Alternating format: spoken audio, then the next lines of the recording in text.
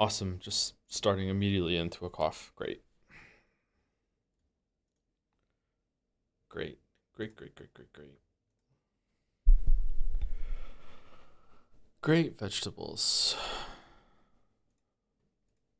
I should have put Baldur's Gate 3 resumes tomorrow in the stream title. God damn it.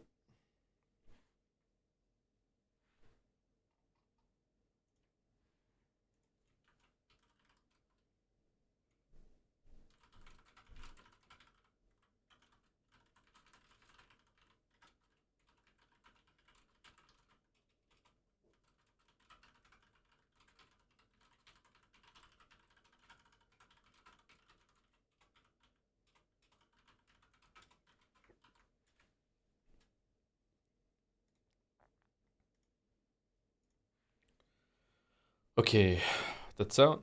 All right. Chat, I have a question.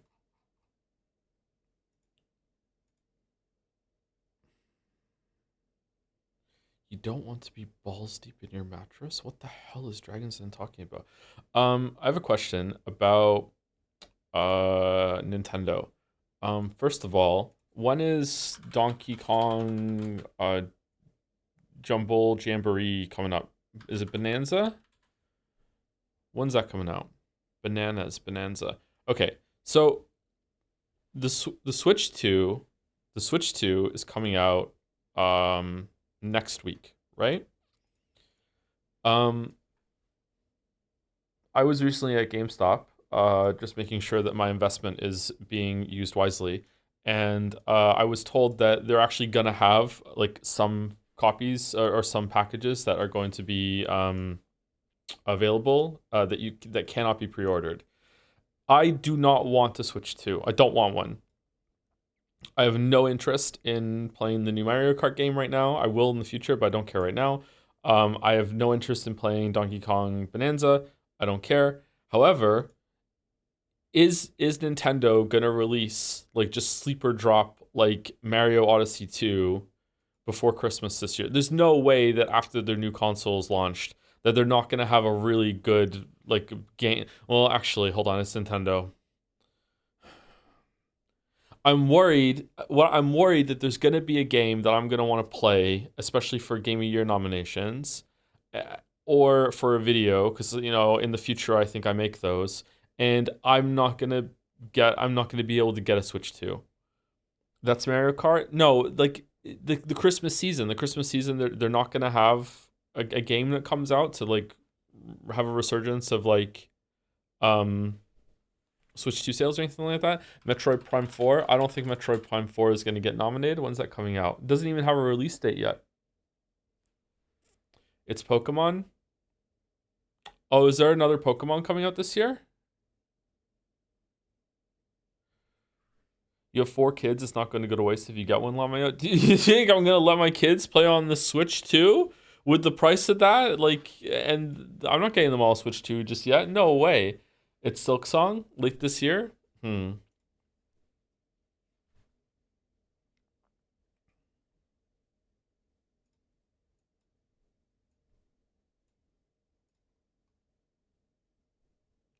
They're going to announce Breath of the Wild 3. Yep. Still using the same map.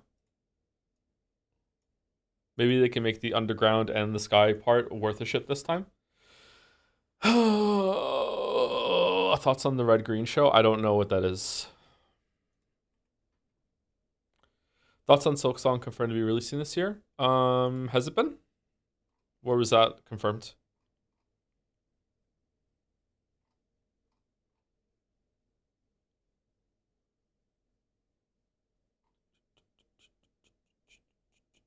Yes, on Nintendo show. Honey. Honey. Oh, honey. This isn't even the first time that one of the big three have air quotes confirmed that Silk Song is coming out this year. Next year will be Sony's turn.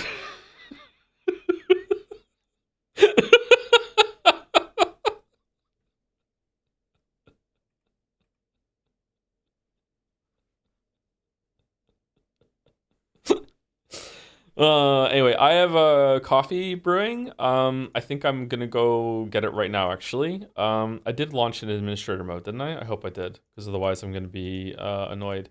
Let's do game deal real quick, and then I'll go get it. Hold on. Okay. Is this Danganronpa?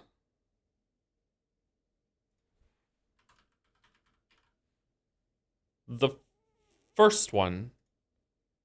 It is Danganronpa. Holy. Holy. But it's Gamedel. What? Why do they have this here? That's weird. This is Taken with Liam Neeson. This looks like Tekken 2. It's not. It's Tekken 1. It's just Tekken. Nope, it's Tekken 4. It's Tekken 4. Nope, it's Tekken 3. Wrong saga. What? Tekken Tag Tournament. Tekken.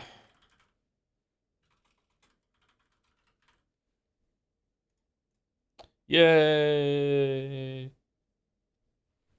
We got it. We got it. We got it. All right, can we hear it?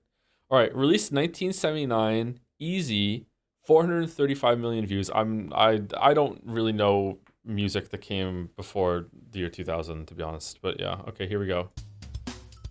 Can we hear it? Yeah, we can hear it? Okay. This is Breaking Down the House. Breaking Down the House. All right, that's not a song. All right, I don't know what it is then. It's the Breaking Bad theme by Dave Porter. Is it Down the House? Down the House. No, just House. Fuck. You know what? It's probably. Is it Our House? Is it Our House? Our House. It's not Our House. Why do I think it's Our House? It's not Our House.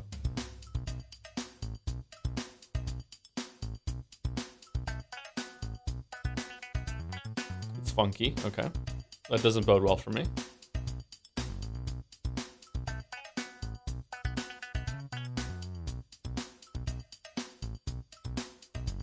Okay, I don't know it.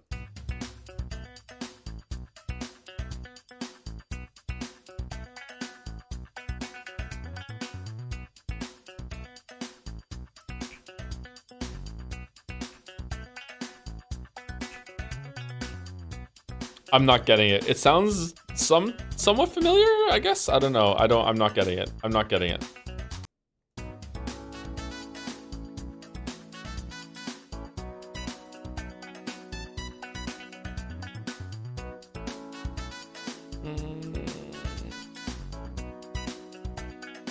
If Mouse is here, she'd have it already. I feel like I should know this.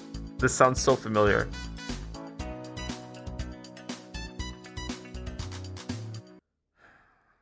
Fuck. I don't know it. Glort me. Glort me.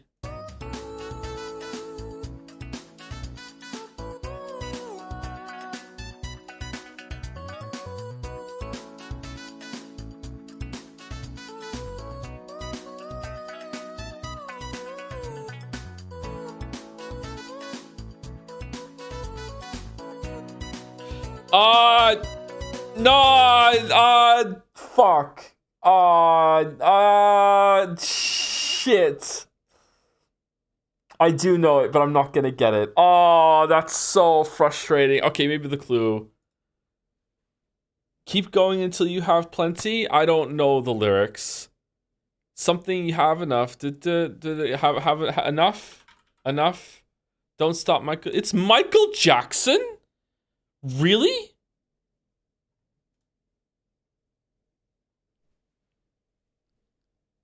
Okay, first of all,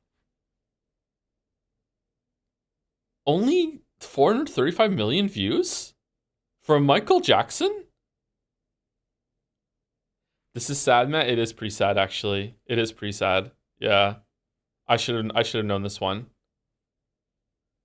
I should have known this one. God damn it. God damn it. YouTube didn't exist back then, bro. Okay, listen to me, Zoomer. Do you understand how big of a fucking deal Michael Jackson is?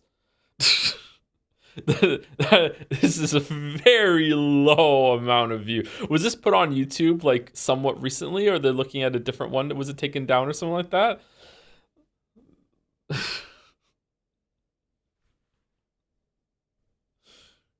Most famous mouse. All right, Jodel. What do you mean he has demands? This is about Quote Chan. This was during one of the more recent streams. It was Persona 3. It's Persona. It's not Persona 3. What? Signalis?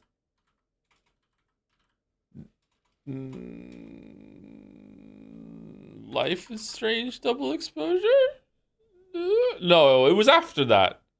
It was after that. It was definitely after that. Right? Hold on. Let's yeah. It was after that. It was not after that. It's Nine Souls? Really? Why is the guess the quote guy still going? Well, this is older Joe. Is the dance meme worth looking at? Is it worth the moon? Worth the moon. You mean Quote Chan? Alright, I don't want to go this way just yet. I want to go down there and see. Nine Souls is really good. He's not a coward. Hubris. He has demands. What do you mean he has demands? Read the 300th post. What do you mean? The lean forward.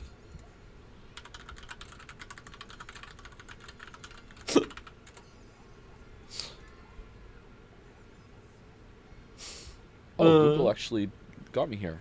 Google actually got me here. All right. Time guesser. All right. Enjoy looking at this time guesser while I go finish my coffee. Oh, no. I'm going to get this one wrong. Oh, I'm going to get this one wrong. Oh, no. Oh, no.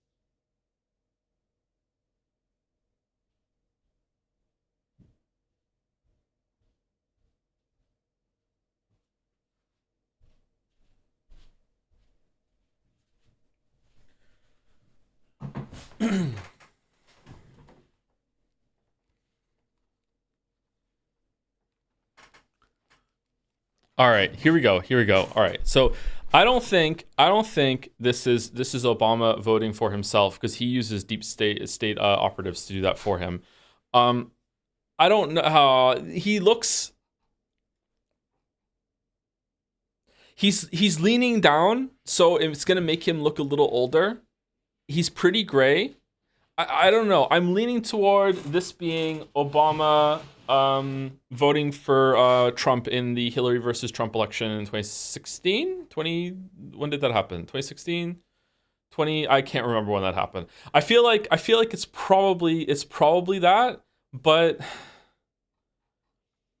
I don't know. This is how gray is this? How gray is this?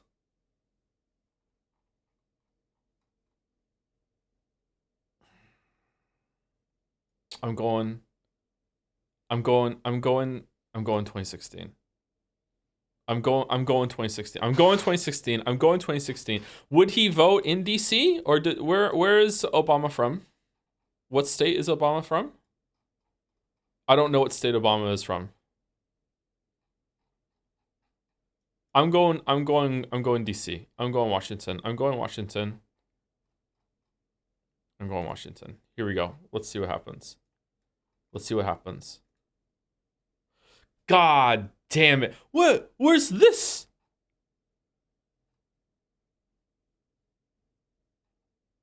Chicago. Oh, I did know that.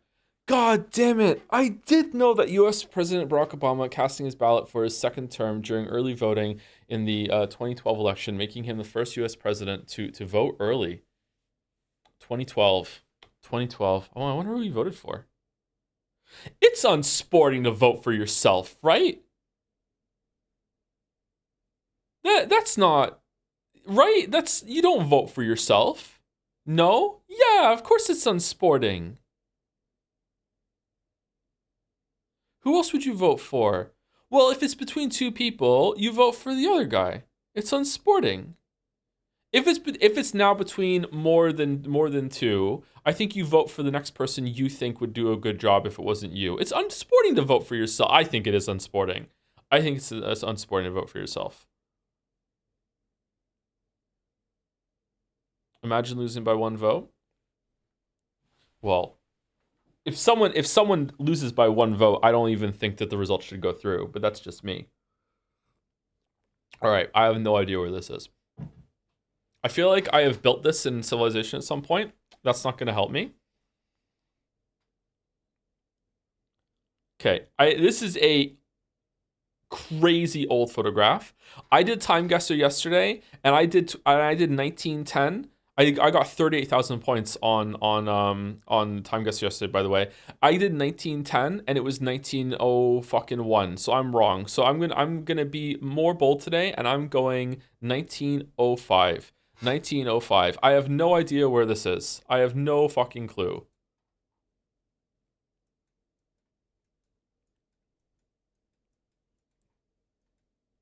Is this the Tetris background?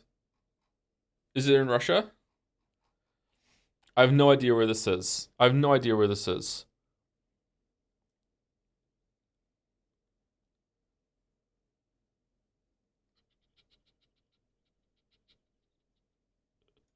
Okay. In the interest of being more open about what I'm kidding, that time I was kidding. There has been a time I wasn't kidding. That time I was kidding.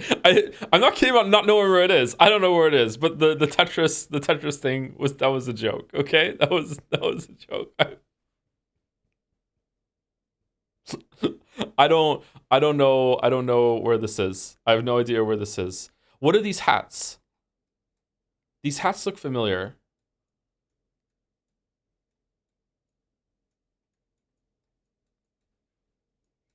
Is it somewhere in the Middle East?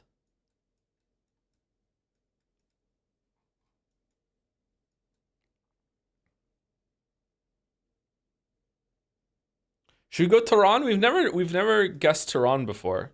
Should we try Tehran? Fuck it, let's go Tehran. I have no idea where this is. I have no clue. Where was it? It was Turkey. Turkish protesters demonstrating again. 1919. God damn it! Really? Holy shit! Turkish protesters demonstrating against the Greek occupation of the city of Smyrna, modern day Izmir, which marked the beginning of the Greco-Turkish War. Is it Greco? I guess it's Greco-Turkish War, 1919 to 1922, which is surely a war that I am not learning occurred for the first time right now in front of over 1,000 people on Time Guesser. that's a good coffee. Oh man, that's a good coffee, man. That's a good coffee. I made a good coffee. Anyway, let's continue. Maybe we can get some points next time. Zurich, New York, Tokyo, Hong Kong, Singapore, Sydney. Singapore with Zurich with an umlaut. Singapore, what is this hair? Okay, we're in the 80s, 1980, and where's IKEA from? Sweden?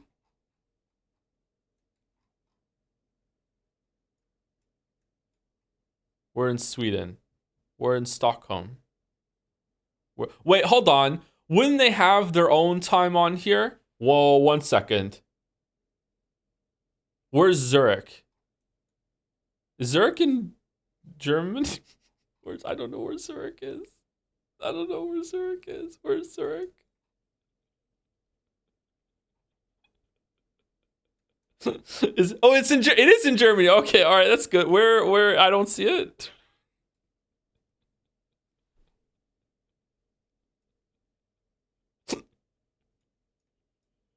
It's not in Germany. It's not in Germany. Okay, I don't know where it is. Where's Zurich? I'm looking around. I'm gonna find it. Where's Zurich?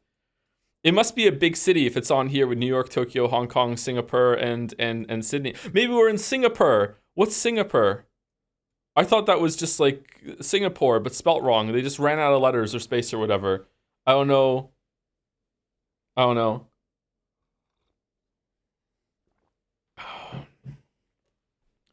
It's literally there? What do you mean? I really am blind. I'm looking for Zurich. Where is it? It's by the Alps? Oh, it's right there. Oh, I'm sorry. Yeah, you are right. Sorry. Zurich. Okay. Again, I'm like lot going on. I am bad at reading maps. Don't get me wrong. I am bad at reading maps. Okay, it's gotta be here, right? 1988. It's gotta be here. God damn it. What? What is this horse piss?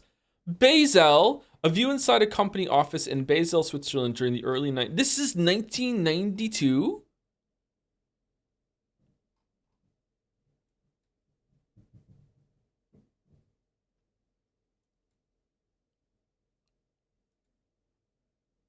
Oh, fuck.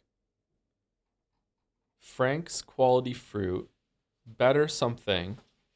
Jeanette Lingerie Hosiery. Haberdashery. The Duke is Coming. Hold on. Is that cents? 56 something for something. 246? 26?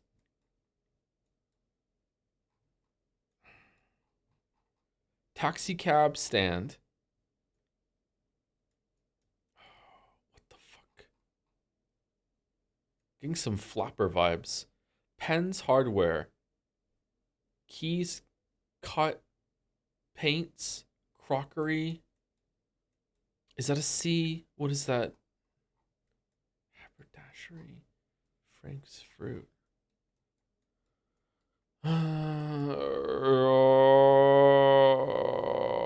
See, I don't know why the vibes are giving me America, but fucking haberdashery is making me think the UK. And the Duke is coming. What's that?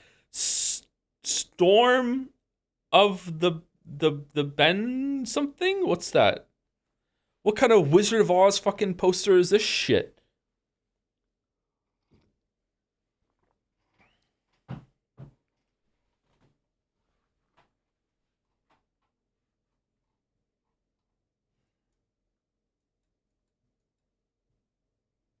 Okay.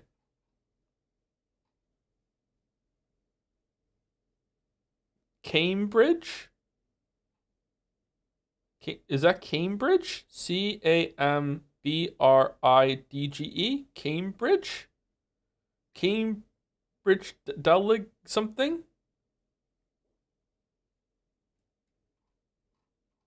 Where in America is Cambridge? Okay, I'm going Cambridge. Where's Cambridge? Where's Cambridge? I have no idea where Cambridge is. It's in England, isn't it? It's in Massachusetts. Is there Cambridge in the UK? There is, isn't there? It's on the screen. Is it really? Oh, there it is. It's Cambridge. Okay. Is there another Cambridge? There's got to be more than one Cambridge. Okay, I'm thinking this is like there are cars. I'm thinking 1949. You've never heard of Cambridge University? I have, obviously, but I don't know like if that what Cambridge that refers to. Like I thought it was here. Is it here? Is this where Cambridge University is? Because that's my assumption, and now I'm second guessing myself. And now I think there's like a Cambridge University in America that I'm getting it confused with.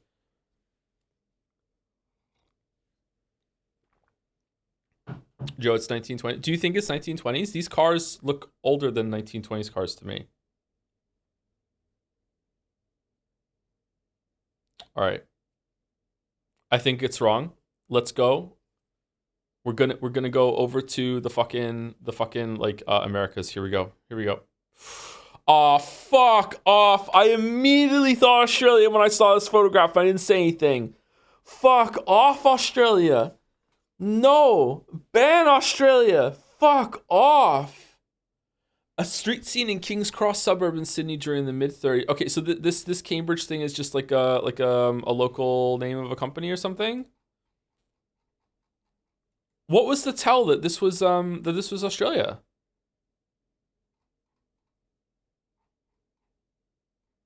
License plates? Oh, there's a license plate that says NSW. What does that stand for?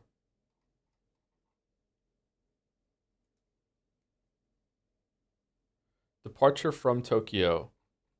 Arrival at London.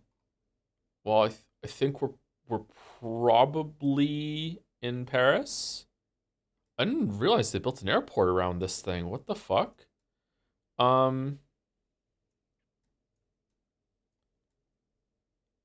Okay, so all joking aside, like, there's no way that you're departing from Tokyo without being in Tokyo, right?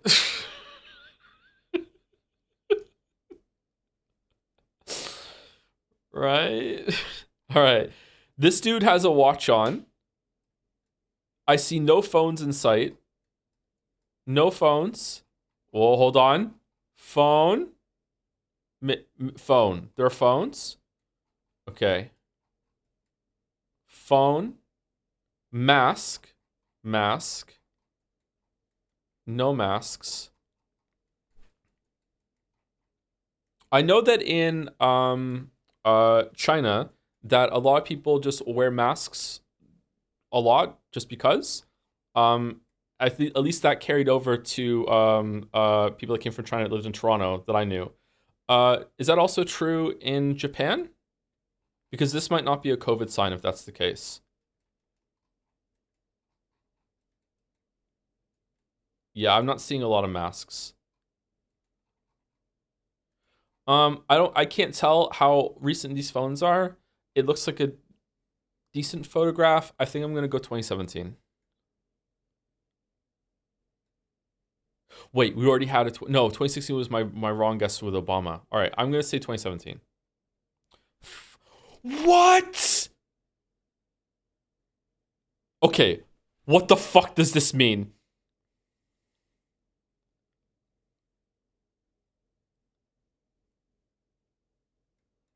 Is there a Tokyo down here?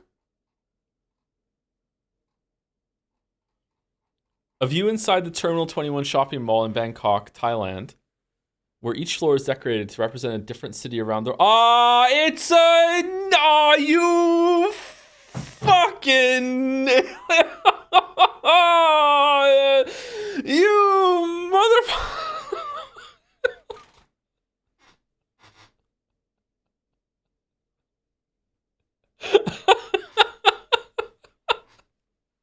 That's so funny.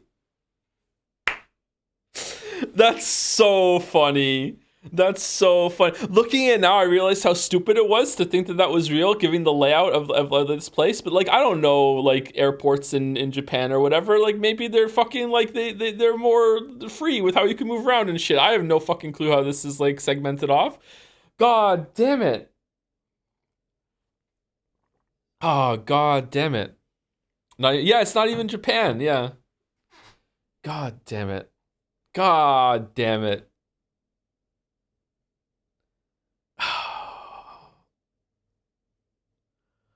Hook, line, and sinker. Well done, time guesser. Well done. Aw, disgraceful. Look at it's like I'm like making my own fucking like moving during scenes in Indiana Jones movie montage with all these lines all over the map. Look at this shit. Fucking disgraceful. Oh my god. God damn. Okay. All right. Time for Scrandle. Time for Scrandle. All right. Margarita pizza. That looks good. It's not the best looking pizza I've seen. That looks good. Barbecue skewers. That does not look as good to me. However, it's super cheap and it's got a tickling of a pint in the top.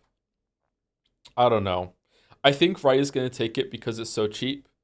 Pizza is universally beloved, though. Even at $10, sorry, £10 for a whole pizza. Actually, £10 for a whole pizza. This looks like a medium pizza to me. £10 for a medium pizza. That's not a bad price. It's not a great price, but it's not a bad price. This part of the pizza looks like they just gave up. I think Wright is gonna take it. Yeah. Okay. All right. Good. Good. Okay. Popcorn, chicken, and chips. Lamb, Rogan, Josh. Half rice, half chips. Okay, those chips look fucking vile. The chips on the, sorry, these chips over here on the right look vile. The chips on the left don't look fantastic, but they definitely look better than the ones on the right. These look bad. The rice is kind of like, I don't know what's gone on to make the rice this color. Is it the filter? But the lamb Rogan Josh here looks pretty good. This looks pretty good. This doesn't look great to me. Oh,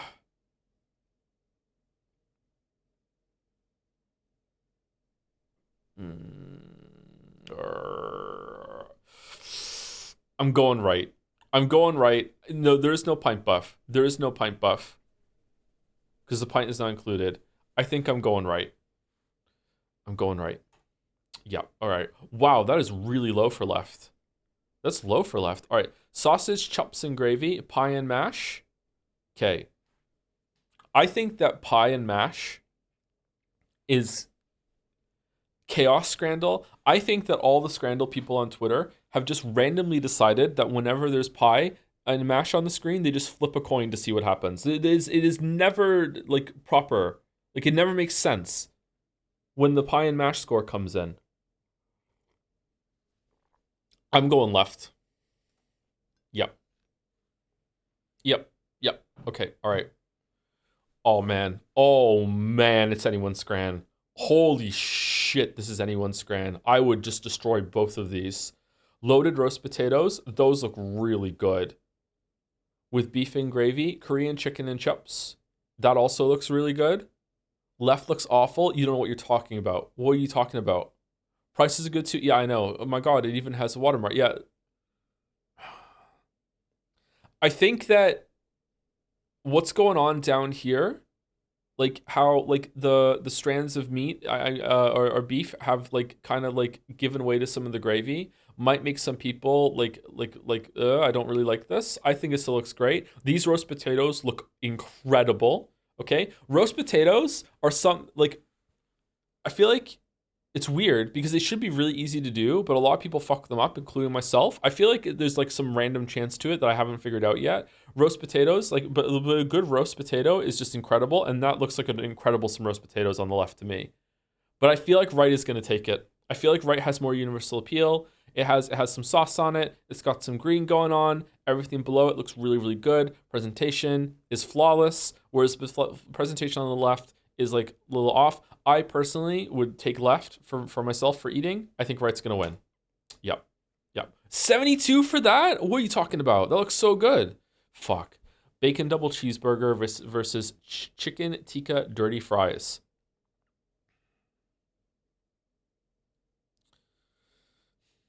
Okay. The picture on the left, it's like it wants to eat me. It kind of looks like a Muppet from Sesame Street. Anyone picking up what I'm putting down right now? It kind of I don't know what's going on with the one on the left. Like I would eat it, don't get me wrong, but I just don't like the photograph. It feels like I don't, it's kind of putting me off. Chicken tikka dirty fries, that looks really good. Those fries look awesome. Hmm. Burgers do score highly. You know what? I have faith in humanity that the one on the left is going to creep more people out than just me, and will make them score a bit lower than this burger normally would. Therefore, right is going to take it.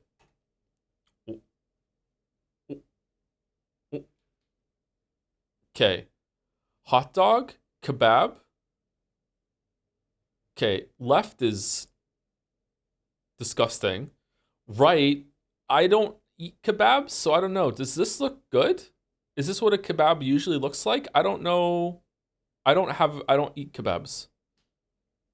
Like, I mean, even if this isn't what it's meant to look like, it's clearly meant to be better than, albino hot dog, right? It's got to be.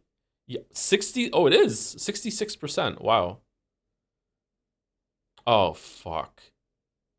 Cheeseburger with a little bit of onion with one of the worst buns. It's got sticky rice and coconut. Is not going to have a lot of universal appeal, but it's only 45 pence.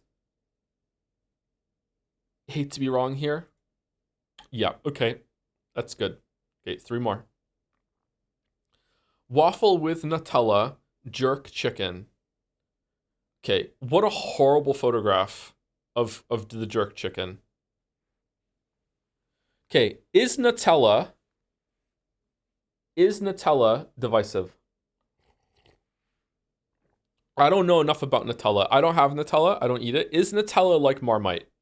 Is Nutella like a lot of people are going to be like, ew? Or is Nutella like universally beloved? It's pretty garbage. It is indeed 10 minutes ago. Hmm. I don't know. I feel like jerk chicken, it looks edible to me. It looks decent and it's like food. I feel like it's not bad. This part looks burnt a little bit. Does waffle with Nutella have universal appeal? Because if it does, £2 50 for a waffle with some Nutella on it. You know what? The Nutella looks kind of just slapped on. Like, I don't give a shit, bud. Here you go. Don't even ask questions. It's fucking waffle with Nutella. It's and waffle for 250. I don't know, man. It feels kind of overpriced to me. I feel like some people might be a little insulted. Awful. It is awful spread, isn't it? It's fucking awful spread. Whereas at least with five pounds on the right, you're getting like a decent amount of chicken. And it's burnt a little bit, but it's not too bad. Is £2 50 enough to be below the threshold of like most Scrandal pundits? It doesn't even register as like a lot of money to them, or even like who cares? I'm in a game, it's 250. I don't give a fuck. Anything below £1 is like essentially free in their mind. Is it below?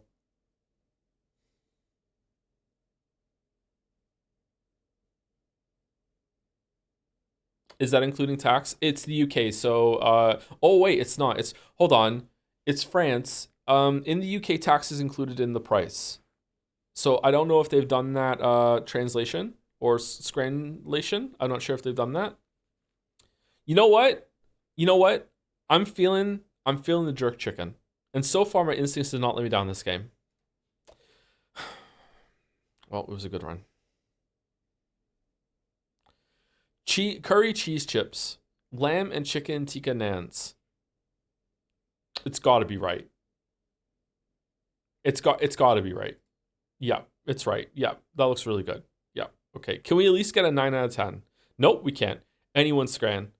Ruby special, 2 sausages, 2 bacon, 2 quarter pounders, cheese, chicken breast fillet, 3 onion rings for £8. Chicken box, £6. Is anyone's scran? It's anyone's grand. The right, you don't understand the amount of food that you're getting in left with this presentation being pretty good for only £8 compared to the other stuff we got. Left is like amazing value. However, right has just an incredible presentation buff.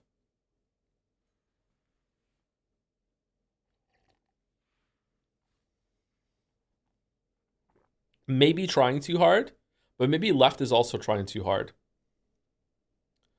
I feel like I have to go right because if I go left and I'm wrong, then it's going to be, yeah, I need to metagame this. What is the more embarrassing one to get wrong when choosing here? If we go right and I'm wrong, then everyone can judge Scrandle and be like, what the fuck is wrong with people on Twitter? But if I go left and I'm wrong, everyone's going to judge me. So we have to go right. Wow, it was close. Oh my God. It was close. All right, 9 out of 10. God damn the fucking waffle with Nutella. Fucking hell, the waffle with Nutella.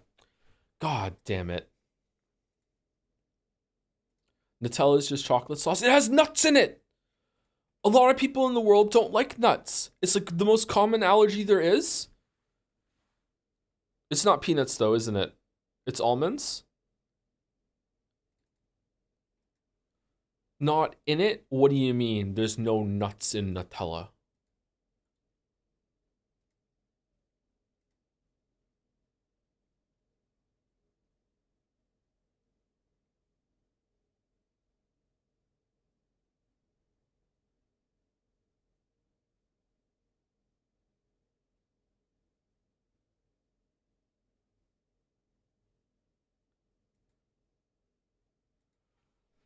I'm looking at chat like Samuel Jackson looked in that GIF where he's just like standing on his porch looking really fucking like, what the fuck are you talking about? That's how I'm looking at chat right now. Like, what do you mean there's no nuts in Nutella? What do you mean? Not that kind of nut? What? I have further questions.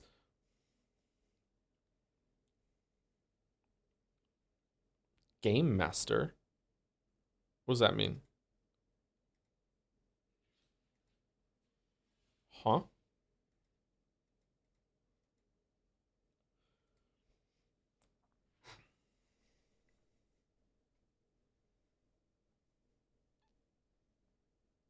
Someone who doesn't like nuts could still easily like Nutella. Oh, could they really? I should try it then. I don't like nuts.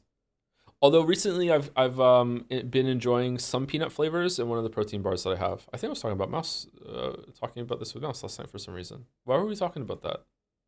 I can't remember why that came up.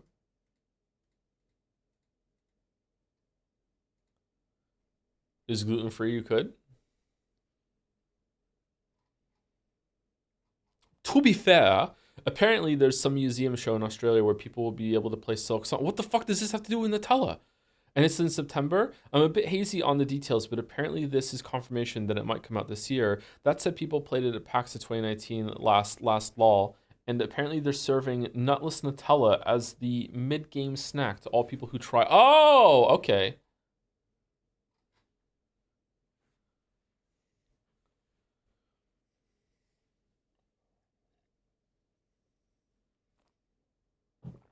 Oh, you said on stream you don't like Nutella, and I just asked you out of the blue why. There was no context. I love Nutella. I must have tried it to not like it. I'm not one of those people that says I don't like something without trying it, except in some rare circumstances like with sushi or whatever. Although at this point in my life, I would actually try sushi at this point just to see.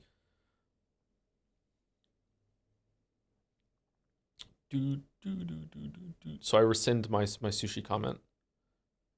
What the fuck not being fish? I don't really like fish stuff. I don't really like it. Eats pizza instead. Yeah, and would you try hot pot? What's hot pot? Probably try Roquefort. It's heaven. Is that a cheese? Play fish. I'm not playing fish though.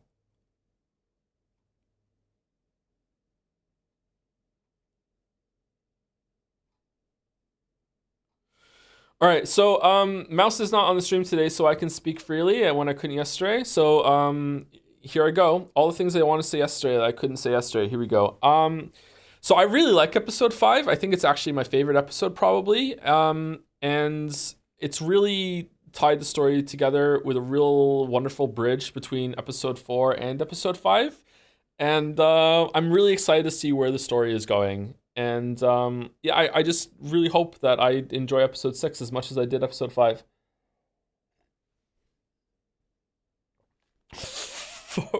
Farting in the kitchen at 2 a.m. What the fuck does that mean?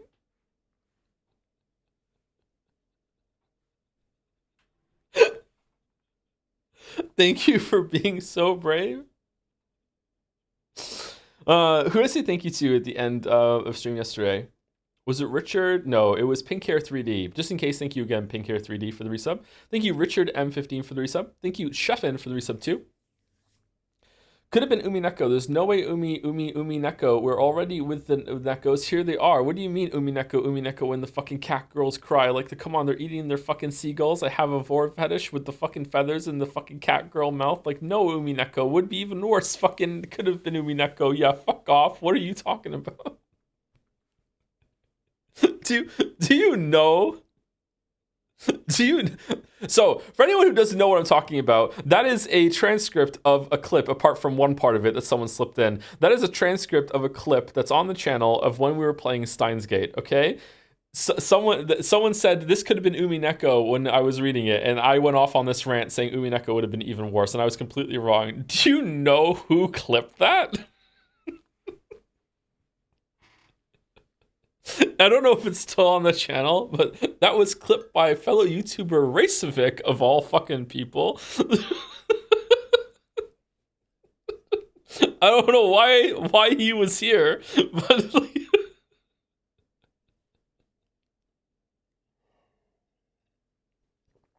I don't know if we can still link that clip in chat. By the way, I'm not sure if it's still there or if it was lost in the great clip purge of 2019 or whatever. Anyway, thank you, Chefin. Thank you, Field Garf for the new sub. Welcome, welcome. Clawfest. Thank you, Moncton Anecdote Enjoyer. It's me too. Thank you very much. Welcome, welcome. Moncton is unseasonably warm today. It's kind of pissing me off. Thank you, Sage Moon 341 for the resub. Episode 6, woo. Yeah, I'm looking forward to getting into it as well today. Thank you, Joe Camo 31 for the resub. Noir voice. Noir? Tell Delano I check the ceiling. Tell her gullible is written up there. That one? Or is there a different Nor voice? There we go. What the fuck are we talking about? Thank you, Joe Camo. Thank you, Ahmed J for the resub. Hey, Toe, really excited for the Metal Queer Solid franchise playthrough.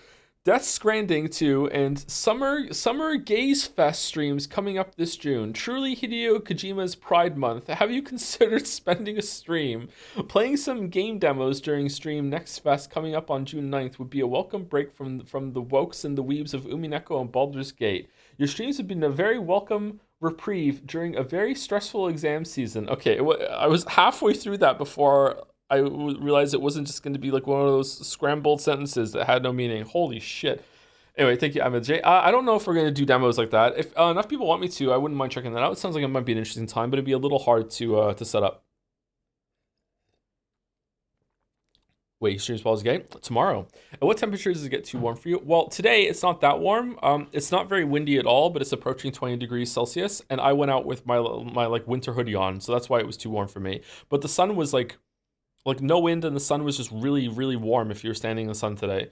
So not good. The boys were too warm too. Thank you, Bar loves you too for the resub. Josen 457 for the resub as well. Time to see some absolute peak after the episode 5 cliff. Can't see peak without cliff. It's true. Thank you, Crazy Fist and Wekus on Fire for the resubs. Episode 6 out of 10. Oh, thank you, Zuger Wow for the resub. Hello, Joe. Just came back from defending my mathematics dissertation, and the professor said it was very good, so I'm extremely happy yet tired. Oh, congratulations. Gonna go take a nice long nap, so have a fun Umineko stream with Sakugas. Thank you very much, Zuger Wow. Congratulations again. Well done. Well done. Well done. Thank you, Lazy Potato, for the bits. Hi, Mr. Toe. Please skip this if you don't want to go through this topic again. I finished watching yesterday's VOD of Umineko and just want to say, please never be afraid of voicing your thoughts out about what's happening. Regardless if it is positive or negative. Personally, I enjoy knowing your thoughts. I know most people do, but it can be a little frustrating sometimes. Thank you, Lazy Potato. Thank you, Cal Hill 555 for the resub. There's a Michael Jackson poll. Oh, that was during Bandle. Okay. Thank you, Henry White, for the bits. Speaking of games worth to buy a console for, will you stream Death Stranding 2 on day one, or should I shill Sony for the game? I'm actually thinking this over. What do you mean shill Sony? What's going on? What kind of pull do you have? What kind of power do you have, Henry Wyatt? I am probably going to stream Death Stranding 2 on day one or like the day after or whatever. Yeah, probably. Assuming that my PlayStation is still going to work after the kids have played Astrobot to death on it over and over and over again. Probably. Are you considering finishing Cyberpunk 2077 Phantom Liberty for Witcher 3 video? Nope. Nope. That's not happening. If I do a Cyberpunk video still, I will play Phantom Liberty for it, but I will not finish Phantom Liberty. I haven't even played Phantom Liberty. I'm not doing that for the Witcher 3 video. No. Are you going to restream Naughty 3? Yeah, probably. We'll probably do the Summer Game Fest. Yeah, enough people have expressed interest in that. Yep. Thank you, Alduin Feet Picks for the resub. It's a nice number. 69 months? Nice. How's your life going? This month should be a pretty big personal payoff for me, hopefully, so wish me luck. Ooh. Little mysterious. All right. What's going on? Hope it goes well for you, Alduin Feet Picks. Well done. My life is going. Let's put it that way. It's going. Yep. Thank you, Tiny Rat, for the resub. 20 months with Tosif Ushiromiya. Nice. May your scrandals be 10 out of 10 today, too. It was a 9 out of 10, and I should have trusted the waffles. I should have went with the waffles. Waffles was upon should have made me go with waffles not upon, and I fucking didn't. I'm upset with myself. It would have been a perfect scran again. Thank you, Pals, for the bits. Back at it again to shill everyone's favorite mid-2000s visual novel, including servants, magical battles, and a stupid but lovable red-headed protagonist who is shipped with an otherworldly blonde woman. Which am I talking about? If not both, depends entirely on the subjective, loving interpretation of chat. Enjoy your CCAT stream. Ooh. What's the other one? There is another. Thank you, Poust. Thank you, VaultBoy127 for the resub. Hey, Kevin. What? Hope your day's been swell. Love from the Netherlands. I've been paid to force you to make inflammatory statements about many things. Love from India. Can you please detail your gripes with Umineko episode 5 and Persona 3 4 more times? Love from Peru.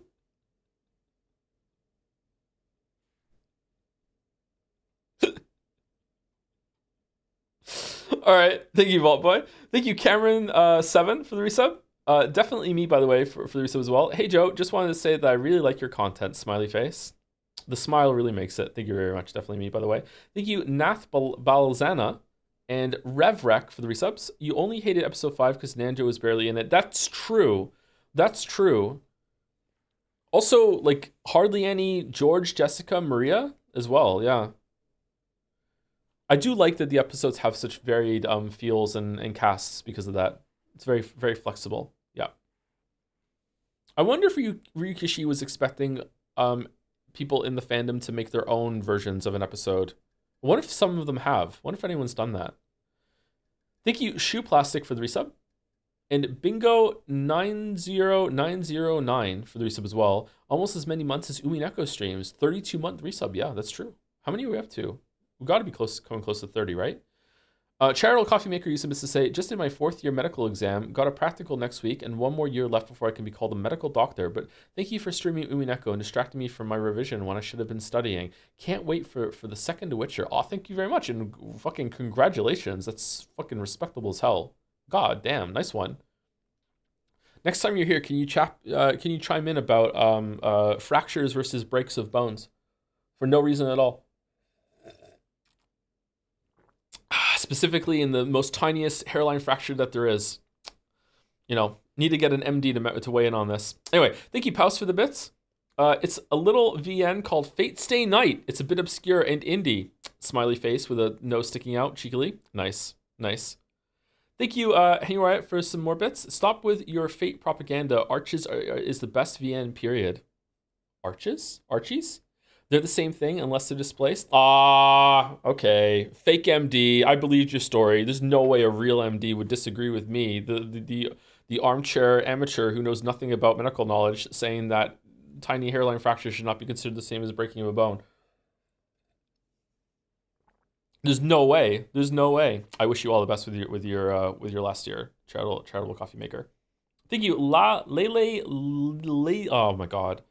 Lelia, you just said Lelia, right? You just said to just go with Lelia last time, I believe. 3 months, let's go. Have you considered following in anime footsteps by having filler episode streams where you just do 4 hours of dull games? I mean, we do that sometimes when I just talk to chat on a black screen, and those streams surprisingly do quite well. I don't know.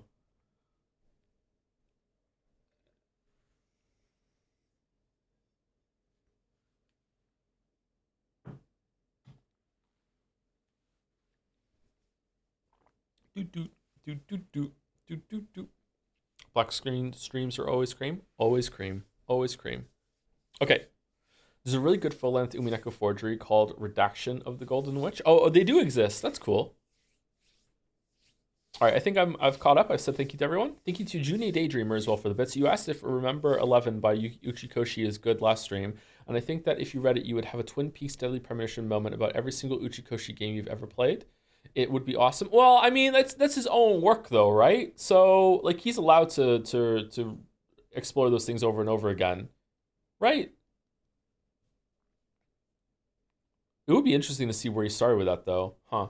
Thank you, Ari Lins, for the bits as well. Regarding what you said yesterday about how Umineko is your first time being in an abusive relationship with the game. Oh, you mean literature? You may have missed this, but that's why there are 8 episodes in Umineko, since it takes a survivor of domestic abuse, on average, 7 attempts before they successfully leave an abusive relationship.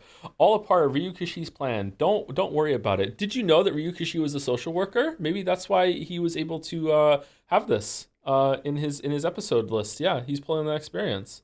I bet a lot of you didn't know that. It's kind of crazy, huh?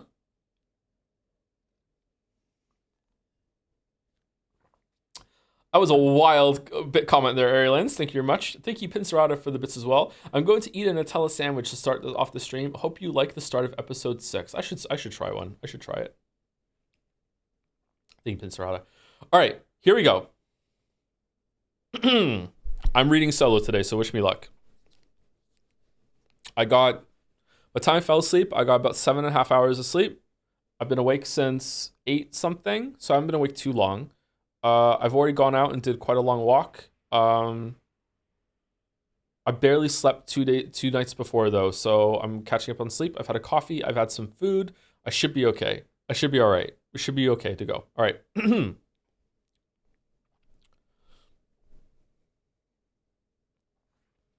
Survivor here and also first time chatter, but sorry if that was too intense. It wasn't too intense. It was good. Don't worry about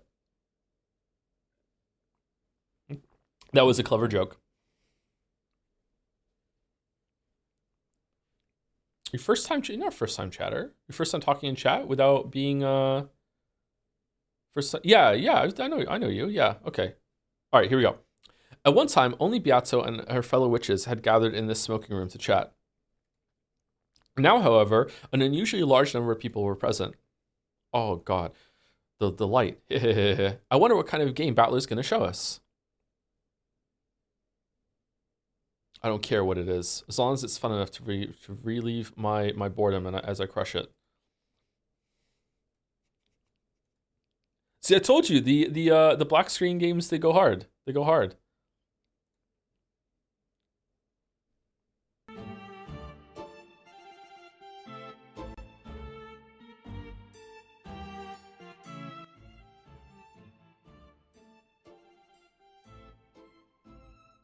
Okay, so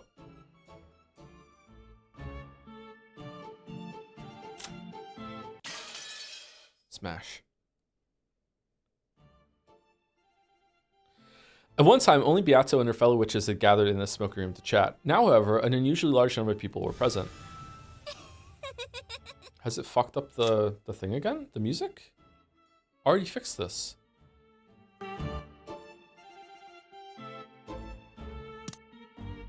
It does it every single time you load, I guess. All right. I wonder what kind of game Battler's gonna show us. Okay, so we're doing In Medias Res again with the wedding scene. Okay, I don't care what it is, as long as it's fun enough to relieve my boredom as I crush it. Leave everything to me, my master. I will perform to my fullest and give you the results you desire. Yeah, you better. I kept making strange faces all last game thanks to you. I hope I don't start getting wrinkles from all that. There's no need to worry. The beauty of my master's face is without peer, no matter how wrinkly it may get. You know what? I feel like Burn Castell, and I know I'm not proposing this as criticism or whatever, I don't know. I feel like Bern Castell is a completely different person than she was in the first episode 1 and 2. She showed up in the tea party after episode 1, right? It's like she's not even the same person anymore. I wonder if that's on purpose or like she was hiding herself or whatever. Like I don't know, man. Maybe they changed direction with her.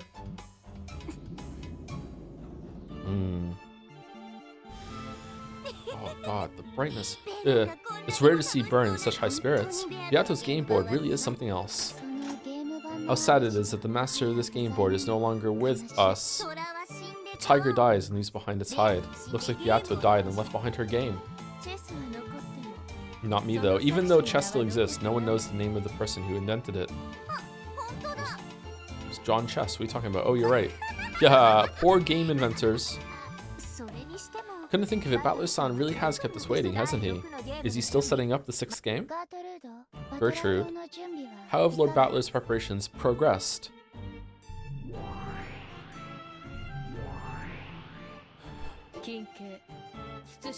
Why are we still doing games? Are we gonna find out? Battler knows everything now. Did Beato not come back? Is he trying to get Battler to come back? Why are we still doing games? Please allow me to speak. Know that he will be finished very soon. If he's kept us waiting this long, he must be pretty confident in his plan. He really humiliated me in front of my master last time.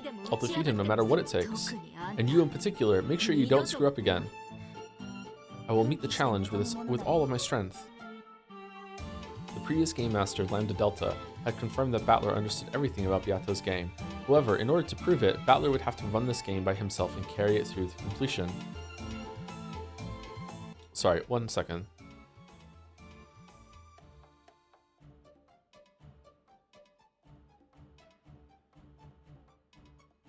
Okay. Why? In other words, Sumari, if Erika could crush this game of Battler's, she would, in effect, wipe away the dishonor of that last game. Though Erika was chomping at the bit to get started, it was taking Battler quite some time to show himself. At that time, a swarm of gold butterflies popped into existence and took human form. From the shape of that familiar dress, everyone immediately realized who it was.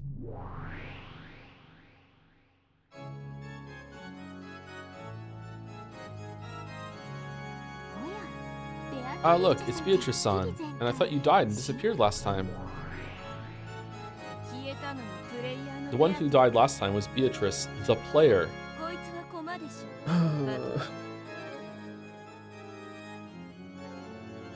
This is probably just a piece, Battler's piece. Even if she is a piece, it does not change the fact that it is her. Beatrice gave an elegant curtsy as she appeared. This humble entrance was so vastly different from her usual high-pitched laugh that it made the long-awaited start of the 6th game feel even more ominous than it otherwise would have.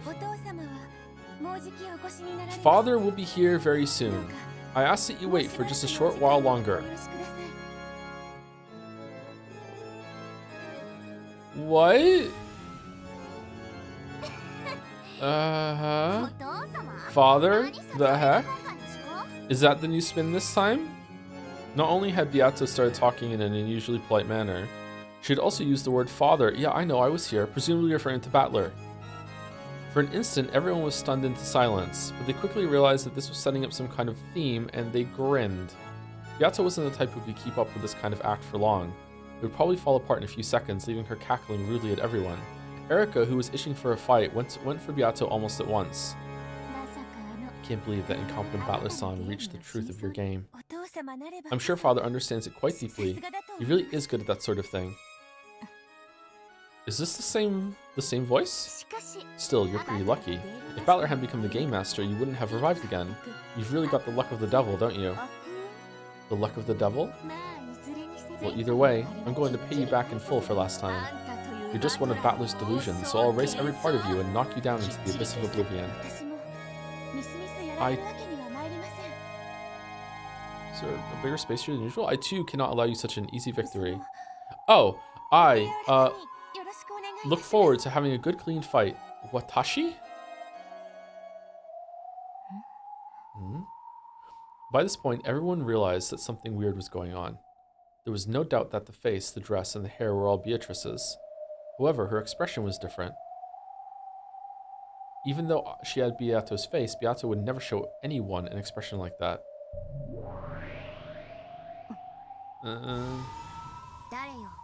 Who are you? There was a heavy silence. Lambda Delta spoke for everyone there. At first, Beato had worn a smiling yet blank expression. However, when she realized that the mood had gone suddenly stiff, her expression finally darkened and she hung her head. Is it Angie? Who are you? You appear to be Lady Beatrice, but are you not? Even Delanor was forced to ask, despite the rudeness of the question. That was how much this woman, who appeared to be Beato, was not. Am I somehow different from the Beatrice everyone was expecting? What are you talking about? Wait a second. Don't tell me you have amnesia or something. I was only born recently, so I haven't memories. You're fucking acting like Shannon. However, I will study hard in order to become the Beatrice you all expect. Beato, I thought I told you to stay in your room. Battler's voice came out of nowhere. His tone was very slightly cold. Beato's expression looked like that of a young girl being scolded.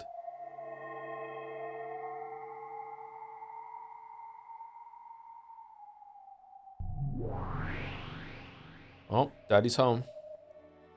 With a swirl of gold butterflies, Battler appeared. His dignified bearing and appearance were fitting for the ruler of this game. However, his expression was gloomy, and his gaze was directed to Beato. Go back to your room. You aren't supposed to be here. I just wanted to help you however I could, Father. Go to your room. Okay. Okay. I want to compliment the drip, but if you're making her call you Father, you can get in the sack with Erica, and I don't really care which one I hit more with the stick. Like, but I gotta respect the cloak. He spoke both softly and forcefully. Battler didn't leave her any room for debate. Beato hung her head and curtsied as she prepared to leave the room. Also, yes, what is it, Father? Stop calling me Father, please, for the love of God, please, please. My name is Battler. Never call me by a different name again. Thank God. All right, good. Yes.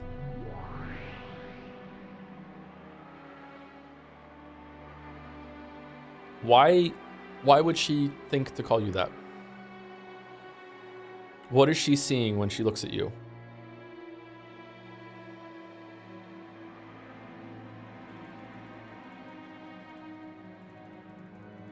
Beato melted into a cloud of gold butterflies and disappeared.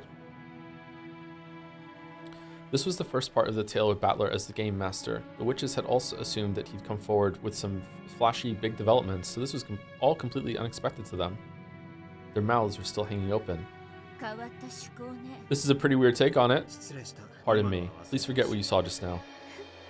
Humph, you're playing dumb, but this is all just part of your plan, isn't it? I was just fucking thinking of that. Fuck you. You're scheming to give us the wrong impression, like another North Wind in the Sun strategy, aren't you? Is there something wrong? Don't worry about it. It has nothing to do with you people. I see. Guess it doesn't matter then. Okay, Battler, start up the new game right away.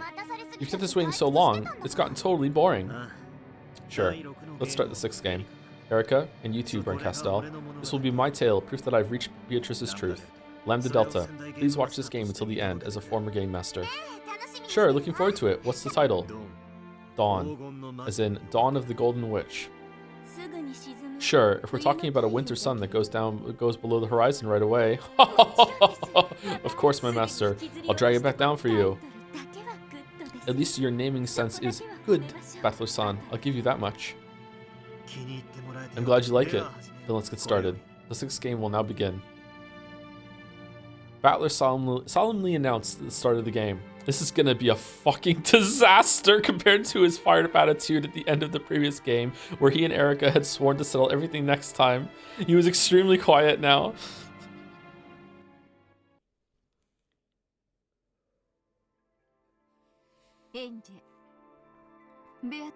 Angie, Beato seems to have changed a lot since we last saw her. I'm surprised too. I don't have a clue what's going on. I don't even get why Beato's alive in the first place. I just finished reading it a second ago, but at the end of the previous tale, didn't she die just before Battler reached the truth? There are two kinds of death in this world. One of them is when a piece is taken from the game board. Such a death exists only within the bounds of the game, and these lives can revive over and over again each time a new game begins. That's why the witches are so merciless when it comes to taking those lives. So the witch players, the lives of those characters who appear on the game board are no different from pieces on a chessboard that take on other pieces that take other pieces and get taken. Holy fuck. After all, these pieces will be set up again when the next game starts. Maria's Sekitaro is a prime example of these. Sekitaro is One-chan's piece? Yeah, that makes sense. In the game board that represents the inside of One-chan's head, Sekitaro certainly does exist, and is a piece that always stays by her side. Though he's nothing more than a stuffed animal in the real world, on One-chan's game board, he's no less of a piece than any other. You're calling that a game board? Huh. But I wonder, if he were a piece in a witch's game, it should be possible to revive him easily, right? But One-chan wasn't able to revive Sekitaro in her world. That's because she lost that completely unique stuffed animal that was his vessel. Because of this, the conditions for that piece's existence were violated and it became impossible to revive him on Maria's game board. The only reason you were able to revive Sekitaro on the game board was because you once again satisfied the conditions for his existence, correct? A red truth. Yeah, true. Maria One-chan was only unable to revive him because she had lost the stuffed animal that was his vessel. If, like the rest of my family on Beato's game board, she hadn't needed a vessel for him, she would have been able to revive him as often as she wanted. I get it. It makes sense that Sekitaro was One-chan's piece. At least, as long as his vessel was okay, he could have been revived over and over again. Correct. As long as his vessel is safe, he can be revived over and over again. That's what the life of a piece is like. That's the first kind of death in this world. What's the second? That's the death of beings outside the game board. To continue with the Sekitaro example, this would be like Maria's death. You mean not her death as a piece, but the death of the real One-chan, right? Not necessarily. Loss of interest or concern would have the same effect. When Maria outgrows playing with stuffed animals, Maria the game player will die. It's as quick and easy as turning off the switch on a TV when you get bored of it. I see. In that case, Beato the player completely gave up on winning during the last game, so she died and vanished. Which means if Beato ever comes back, thinking she's got a chance of defeating Oni-chan, that'll mean she's come back to life, right? Logically, that is true. It's the same for humans, witches, and even gods. If they lose interest and concern, they can die at any time, and if they regain that interest, they can revive at any time. However, though the concept of time does not exist in the world of gods, they can revive whenever they want. Time shoots by like an arrow in the human world, so it isn't so easy there. It's true. Skipping school for one day might not be a problem, but if you skip for 3 days in a row, it'd be really hard to convince yourself to go back. Sure. And what if that's stretched out for a month, a year, a decade, or 1,000 years like in the world of witches? I see. If you skip class for that long, it'd mean your death socially. After being dead that long, not only would you be unable to catch up on all you missed in the world at large, you'd also lose any motivation you might have had when you left. So even though you'd be alive, it'd be fair to say that you've died once. I'm struggling to read already, not a good sign. You would never come back. You would never again be able to regain the self you once were. It would never come back to life. Okay, the dyslexia is kicking in, sorry. Beato lost any chance or hope of winning. Even though she knew this, she pretended not to and kept on fighting for many, many games. So Beato will not return. Her hopes were crushed. She spent all of the willpower that she might have used to regain the will to fight. Therefore, that Beatrice will never revive again. Oh man, can you say it in gold?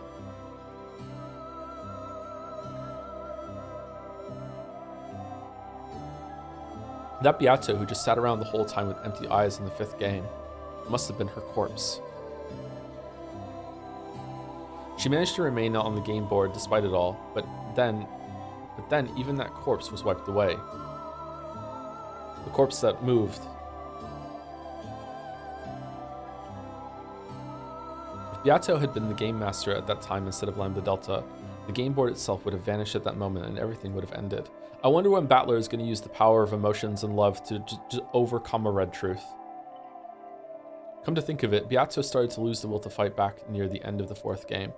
When Beato loses her will to fight, the world of this game disappears. However, the witches wanted to keep playing in this game board world, so Lambda Delta bound Beato in place with that cursed shackle. She used that shackle to fix the game board in place and prevent it from disappearing, even if Beato did lose the will to fight. In chess, this would be the equivalent of removing the set time limit for each turn, making it endless. However, simply having the game endlessly pause on Beato's turn would cause the witches to die from their illness of boredom. That's why Lambda Delta took the position of Game Master. Starting then, Beato's existence was no longer one of the conditions necessary for the game's existence. That's probably why the shackles binding her to the game board were released. They're just riffing over here, huh? And that explains why she disappeared in the 5th game. So, when Oni-chan managed to reach the truth, it was one game too late for him to tell Beato about it. The 5th game was a form of charity on Lambda Delta's part. She merely showed Battler some mercy as the Witch of Certainty, acknowledging his strong desire to reach the truth no matter what. How can you call that charity? It's just those fickle witches killing time. Let's get back to the point. So, that means this weird Beato isn't the player Beato, she's just a piece Beato. True. If that is the case, she should eventually become the Beato everyone knows. I imagine that is the Beato that Battler wants. You mean, he wasn't satisfied with just a doll? When playing with dolls, one can project the personality they most desire onto the doll, like Lambda Delta and Burn did with every character last game. However, since you were acting out their part, nothing unexpected can ever happen. You cannot hope for any unanticipated happiness. In the human world, there's nothing so boring as a pre-established harmony. That's why, though a doll can become a person's best friend in the world, people eventually get bored and outgrow them. Oni-chan only wants the real Beato. He couldn't bear having a doll that only acted like Beato.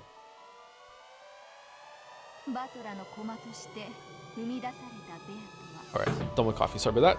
A Beato born as Battler's piece would probably move according to Battler's wishes. It's only natural for a piece. Pieces move however their players tell them to, and they can't do anything else. I see what it is Oni-chan wants. So what's up with this weird Beato? Battler might be trying to revive Beato in the truest sense. That is the never-dying dream held by children of man.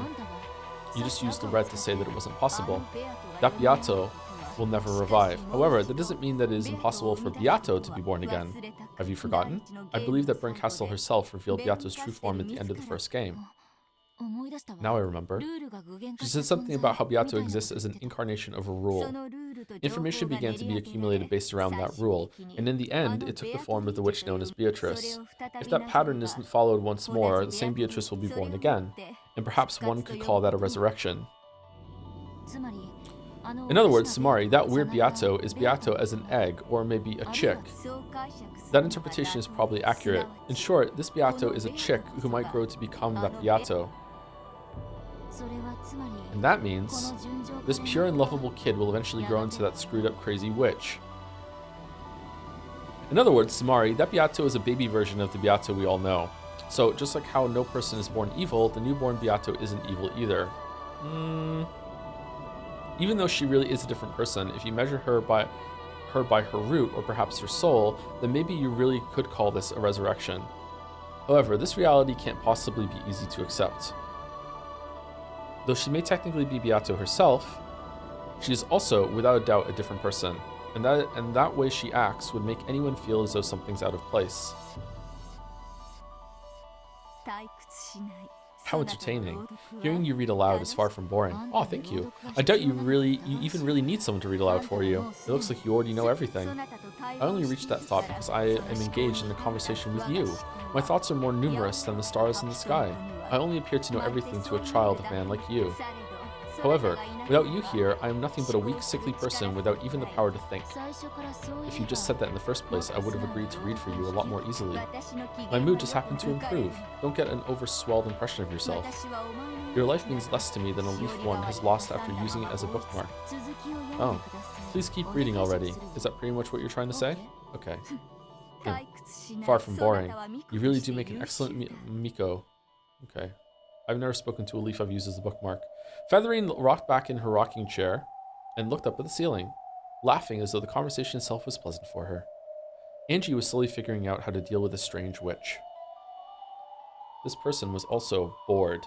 It's not uncommon for a sick person who's bored from being bedridden for a long time to start acting rebellious. On the other hand, they can also get a little bored of being treated kindly all the time.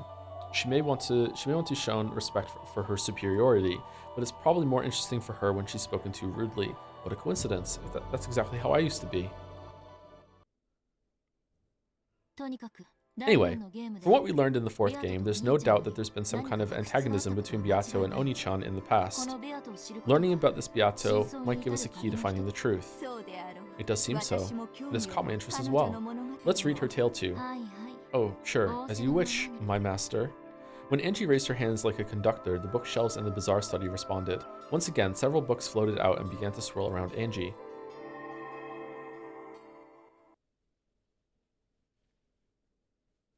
Thank you, Anatom22 for the resub. Is this a new background?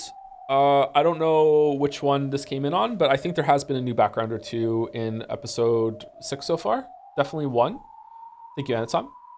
Thank you, Krutler, for the bits as well. 1,000 bits. Hello, Toe. These bits are on behalf of the Limbus conglomerate of Jads. Is there a Limbus conglomerate of Jads now?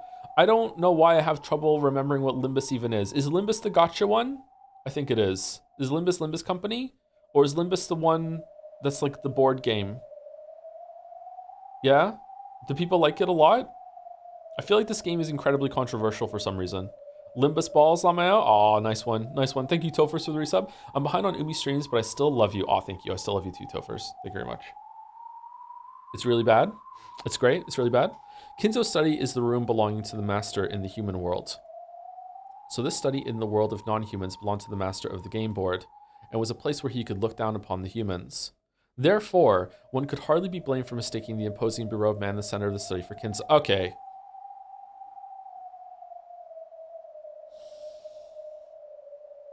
Oh, no. Oh. All right. Okay. All right. So, in the interest of staying engaged with the story, I have good news and bad news. The good news is I'm back on the Sayo Shannon canon train. Okay? I think that Sayo is the child from 19 years ago somehow. I have no idea how she or he survived. I have no clue how.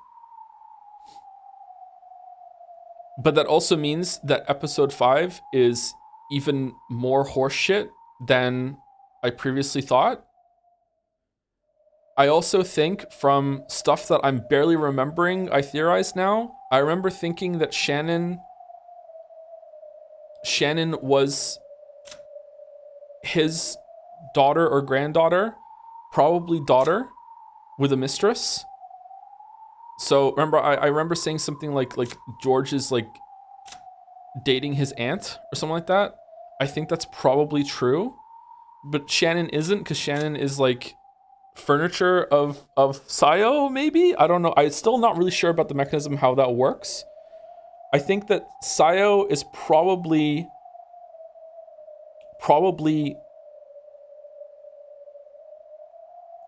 a child that Kinzo had with, does he have more than one? Probably the Beatrice that Rosa found in Kuadorian and let off the cliff. That's what my guess is. Oh, maybe not though. Like, did she have a kid?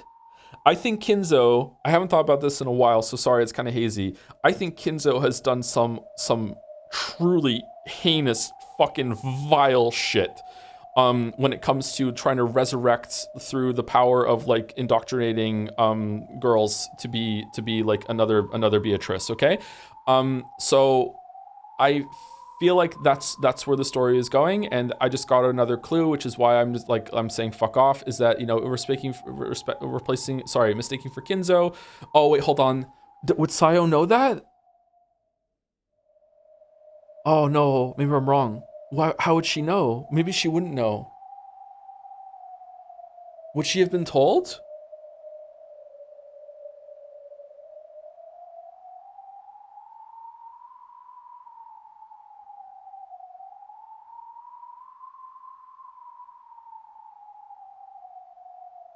Maybe? Why would she still be here?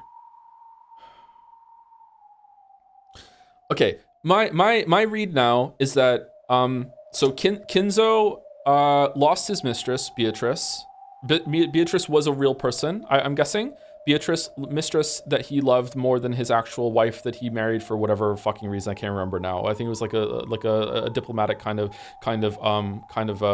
marriage that that resulted in this family. He had his mistress Beatrice that he had somewhere. I don't know if that's exactly the same that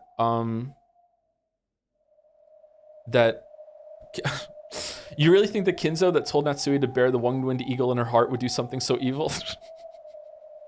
I don't know if his mistress was even alive at that point or actually did live in Koridorian, or if Koridorian was built in order to house like his air quotes magic at trying to recreate his mistress through fucking like brainwashing people that he got from that orphanage somehow. But like I feel like the baby he got from the orphanage probably was actually his child, and he's trying to find a way to get like the lineage that he had with his actual mistress into the bloodline. So he gives that child to Natsui. Natsui pushes the baby and servant off the cliff, but maybe that isn't, maybe she was lying there, maybe she straight up just killed that baby.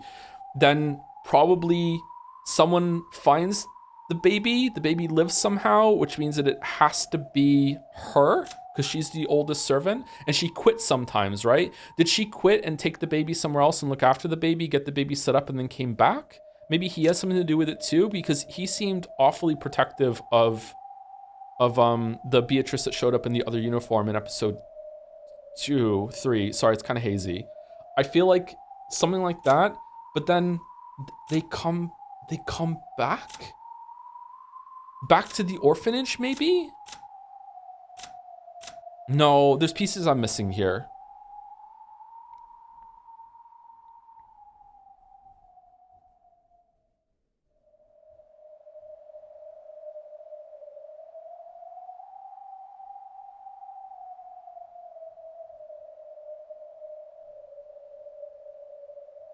Anyway, sorry. That's where I'm back on with the overarching mystery of what's going on with Beato on the island and everything. But like, I don't want to get into it. But if I am right, and I really do think I'm right because it fits so well again now. Erica not seeing this is complete horseshit. That's really bad. And we didn't even talk about that yesterday. That's really bad. That's bullshit. Yeah, I don't know. On one hand, I hope I'm right because I like my theory. It fits really well. But on the other hand, I hope I'm wrong because that means that I don't have to put like another stake into the story of like what I don't like. What's bullshit? Like Erica's perspective is meant to be infallible or objective, sorry. And there were multiple scenes in episode 5 where like one of the reasons why I got like on this line of thought was that Battler never saw them in both at the same place at the same time, and it didn't really, there weren't many scenes, if any, of like them both interacting with a bunch of different people, except for maybe other servants. Does that mean the servants know about it? I can't remember. I'm sorry, it's a really long story. But Erica, like, it felt like episode 5, with the way that sometimes when Kanan and Shannon would talk in episode 5, they would talk together at the same time. The way that the Red Truth kept like not naming them, and it was like everyone else was there, that sort of thing, is like very, like, it was like trying to lie while also telling the truth. But Erica was like, who has the detective's viewpoint that's meant to be objective, was in multiple scenes with Shannon and Kanan in it, and Shannon and Kanan were talking independently. Like there was even that head count in that parlor scene, I think, or the not the parlor scene, I can't remember what, the breakfast lounge, whatever, the lounge scene. So even if we had established in episode 5 that Erica, if something gets out of Erica's line of sight when Battler jumped through the window in the study, then that can become magic if the detective doesn't have eyes on it. So I guess you could make the very strained I see this with love argument that, well, Erica just so happened to not look behind her, or didn't look in the corner, or wasn't aware of it. But because we don't see all of the scenes that happen in their totality, like there's bits that are missing in different conversations and people are talking, you just don't hear it, because like multiple times we return to a scene and there was like, hey, there was this whole part of the scene that you didn't see. It is completely and utterly bullshit and unfair to me that you're saying that there was all these people that were in this scene, presumably talking with Shannon and Kanan at some point, and Erica didn't notice that there was someone across speaking to like a vacant void in the air. And then that also comes back to, I don't understand why everyone in episode 5 was just going along with it, but that's a different problem. Like, I don't know. Anyway, that's enough of that. I'm sorry. I was like 80%. I think I was like 80% before episode 5 about this. And then episode 5 dropped it down to like fucking like 10%. Maybe there's bullshit explaining it. And now with like the Kinzo. Oh, maybe it's just gonna be explained in the next line. I'm gonna lose my shit, and Battler's gonna be like, "But I've never been in this room before." But now like Beatrice calling like Kinzo father when Battler, sorry, Beatrice calling Battler father, thinking it's Kinzo with that line when Battler doesn't want her to do that is just jump me back up to like 90. Like I don't know. I don't think I explained that very well. I'm sorry. But that's my chaotic thoughts at the moment. Anyway, therefore, one could hardly be blamed for mistaking the imposing Baroque man in the center of the study for Kinzo. Maybe this is just a link back to how Kraus became Kinzo in this room in episode 4? Maybe. If only for a second. But it wasn't Kinzo. This was Battler, the one who had taken up the position of Game Master, becoming the new territory lord of this world. Around Battler was a swirl of glowing fragments sparkling like the night sky, and on the floor was what appeared to be a red magic circle. To an outsider, it would seem to be nothing more than an incomprehensible geometric shape. But to Battler, who stood at its center, it was the outline for a new tale. A new line grew across the magic circle, following Battler's gaze. Then, at the instant it connected with a complicated symbol, the entire magic circle flashed brightly.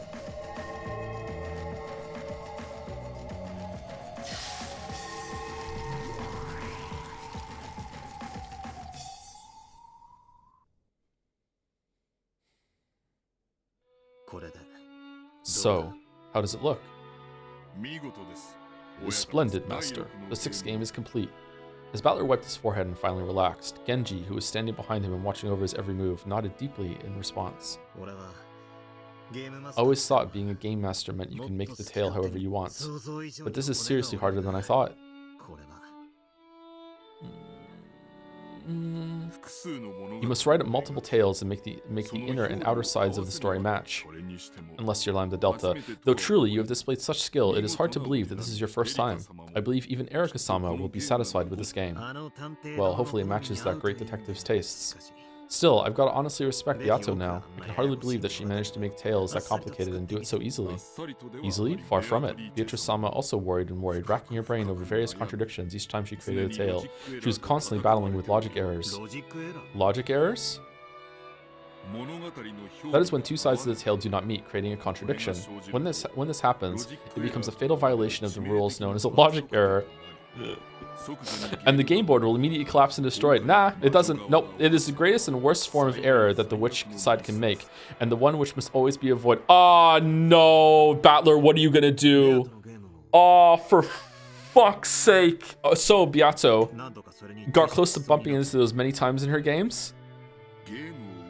She fought with him every time she created a game. I believe it grew even more difficult for her as he became a more formidable opponent. So, do you think this game I've made is good enough to show Beato? Yes, of course. Beato hasn't woken up yet, has she?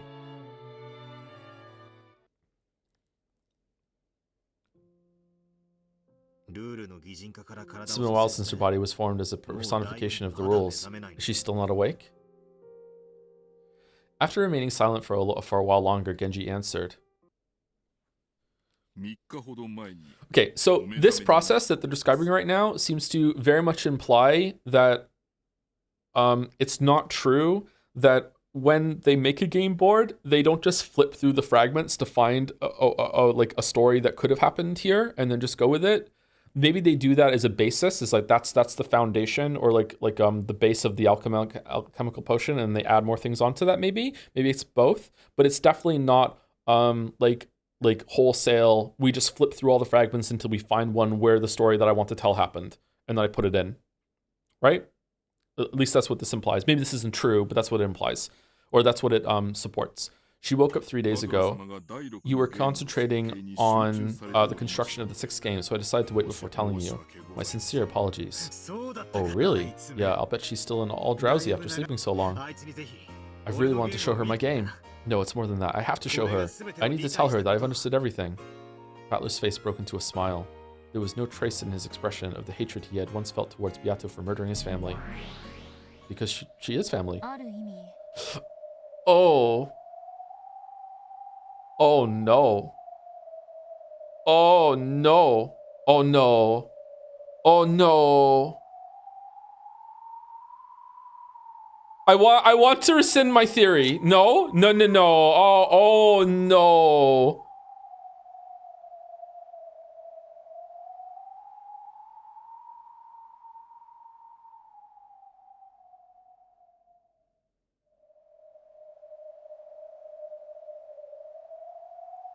Oh no. What are you thinking? What do you mean, what am I thinking? If my theory's correct, Beato is Battler's aunt. And all three of them are in love with their aunt.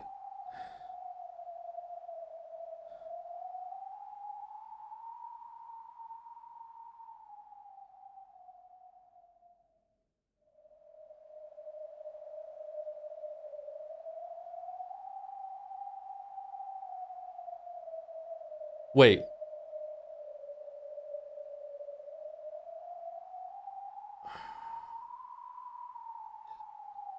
Aunt slash cousin?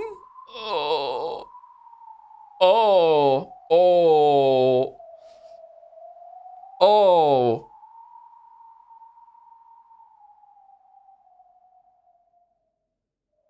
Okay. In a way, that was the final riddle of the 5th game. Yes, when Battler reached the truth, there was a great change in his impression of Beato. Oh, you guys are going to be the narrative for you for this. Oh, that's cool. I like that. So, should we assume that there really was something between Oni-chan and Beato, and that he forgot all about it?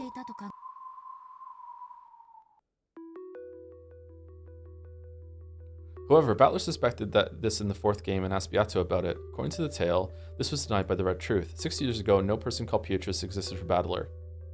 Yeah, because it was Sayo. We can read this as saying that Beato did not exist 6 years ago, or it could simply mean that she had no connection to Battler at that time. However, either way, Battler did not visit Rikenjima at all for the next 6 years. What the fuck did you say to her? October 4th, 1986 should have been the first time Beatrice and Oni-chan met.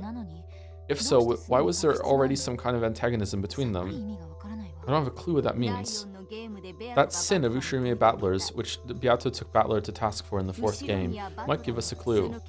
The result of that might have been Beatrice herself. The result? The result of Oni-chan's sin was Beato? It almost sounds as though Oni-chan created the witch Beatrice himself. Almost as though Beatrice was Battler's piece. Huh? Battler sinned 6 years ago. Because of that sin, people died. The one doing the killing was Beatrice. If you consider the possibility that everything's connected to Battler's sin 6 years ago, then the one who created Beatrice was Battler himself. I thought it sounded almost as though she was Battler. Okay, that... Fuck. What did I even suggest like 2 months ago? Battler saying to someone who is in a really like deep emotional pit, and like has maybe no sense of control, no sense of family, has been like has gone through like several atrocities, was like almost killed when she was a baby, that sort of thing. And if Battler just like had a connection with her and he didn't even realize it, and he said something like I wish Beatrice was real and just showed up and would take this family to task, like maybe would that be enough? Maybe, I don't know. Have we seen that? Haven't seen it? Nox's bullshit makes me think yes. I don't remember that. I don't get it. Even if Oni-chan sinned in some way, his crime couldn't have been anything close to murder. If this huge massacre is in retaliation for what he did, then it's totally out of proportion. Beato killed our family, dad, mom, Oni-chan, everyone. I can't believe that Oni-chan's sin was anything deserving of that. The weight of a sin depends on the person measuring it. Even a sin so light that Battler might have forgotten would have been so serious to Beato that she hated him enough to massacre his whole family a full 6 years after the fact. Well, even I find that a bit excessive, and more importantly, if she were a person like that, I would find it hard to accept that Battler would act so friendly towards her after discovering the truth. Feathering's observation was an interesting one. In a past game, Beato clearly said that Oni-chan's sin 6 years ago was the cause of this 2-day tragedy. Still don't know what kind of sin that was. However, he figured out what it was at the end of the 5th game, and he even apologized to Beato, even though she was the witch who had like at this point it might even be like because of the way it's dealing with like meta story. I'd be really unsatisfied this is the answer. The way it's dealing with like meta stories and looking at narratives and what's real, what's not, it just could be like, oh, like he said something and just inspired her to write a bunch of stories about what would happen, like inspired a book mystery, and then, you know, it just so happened that it's getting, no, that's really unsatisfying. It's getting lumped in with like a tragedy that happened on the island years later. That probably did happen. Man, it's so hard to know what's even fucking true. Especially considering that magic does definitely seem to be real when it comes to Burn Castell and Lambda. And maybe this witch now too? I don't even know how Angie is here. Even though she was the witch who had massacred his entire family in retaliation for sin 6 years previous, Battler apologized to her. Of course, it was the player Battler who apologized, not the Peace Battler whose family had been murdered over and over again. But even so, Battler must have remembered something at the end of the last game that made him feel like apologizing. Does that mean the sin from 6 years ago is hidden somewhere in the tales you've seen so far? Oh, I forgot to say, I'm sorry. Did I say why I'm back on this train so much? Sorry. The reason why is because Nox's, did I say it? Nox's rule about like the culprit has to be named early on in the story. Sayo was named in episode 1 and just never came back. That's why. I was thinking about it last night. That's why. Because like it has to be someone that's named early on, and there's clearly someone missing. Is that Sayo was first named in the scene when George proposed and said what's your name or whatever, in outside under the fucking veranda or whatever the fuck that is, right before the shed scene. I think that's when she was first named, right?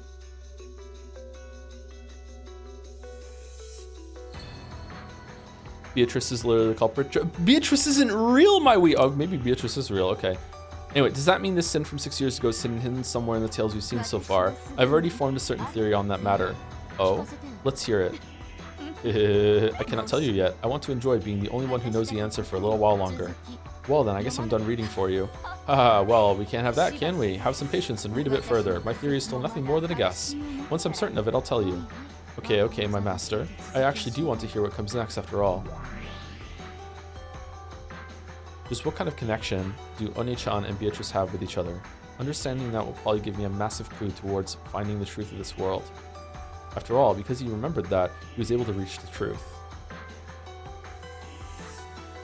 You're not real, Joe. I actually am not. Joe is a pseudonym, a made-up character that has a made-up life and everything. Yeah. Beatrice! Joe's Tom's piece. Exactly.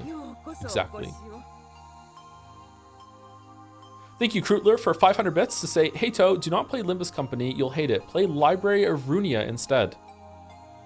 And then play Limbus Company afterward, after you're hooked. I see what you're doing, Krutler. Thank you very much for the bits.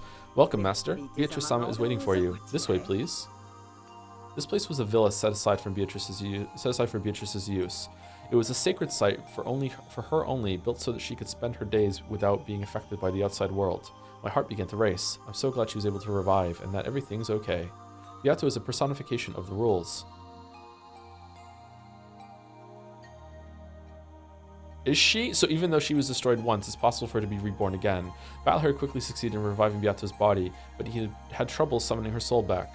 However, during the time he'd spent immersed in the creation of the 6th game, she had woken up. And this had happened 3 days ago. Battler let himself be led into the dining hall.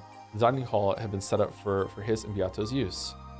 It existed so that they could enjoy some black tea while having conversations that were only possible now that he had reached all of the truth. I want to tell her. I want to tell Beato that I found the truth.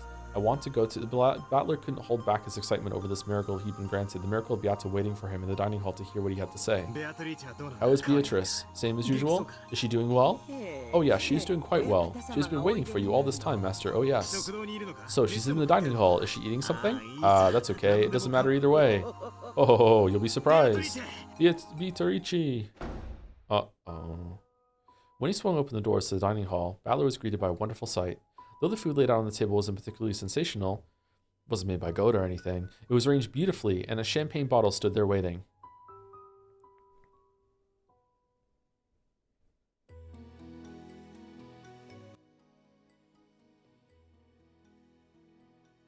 Were we just talking to Renove and Virgilia there? And instead we're seeing them as Genji and Kumasawa? Then the person clad in that familiar dress with the beautiful golden hair bowed deeply in greeting. Beatrice, you have my sincerest gratitude for giving me this form. Come on, don't worry about that. I'm so glad. Beato. Battler rushed up to Beato and hugged her tightly, just to make sure her body wasn't just mist or an illusion. I solved your riddle for you, but then, before I could tell you about it, you went and disappeared. I'm right here. I will not disappear. It's okay, you can stop talking like that. I'm not going to ask you for anything in return. Anyway, I want to apologize, and I want to talk with you. I don't even know where I should start. You have done nothing that you need to apologize for, Father. Oh! I'm glad just to be of service to you. Oh. Okay, I was wrong. Fuck. Oh. God damn it. Beato. Beatrice was born for your sake, Father. Please, let me support you. And Father, congratulations on completing the 6th game. I told you, stop talking like that. You're creeping me out. Do you find this style of speech displeasing? Please forgive my rudeness.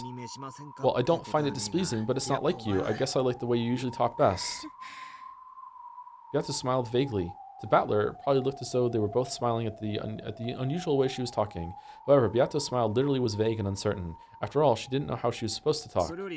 Anyway, Beato, be mean to me. Just what kind of joke is this? Don't tell me that the great Beatrice-sama decided to cook for me. When I heard that you had completed the 6th game, I wanted to see if I could prepare a modest reward to congratulate you. Ho ho ho ho. What were you wrong about? I thought that the first interaction that they were gonna have was gonna be in Kinzo's study. So when you look at Battler standing in Kinzo's study with the cloak on and everything like that, you see Kinzo. But their first meeting is when he's in here and he doesn't have the Kinzo study buff with a pint, and also like with the fucking mushy peas debuff. Like it's not there. Oh, Beatrice-sama really worked hard to make this. I didn't even need to lend a hand at all. No, I didn't. The food set on the table really was modest and inexpertly made. You could tell by looking at it that Beato, who wasn't particularly skilled with cooking, had given it her all. However, signs of discomfort and irritation were beginning to appear on Battler's face. What's going on here? Well, as she said, Beatrice-sama wishes to congratulate you. Sweat was starting to show up on Kumasawa's forehead. She was also feeling uneasy. When he noticed, Battler realized that it wasn't just his imagination. Beato turned her back to Battler and stuck a corkscrew into the champagne bottle. Then she showed it to Battler. Father, congratulations on the completion of the 6th game. In the hopes that you will prove victorious over your longtime rival, Furudo Erika, longtime rival. Pop. When presented with a champagne bottle and a sound like that, anyone would think that the cork had been pulled out. However, it wasn't the cork. It was the bottom of the bottle. The high-quality champagne that Beato had procured splashed out all over the floor and her dress. Okay, calm down with the visual effects. Then, the same sound repeated several more times. Each time, one of the plates of food on the table was knocked into the air. Father, did you find the food displeasing? Who are you? I am Beatrice. I was born for your sake, Father. Why'd you spill it then? That's not right. Huh? Who is this? This isn't Beato. And anyway, don't call me Father. What's going on here? What is this? Didn't I revive Beato? Genji, what's this all about? My apologies, but that is indeed Beatrice-sama. Are you... Oh, fuck, my controller is plugged in. 1 second. Are you kidding me? How is this supposed to be Beato? She's totally wrong, a fake. No, this is Beatrice-sama. This is, without a doubt, Beatrice-sama, who was born in accordance with the rules of the game board. No, this isn't anything like Beato. Beato would always talk in that weird way and laugh rudely and flirt with me. And this is no, this is most certainly Beatrice-sama herself. Then why is she talking like that? Why is she calling me father? Beatrice-sama was only born a short while ago. It would be far too cruel to expect her to act as she once did so soon. Are you saying that her memory hasn't returned yet? Master, this person truly is Beatrice-sama herself. However, she is not the Beatrice-sama you know so well. What are you talking about? I'm the game master, right? Why can't I revive Beato? If it's like an earlier version of her, and she's acting like an earlier version of herself, Why did it start here of all places? Beatrice-sama has arrived, however the old Beatrice-sama lived for 1,000 years. This Beatrice-sama, on the other hand, was only born a short while ago. If she appears to be a different person, well, that just can't be helped. Then how can I revive that Beato? Her body is right here. How can I revive her soul? If she lives the same 1,000-year life again, she should become the same Beatrice-sama she was before. Are you telling me to wait 1,000 years? A person's personality isn't decided solely by their birth. It can change drastically based on how they live and what they experience.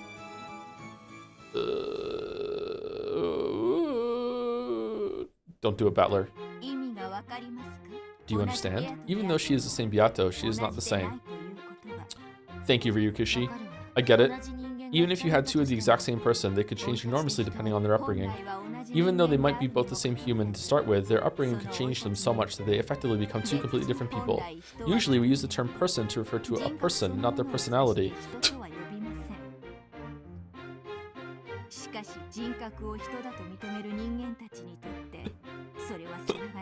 However, since humans recognize a person by their personality, those two might as well be different people from a human perspective. That's so true. Bro, if that tragedy 12 years ago hadn't happened, this little lady of ours might be a cute girl who could smile without looking weird. That's rude, and plenty cute as it is. I understand. If a personality is what makes a person in our eyes, you could probably say that a second personality represents a different person entirely, even if it inhabits the same flesh body. At the very least, I'm a completely different person than I used to be 12 years ago, and if my family had come home 12 years ago, then the Angie that resulted would surely be a completely different person from me. Even a single human can become a different person. In fact, depending on their upbringing and endless possibilities, they could become an endless number of different people. Very true. So just because I think about this all the time, so just because this is Beato, there's no guarantee that she'll become the Beato that Oni-chan knows so well. And on top of that, Beatrice is a witch who lived 1,000 years. People can die and be reborn in just 3 days. 1,000 years is such a huge amount of time. It seems you're quite a skilled reader. For most of my readers, it would be necessary to spend several hundred pages to explain how a single person can become different people depending on their upbringing and time.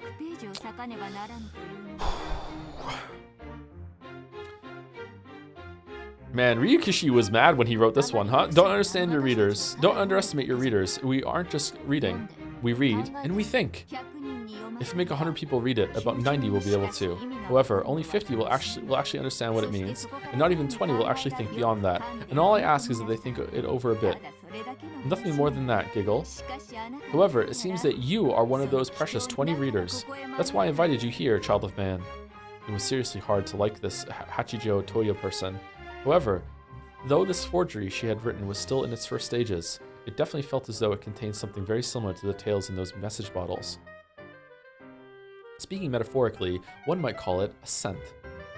An indescribably unique and stern atmosphere, like a stuffy library.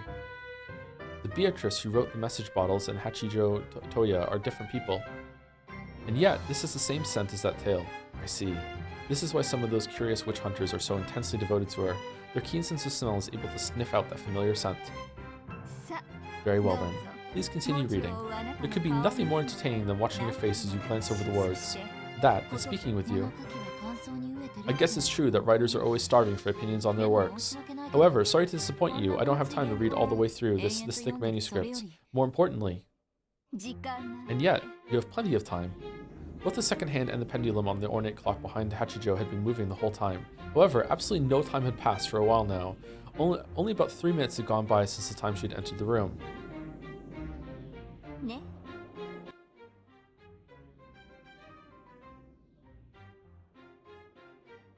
Okay, so 3 minutes passed and then it stopped. Right? Okay. See? Time isn't one of your problems. No sort of time will chase you away until you finished reading. Next page, lady, next page. Oh, you just rolling with this? Okay, bro. Amakusa badgered me to turn the page, so I returned to the world of the tale once more.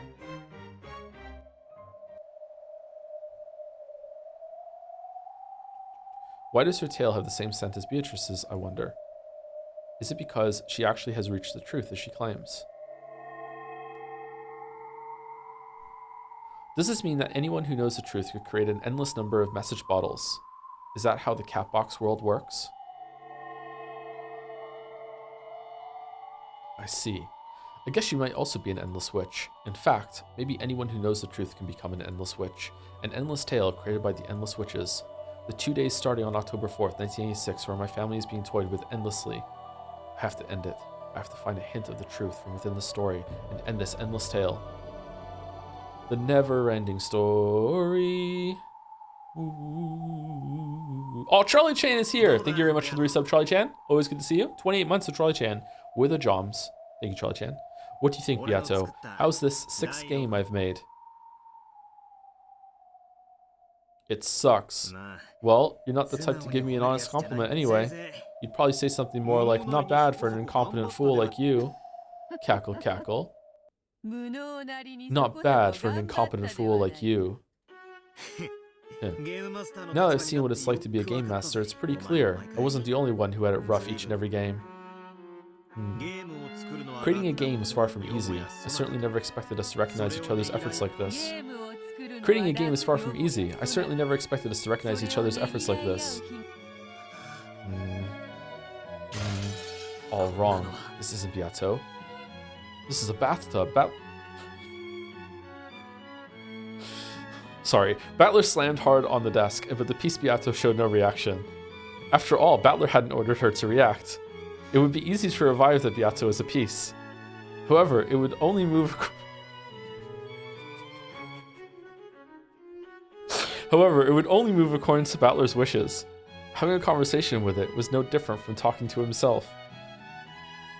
The Game Master could summon any kind of piece. He could move those pieces in any way he wanted, reigning as an absolute god. Interesting. However, for that very reason, they were just pieces. That made it unbelievably lonely and sad. You created many kinds of furniture, as well as several tales in the past. When I saw that, I was sure you were having a great time doing it. But that's all wrong. You were unbelievably lonely. It must have been such a relief for you having an opponent like me who could actually go against you. Yep, I'm painfully aware of that now.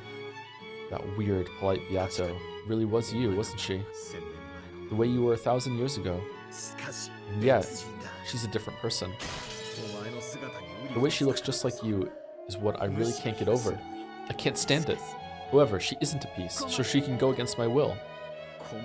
That Beato is much more alive than a piece like you. I get that. But it's all wrong. This isn't you. She's a completely separate person, like a long-lost little sister or something. And that's why I just can't accept her. As much as he hated the piece version of Beato, Battler felt an even stronger dislike for the chick Beato. Even after a whole 1,000 years, she still wouldn't become the original Beato. Even if she were ordered to act like the original Beato, it would just be an imitation. This was a very similar but separate person, and definitely not Beato herself. So, in the previous game, Beato really did disappear for all eternity. Even after becoming the Game Master, there was no way to revive her. Laugh. Laugh at how pathetic I am. Cackle, cackle. Yeah.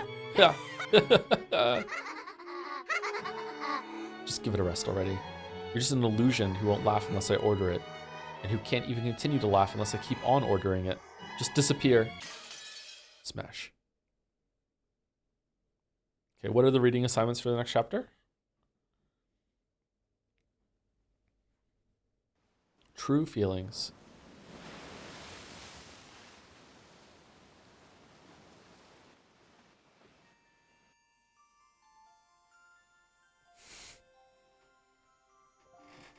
Oh! All right, we're at 2 hours. Let's take a break. What am I gonna do? Am I gonna get a drink? Am I gonna make a tea? I don't have time to make a tea. Okay. That went quick. Yeah, it went pretty quick. We also had like an hour of intro with dolls and everything like that. Anyway, I will be right back in about 5 minutes or so. I'm not gonna make a tea. I'm probably just gonna have a cold drink. My throat hurts today for some reason. Anyway, right back.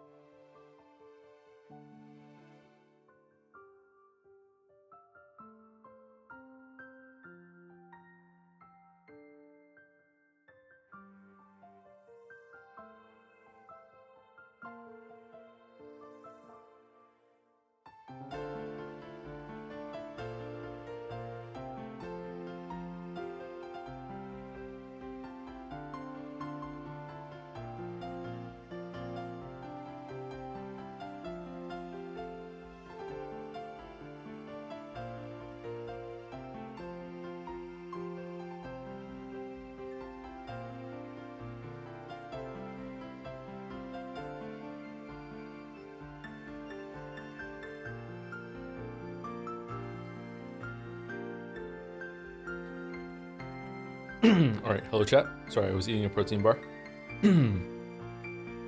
Oh no.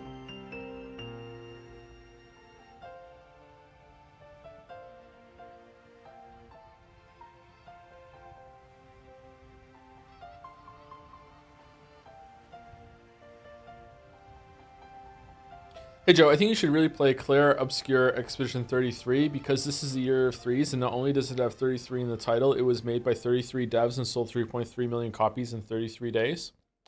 Wow, that means a lot coming from you, the Witcher 4 video. That's crazy. Whose side are you on?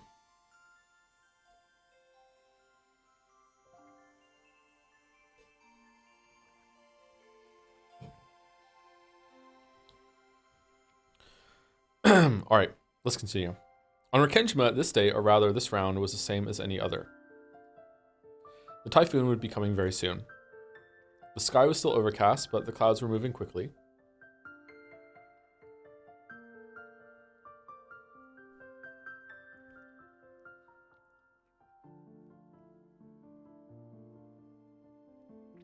Hey Joe, just letting you know it's Clear Obscure Expedition 33, but we shorten it to ClobsX33 or ClobSex33. Thumbs up emoji. Oh, are we gonna play ClobSex?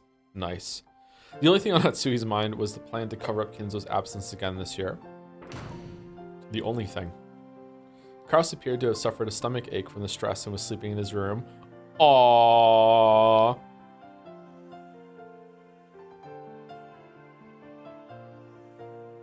Jessica and Kumasawa had left in a boat to go shopping and greet the incoming relatives on Nijima. The servants have been busy since the early morning preparing for the family conference, the greatest event of the year. Shannon and Cannon were rushing to get the guest house ready. Okay, so none of this is reliable right now. If the relatives are going to stay the night, shouldn't the guest rooms in the mansion be more than enough?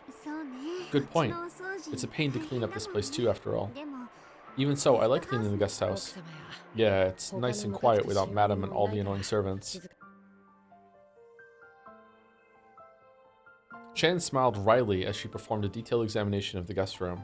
Did we forget to clean anything? Do we need to restock anything? She diligently gave the room one final check over. You checked everything thoroughly last night too, didn't you? You really are dedicated. It's days like this that you tend to get pranked if you're careless. You can never find important things when you need them.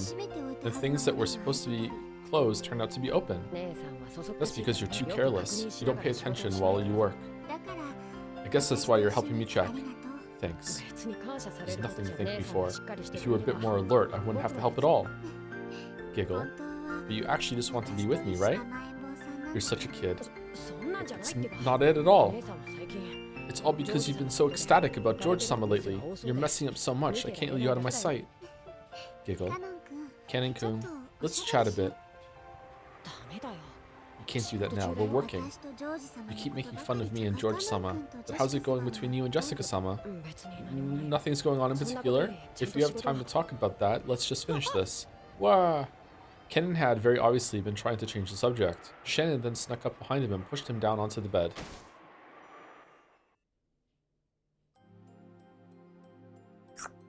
What are we doing? So why did you turn down Milady when she asked you to go with her to welcome the relatives? Because I have work to do. Liar. You don't actually have any work at all. Shannon and Cannon had switched roles. Normally, Cannon was the one in control, but when it came to romance, it was the opposite.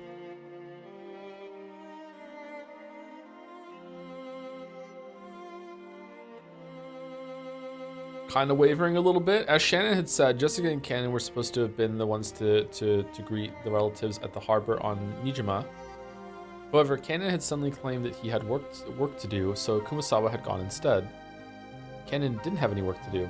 Shannon knew this. Because Tyler knew this. Milady told me, despite what happened after the cultural festival, she really does like you, Cannon-kun. Even though I'm furniture. That's right. And I'm furniture too. But despite that, you're in love with a human. Even though you can't do that. You think so? Maybe we're furniture, just because we take that for granted. I don't have any special feelings for Milady Jessica. I only think of her as the daughter of the family we serve. Really? Really? What? You know, there is a chance that George-sama will propose to me tonight. You knew? Shannon wore an incredibly peaceful smile on her face, but Cannon could tell that there was no way she'd let him change the subject. Cannon realized that she must have made him help out here in the guest house in order to talk to him about this, and he clicked his tongue softly. You really think you can marry a human, even though you're furniture? I think I can. It won't work. Why not? That dream future that George-sama has imagined for you two is something you can never give him. Well, we aren't humans. We're furniture, inferior to them. George-sama only thinks that you're human. Well, that is true, but I'm impressed that you've managed to keep him fooled this long. Do you really think you can keep tricking him like that forever? Even though you still haven't been able to tell him that you're furniture? Being furniture or being human has nothing to do with this. I believe that George-sama will accept everything about me, and yet you don't have the courage to check and make sure. You know what? Fuck you, I think I'll accept his proposal. Shannon looked up at the ceiling. She spoke of the imagined future that she and George would create. though some anxiety over the future appeared on her face. So did the joy of knowing what it was like to live with love.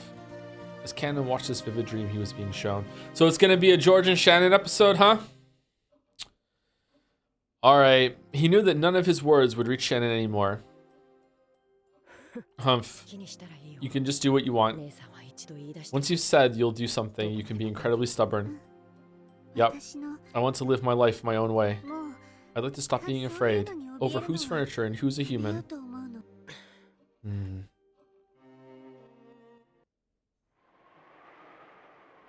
Cannon walked over to the window silently. He saw the rose garden filled with boring, gray flowers in bloom. He realized that Shannon was acting above her place, and he knew that her tale had no chance of a happy ending. However, he also knew that no words of his could change her mind now that she had made her decision. In that case, it doesn't matter what I say. If I tell you to stop, you won't listen. If I tell you to do what you want, you'll do what you want. Why are you talking to me about this? It's not like you care what I have to say. What I want to know is how you feel about Milady. I have nothing to do with the two of you. Do you really feel absolutely nothing for Milady? No, I don't, as I keep telling you. Just gross. Liar. What makes you think it's a lie? I can tell. I'm your Nason, aren't I? You don't know. You can't know what I'm feeling. I do. I know everything about you, Cannon-kun. If you really do know, then why did you ask? Your head and your heart are completely filled by George-sama, aren't they? And it's that sincerity of yours that I love. That's why I'm rooting for you in the only way I can. Otherwise, even I wanted to love Milady. Cannon finally turned to face her, honestly and openly telling her how he really felt. That was what Shannon had wanted to hear. And after hearing that, she pressed Cannon even further to reveal his true feelings. You can't leave it at that. I won't let you. Then what should I do? What do you want me to say? Don't try to dodge by saying I wanted to love her. All you need to do is honestly tell me what you really feel. Milady is too dazzling for me. The way she lives is dazzling, like the sun. That's why I love her. I was so happy when Milady stretched out her hand and asked me to walk with her. No, I still am happy. You love her, don't you? Yes, I do. I love Milady. Oh man, Cannon fucking like folded like me saying that it was Pokemon RP. Holy shit, finally. Cannon confessed his feelings in their entirety. In fact, by saying it aloud, he finally understood how he truly felt. As passionate tears welled up in his eyes, Cannon finally accepted it. He couldn't stop the tears from dripping down his face. Both of us are exactly the same, locked up on Rikenjima and living without any hope at all. And yet, Milady was able to light her own path and create her own fate. She was so dazzling that I envied her. I felt as though if I could be with her, I could find my true self instead of being the pitiful person I am now. Really? Jessica and George, though? When you turned down Milady's confession, were you sad? I was. I never realized that a lie you make to yourself could be so sad, so painful, so excruciating. And I couldn't forgive myself for hurting Milady with that lie. I believed that I didn't have what it takes to ever fall in love again. That wasn't true. Do you know what's needed to fall in love? It's something you can't get from anyone but yourself. Being furniture or not has nothing to do with it. If you decide for yourself that it won't work out, then it won't. You mustn't leap to such rigid conclusions. That's why I, over-ambitious furniture that I am, gave myself what's needed to fall in love. So you have it too, Cannon-kun. You mean, I have what it takes to fall in love? Yes. If you won't give it to yourself, I'll give it to you. Thank you. I feel as though I can finally see the sea. Oh, that's it? Okay. Battler wasn't cooking with this one, I gotta say. I'm certain of it. George-sama will propose to me tonight. When he does, I will accept. I intend to leave this island and start a new life in our new world. With Teddy. If that's the path you've chosen, then I have no say in the matter. I'll leave this island, and after that, I'll never return again. I'll have to say farewell to you, Cannon-kun. You're right. We won't see each other again, will we? If you do love Milady from the bottom of your heart, and if your feelings are at least as strong as my feelings for George-san, then you and I will have to settle whose feelings are really stronger.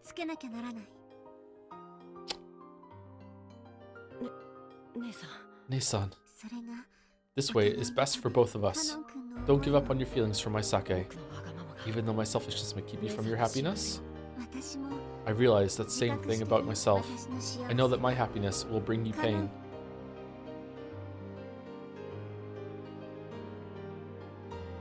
Okay, I'm up to 99% now. We have no choice but to hurt each other. As she said this, Shannon turned her back to Kennen. As Kennen watched Shannon from behind, he was struck by her strength and the love she still felt for him despite everything.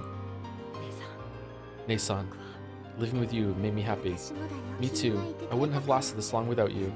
And that's why I was able to meet George-san. Yeah, and I wouldn't have realized how dazzling Milady is if it weren't for you.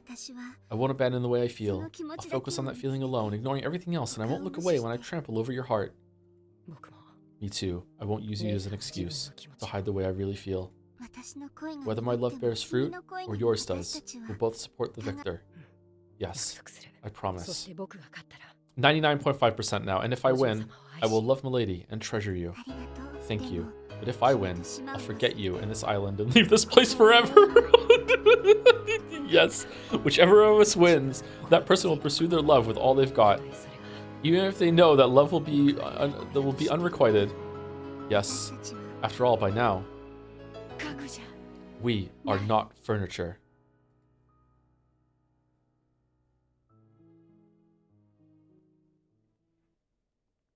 Joe, just say 100% have some balls. But it could be Sweden or Norway! So let's just go, you know, Switzerland. Somewhere in the middle between... Switzerland is not in the middle between them, is it? Fuck. It's Sweden's between Norway and Finland. It should have done Norway and Finland and put Sweden in the middle. That's what I should have done.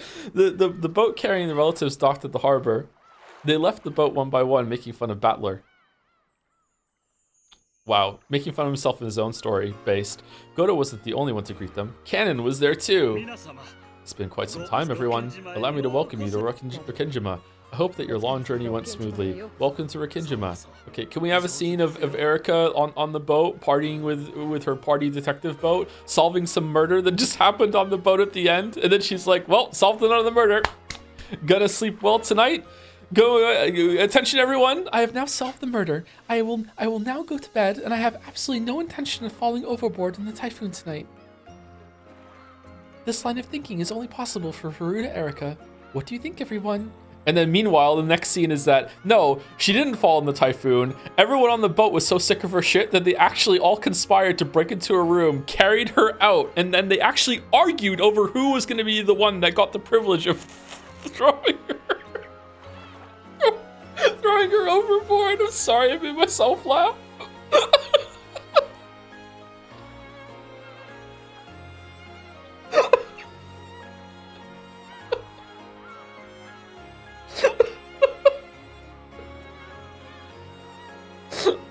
Good.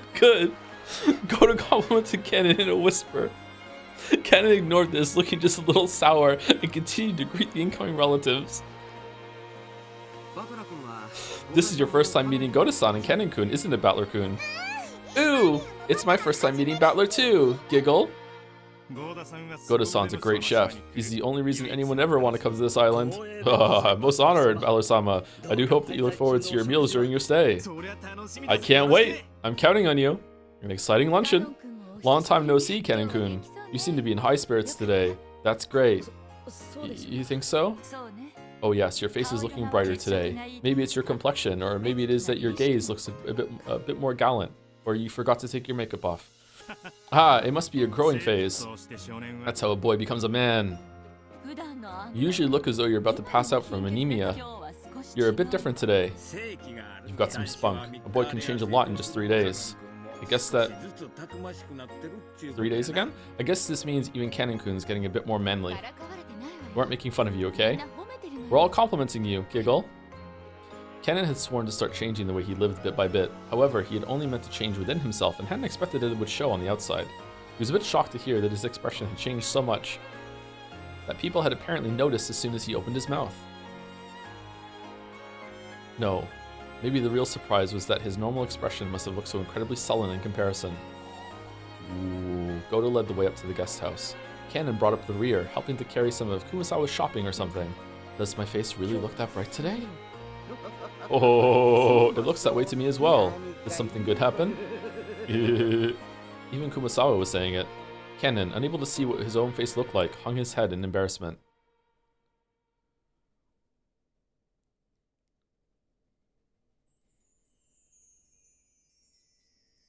When they reached the rose garden, they could see the others streaming into the guest house. Streaming? Then he saw Jessica running towards him from there. Is even Milady Jessica going to say that I'm in a good mood today? Cannon hung his head even deeper. And so, almost as though he couldn't control himself, Cannon spoke first. Do I really look that different? Huh? Well, you know, you aren't usually the type to come out and say hello of your own accord. That's probably why everyone was surprised.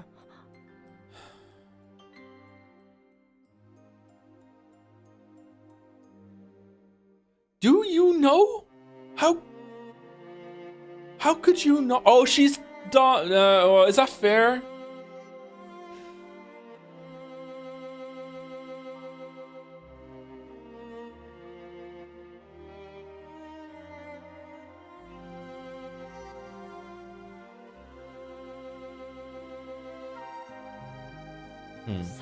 I apologize for not going with you earlier, milady. Huh? Oh, don't worry about that. I'm the one who's sorry for asking you to come all the way out to Nijima to meet everyone. I know how busy you must be today.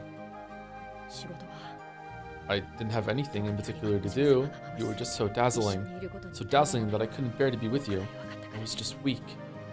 Jessica faltered, uncertain of what Cannon was talking about. However, when she realized that this was something too important to be laughed off, I read that wrong? However, she realized, okay, yeah. Did something happen, Cannon-kun? Shannon says she's going to get married. I see. So George Nissan is going to propose this time after all. Jessica thought Cannon was sad because Shannon would be leaving, that this new mental state had caused a change in his behavior. And Cannon realized that Jessica was probably thinking this. So he spoke to her clearly and honestly because he wanted her to know. I decided that I would stop working here if Nissan ever quit. I know. So, are you going to quit too, Cannon-kun? I'm not sure anymore. I feel that if I quit, I might lose sight again of something you revealed to me, shining like the sun. Jessica could only stare blankly, unable to understand what he was saying. However, she did realize that he was trying to tell her something important, and so she was able to accept that his next words were neither a lie nor a joke. Oh, stop fading to fucking white! Stop! Enough of the dipping. Dip to gray. I feel like we should put line in the sand. Dip to gray. Only gray. Dark gray. Fucking Milady Jessica, I love you. I love you too. And all you guys, you live your life like the sun, and I want to try walking that path alongside you. I have a feeling that with you, I'll be able to break free from the me that I despise as furniture. You aren't furniture, Cannon-kun, and you weren't born just so that you could become a servant. A boy your age should be enjoying life much, much more. Ha ha ha. I'm dazzled too. You're so dazzling, I can hardly see. This is how I truly feel. I'm sorry for trying to hide it for so long. I apologize for hurting you on that day in my cowardice. Okay, so is the rest of the family just watching this?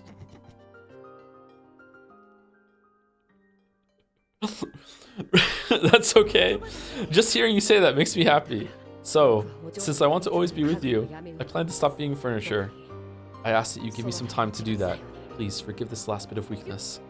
There's nothing weak about you. You've shown me that you have the incredible courage to change yourself from the way you used to be. So I'll support you until the end, and I won't rush you until you're ready. If I'm the sunlight lighting your path, that's because I want you to shine more brightly than anyone else, so that you look at only me. Without you, there's no way I'd become anything like a sun, so I'll wait, no matter how long it takes. Thank you, milady. Milady's a bit stiff, don't you think? May I call you by your name? Sure. Oh, but only when we're alone, okay? Otherwise, it might make things tough for you. Good point. Nissan and George-sama are doing the same, it seems. All right, get his name. Kaio. Yes. If Shannon hadn't been about to get engaged, you wouldn't have said what you just said just now, right? Kennen hung his head, at a loss for words for some time. But it was true. If Shen hadn't told him about the engagement, he probably wouldn't have been having this conversation at this moment. Yes. Because of that, I was able to think long and hard. Come on. You're not that smart. You heard about Shannon and you wanted to see what love felt like yourself, right? Yes. That's a pretty straight answer. Well, when I watched those two, I was pretty jealous myself. In truth, It wasn't quite like that for either of them. They've been shown the courage they need to speak up and tell the one you love how you feel. That's what pushed both Kennen and Jessica forward. So what should I call you? Jessica works fine. Just saying it like that would be a bit embarrassing. Okay, so these two confessing to this and going here is actually a pretty clever way of launching off the like epiphany, realization, whatever the hell you want to call it, that Battler had at the end of episode 5.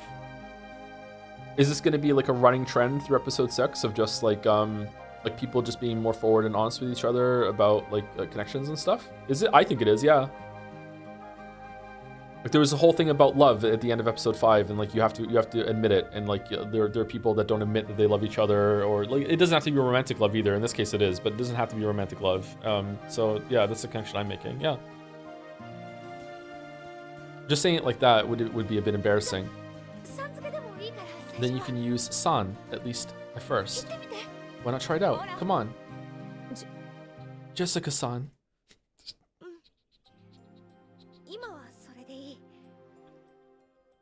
Mitsuru-senpai. Junpei-kun. Good, that'll do for now. And I'd like to call you by your name, Kennen-kun. You have a real name besides Kennen, don't you? I'll bet it has the character something in it like Kennen does. What could it be? My name is Yoshiya.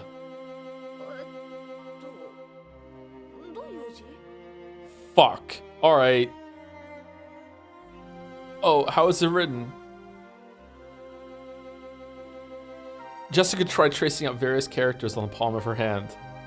Then, Kennen used his own finger to write out his name on her hand. You write it as... So, you're Yoshiya-kun. Yeah, that's a great name. Totally better than my weird name. That's not true. Only Jessica's a wonderful Hey, say it again. Huh? Milady Jessica has... One more time. Milady Jessica has a wonderful... Is something wrong? Giggle. No big deal. Thanks. Yoshiya-kun. The red flowers of the rose garden seem to celebrate the two lovers whose feelings had finally connected. Why are we doubling the red, Ryu? What are we doing? The scene was watched by one not human who gazed out quietly from beneath the rose garden arbor. Shannon, with her eyes glowering, staring daggers.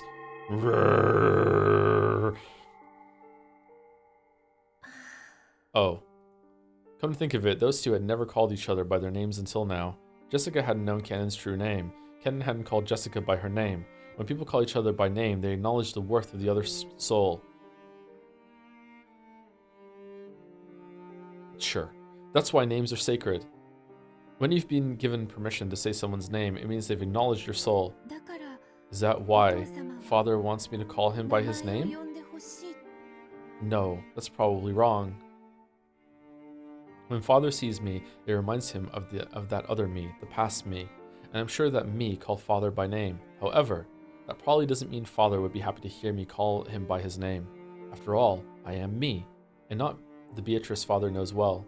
What can I do to help Father? How can I be useful to him? After all, that's the only reason I was born. Hanging her head, Beatrice sat all alone in the Golden Lands arbor next to the rose garden. And she was watched by the Witch of Theater Going and her Miko as they sat across from each other.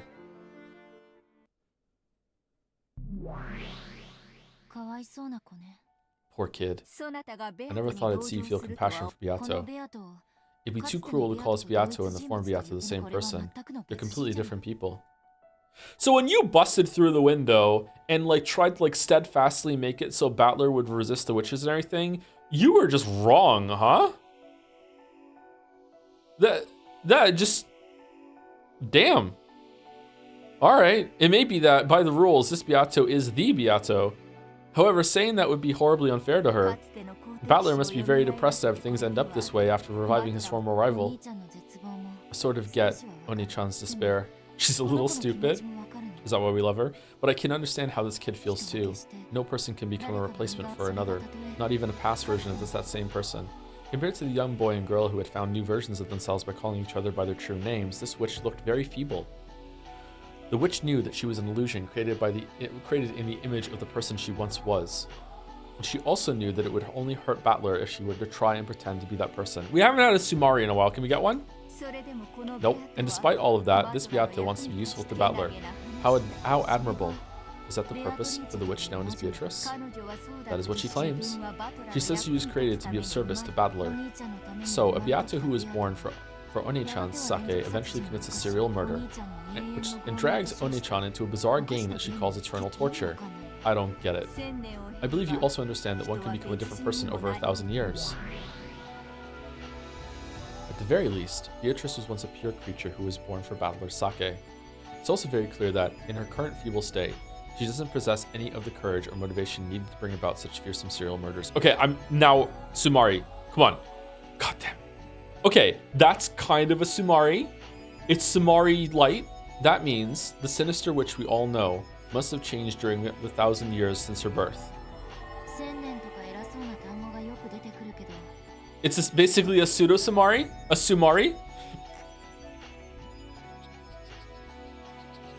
Sorry, we keep getting this 1,000 years business, but I get the feeling that those words are just a metaphor for a really long time in the world of witches. As you get closer to the world of gods, the concept of time becomes increasingly vague. 60 years can become 1,000, and 1,000 years can be nothing more than a quick nap. One can fit an eternity long enough to be deserving of the title 100-year-old witch in a mere 2 weeks. In other words, yay! Sumari, the pure Beato transformed into the cruel Beato. During 6 years, it could be called 1,000.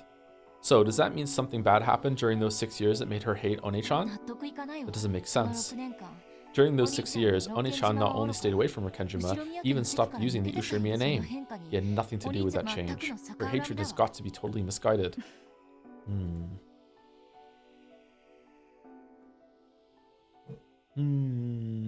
Thank you, Paus, for the bits. Say that again. The family is going to what exactly?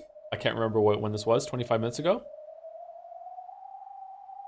Oh, yeah. They're going to Rikenjima? They're going to Dotaris? I can't remember, sorry. Thank you, Weekry,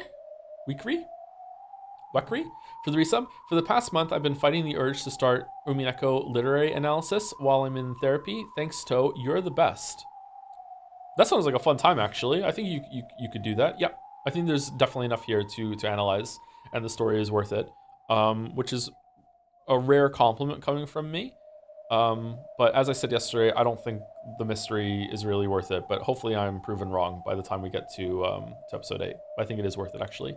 Thank you, Zero Tough, for the new sub as well, or O Tough. Thank you very much, Zero Tough. How are you feeling about the Angie feathering thing? I like it. I like the framing. I like that there's I was just messaging Mouse during break saying that I like the read along while we read along, the double read along. And then she replied with something that really makes a lot of sense, which is that if Battler gets ahead of you, then it's good to have Angie there, which is also like it's important usually for the audience, or the reader, whatever you want to call it, to have someone that is at the same level of knowledge as them. And since Battler jumped way ahead of us permanently last stream, it's I should have actually anticipated that something like Angie was going to come back at some point, because you can't ride with Battler all the time anymore. Like you have to be seeing it from somewhere else, yeah. But in general, I just really like narrative framings. I like this bullshit. Yeah, I really enjoy it. That's one of the reasons why I like the Witcher book so much, because the Witcher book is just full of narrative framings. In fact, it probably gets too decadent with it by the end of the last book, but like, yeah, I do enjoy it. It's actually genius to introduce Erica in chapter 5 because the reader has already fallen for the sunk cost fallacy by that point. I wonder if this was the plan all along for Angie, because Angie, looking back, was a lot of setup and then just like not a lot of payoff at the end of episode 4. I still don't know if that was worth it, to be honest. Yeah, I don't know.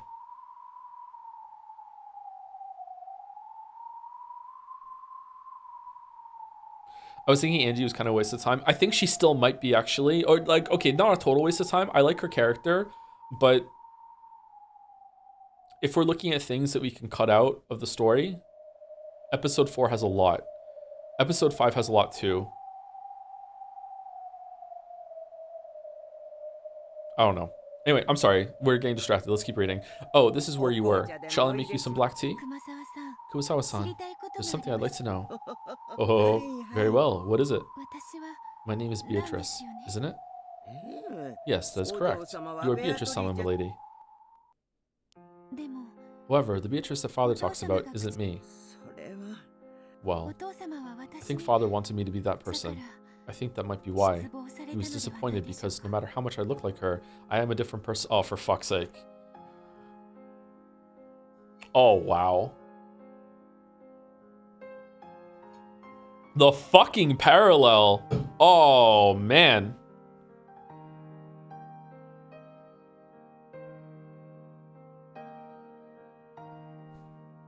Alright, pretty well done. Pretty well done. This isn't true. You are you, Beatrice-sama herself. You have merely lost your memory of the past after being newly reborn. Even without your memory, you are still Beatrice-sama. You are the same person whom the master loves. So then, how can I regain those memories? Well... Beata looked at Kumasawa with hopeful eyes as though praying that she would tell her the way. Kumasawa averted her gaze unhelpfully as though trying to say that she'd like to if only such a way existed.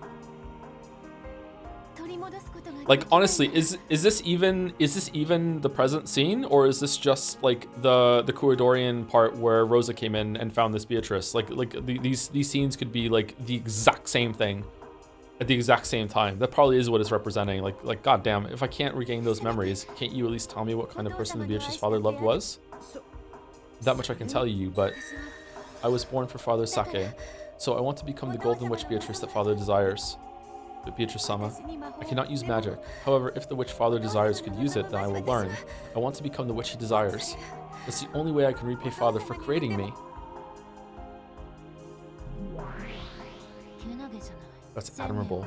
Without the 1,000 years gone wrong, she really is an incredible kid. Chick of a witch, very interesting. I've taken a liking to her, Angie. I shall allow this chick to make use of my library. Let us open the door that leads back to the world of witches. Depth in my weeb VN. This has a lot of depth. Are you how are you here and you're surprised? Is this your first time watching? Because Umineko is not your typical weeb VN. Like, the depth has been here the whole time. Oh, sorry, I'm sorry. Just to be clear, because I feel like maybe some people are salty after my reaction of episode 5, but like it's not a bit. I'm still all in on the larger narrative between all the characters. Like I'm not checked out of that at all. So I'm sorry if people were expecting me to just be like a salty fuck about the whole entire experience now. This isn't like Danganronpa. This actually has something else other than the mystery to enjoy. This isn't like, you know... Like there's more here to it than one side, man. Yeah, of course it still has a lot of depth and a lot to enjoy, yeah. And the depth that it had in the character interactions before, it hasn't gone away either, yeah. Anyway, sorry. Chick of a witch, very interesting. A fool of a took. I've taken a liking to her, Angie. I shall allow this chick to make use of my library. Let us open the door that leads back to the world of witches. So you're going to make her read aloud the stories about her previous self? Yes, I want to know too. The creation story of the Golden Witch Beatrice. Okay, so now you're fucking with the story? Very well. If you wish it, then let us open the door once more. Kumasawa-san. A golden splash welled up around them. It was a cloud of gold butterflies.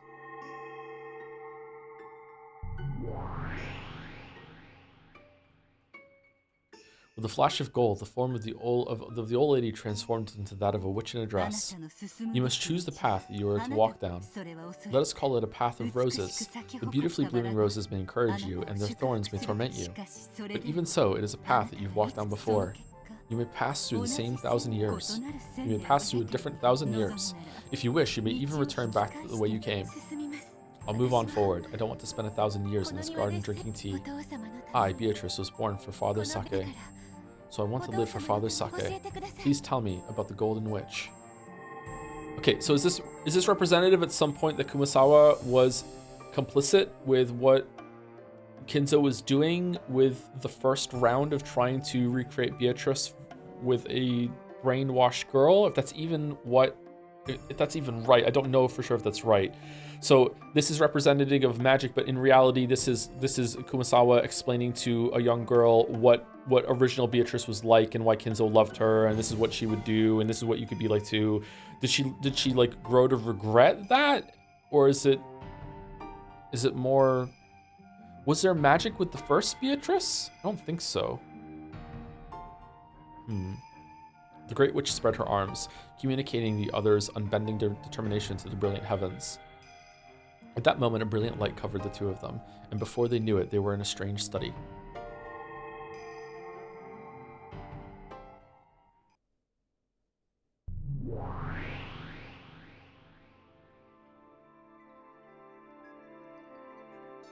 There sat the master of this library, the great old witch, and her Miko. Virgilia gave a deep and elegant bow. What up? It is the greatest of honors to be in your presence, Lady Federine, Augustus Aurora, the majestic witch of theater-going, drama, and spectating, fourth of her name. Raise your head, child of man. I shall give that child the privilege of using my library however she likes for a time.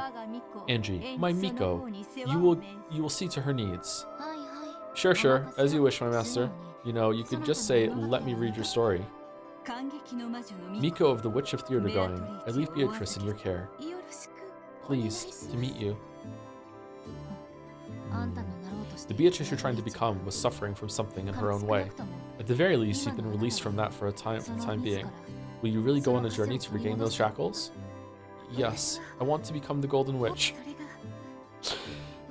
Sorry, the line's not funny, it's just the Taurus meme. That is the reason I was born. I, the endless and finite witch, Publius Virgilia Maro, ask that you make her journey through purgatory a pleasant one, granting her your protection. Huh? Let it be known that as the Miko of the Witch of Theater-going, and as the Endless Witch and Apprentice Witch of Resurrection, I, Angie Beatrice, do humbly accede to your request or whatever. Featherine snorted. So, you also bear the name Beatrice? That's right. I know a lot about you. Please teach me. What kind of person was I? Sure. And I'll want you to teach me. Why did you become the person you were?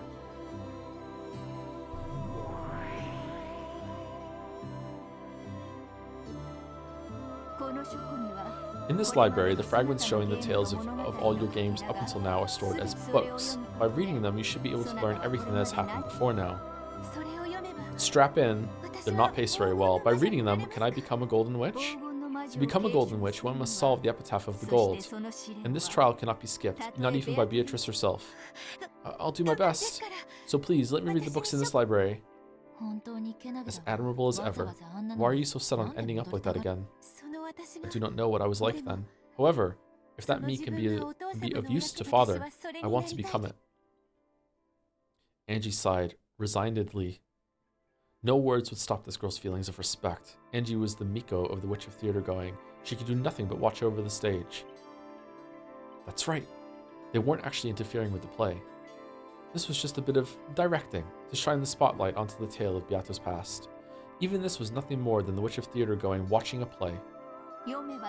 If you read, you will learn what kind of person the old Beatrice was. However, you must decide what you will take from that experience. You are free to stay in this library, or leave it, or even return to it again later. In exchange, I will watch your play. You'll watch my play? Basically, it means you can do whatever you want. Thank you very much, she likes it when you call her Featherine. Thank you very much, Featherine-sama. After being welcomed in by Featherine, Beato left on a journey to discover herself. That tale connected the old tale with the new one. It wove them together. The 1,000-year-old tale about her return to its starting point, becoming a snake eating its own tail. Oh man.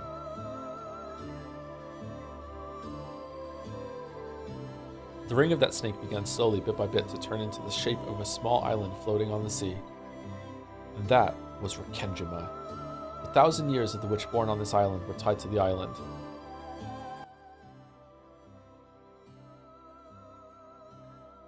Okay, was it 1,000 years or just 6? Or did this tale start even further back into the past? Beatrice went out on a journey to find herself. It's not a visual novel without Catbox and Orbo. I was gonna say it. Have a story that goes longer than fucking like 100 pages in the modern day without bringing up an Orbo somehow. Fucking, what is it about that imagery? Our generation just looked at that and went, that shit slaps. The wind has been strengthening since a while back. The breaking waves had grown fierce. The ferry boats probably wouldn't be coming for a while now. Crashing thunder told that the island had been sealed off from the outside world. Thick rain poured down, mocking the fools outdoors who had to rush pathetically to find shelter. No longer would anyone be able to leave this island. We should play Max Payne. And no longer would anyone be able to reach this island. No one, unless blessed with a miracle. There was another flash of lightning. The retinas of all who saw it were filled with white. My retinas! As that white faded away, an eerie shadow pulled itself up amidst the raging waters of the beach. As though suddenly remembering to do so, it coughed violently several times. Doki Doki Lit Club was like 8 years ago, chat. As though suddenly remembering to do so, it coughed violently several times, filthily spitting out the seawater that it had filled its stomach. She then tore apart the touch fastener of her life jacket, and then threw down the reason she had been able to float here without so much as a thank you. Oh, is this Beatrice coming back from the ocean? Ha ha ha ha! Ha ha ha ha! Good. Cough, cough, cough. Ha ha ha! Cackle, cackle. Yep, she's definitely reborn. Welcomed in by the same storm as always. Very. Ah, fucking hell. Yes, come and entertain me, Battler-san.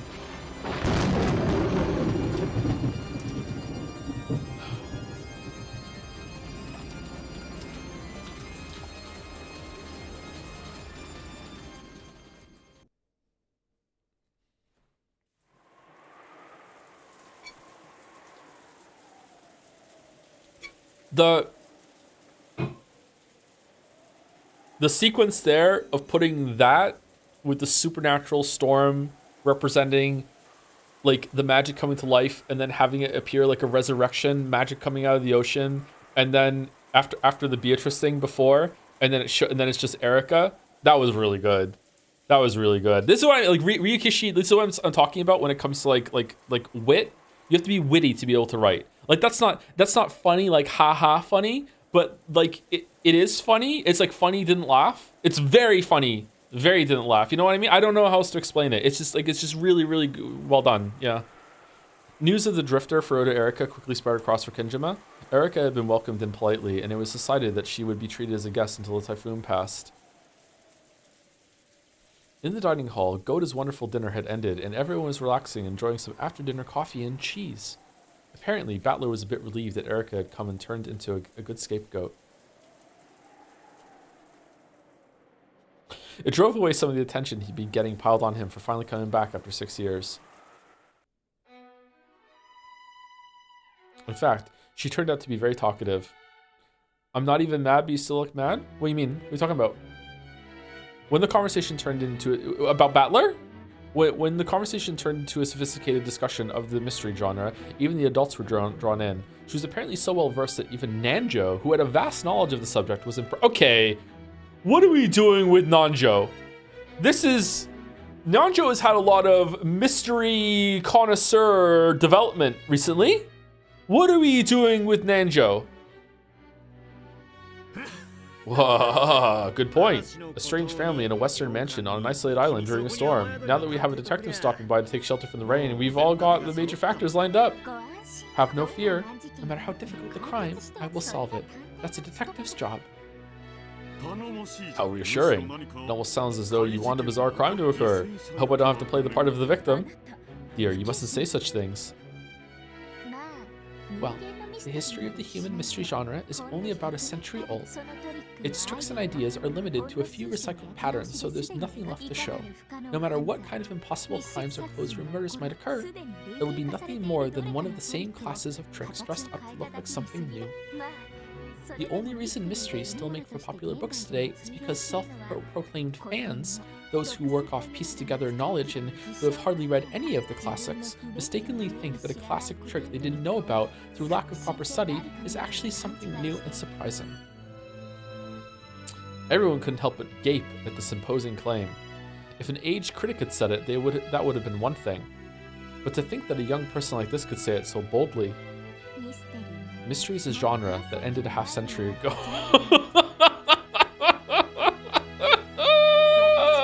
At least as far as I'm concerned. However, thanks to countless ignorant fools, I get to play my part as a detective. You know what? It's you know what? Me and Erica, I agree, except it's with anime. Giggle, giggle, giggle, giggle. By that argument, wouldn't it mean that romance was perfected back in Shakespeare's time, so everything after that isn't worth reading? Yes. Exactly. So if you just read Romeo and Juliet, it's the same as having understood all of romance. That's ridiculous. It's not like there's any need to read more books than everyone else just for its own sake. But on the other hand, Sumari, you can't be so satisfied with just a few stories like that. Sticking to classics of the past and never reading anything new is a sign of excessive nostalgia, don't you think? That sounds to me like the excuse of an old person who can't be bothered to read more.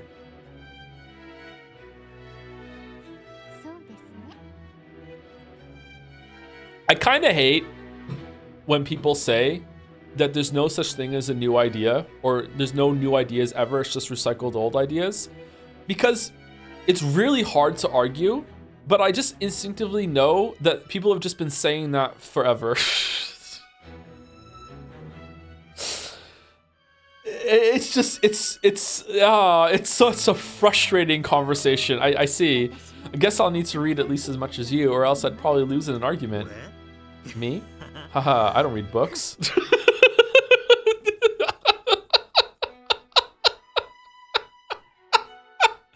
Battler chuckled, but Erica knew from the previous game that Battler was actually quite an avid reader.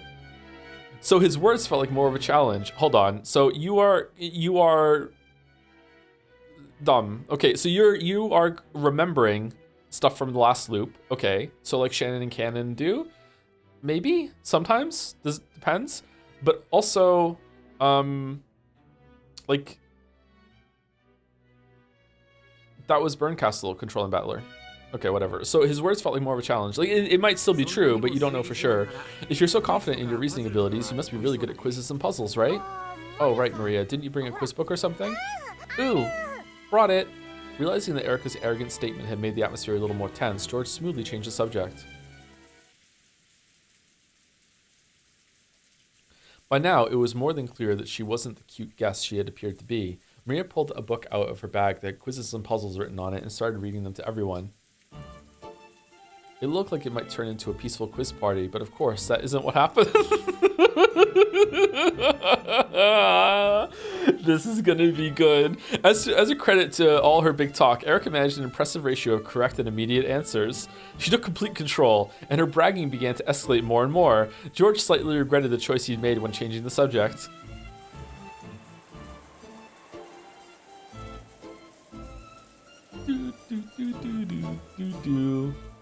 Okay, so the cousins are definitely not dying this game. They've actually had too many voice lines for by this point. This is going to be the adults are dead round. 106 matches. No need to even write a tournament chart for it. The question, how many matches would you need for a tournament with 107 teams, was answered instantly by Erica. This is less of a puzzle than it is a test of knowledge. There's a formula which shows that the number of matches is always the number of teams minus 1. Well, if you just look at the example showing 3 matches for 4 teams and 7 matches for 8 teams, it should be easy to figure out the pattern. Ooh, Erica, that's awesome. Erica One-chan, right? Say it. Erica One-chan, that's awesome. Really impressive. So you don't call yourself a detective for nothing. I couldn't very well act the part of the detective if I was incapable of handling puzzles of this sort. Incredible. I'm sure you'll be able to become a real detective in the future. Well, I'm pretty sure I already am one. The cousins all thought about the answers to the questions, but Erica always answered first. Rosa thought it was a bit rude for Erica to say the answers out loud while people were still thinking instead of keeping them to herself. But since Erica was a guest, she decided against mentioning it. In truth, Erica was perfectly aware of this when she answered the questions instantly. Each time she would grin broadly, as though saying, "You all still haven't solved such an easy problem?" A great detective like you shouldn't really need to take these too seriously, right? Good point. Even though these are just childish questions, I was getting a bit too serious. I'll take more care, so let's have the next question, please. Alright, I won't lose this time. Maria, next question. Which of these is higher on Scrandle? You have one large piece of cheese. A single slice with a knife can split it into 2 parts. So, what is the lowest number of slices you can make to cut it into 8 parts? Oh, fuck.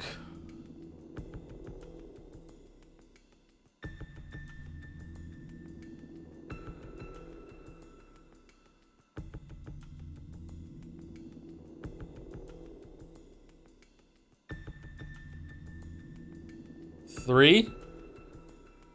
Three?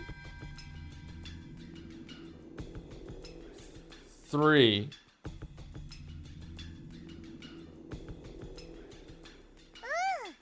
Ooh. Oh, I know this one. So I guess I'll stay quiet this time. George, acting like the adult he was, set up a mood that would prevent people from answering right away, even if they knew the answer, in effect sending a warning to Erica. It seemed that Erica understood, and she averted her gaze, snorting derisively. To make 8 pieces, 4 slices would be enough, right? That's dumb. It would hardly be a puzzle if that was the answer. That's right. You know where there's a lot of cheese?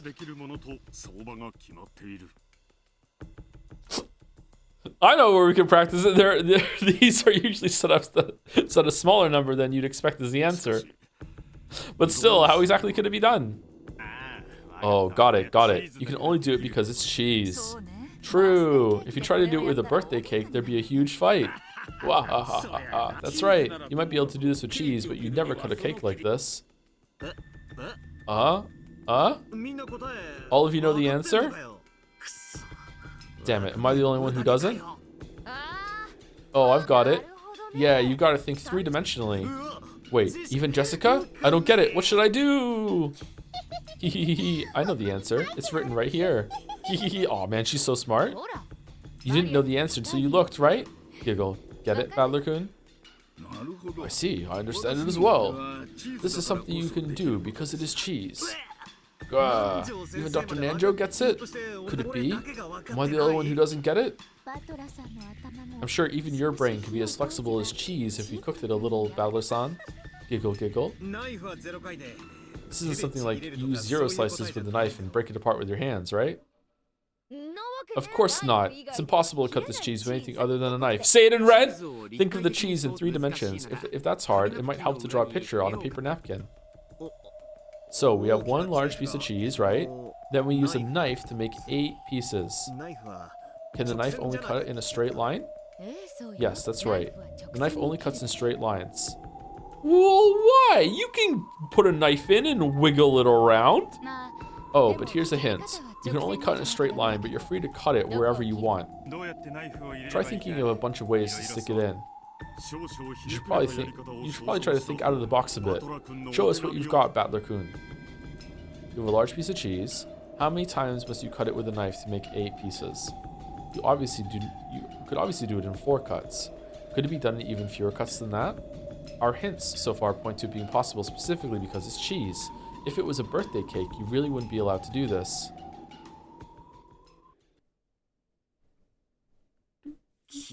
Cheese. Something you can do because it's cheese. Oh, I've got it. I was totally tricked. This isn't something you could think up if your mind's all stiff and rigid. Seems like you finally hit on it. Hopefully, it actually is the right answer. It's impossible to cut the cheese with anything except the knife, right? The knife can only cut in a straight line, right? There aren't any other rules, right? Ooh, not really. Alright, then that's gotta be it. Phew, that was a tough one. Almost like a riddle. You just gotta get beyond cutting straight down from the top all the time.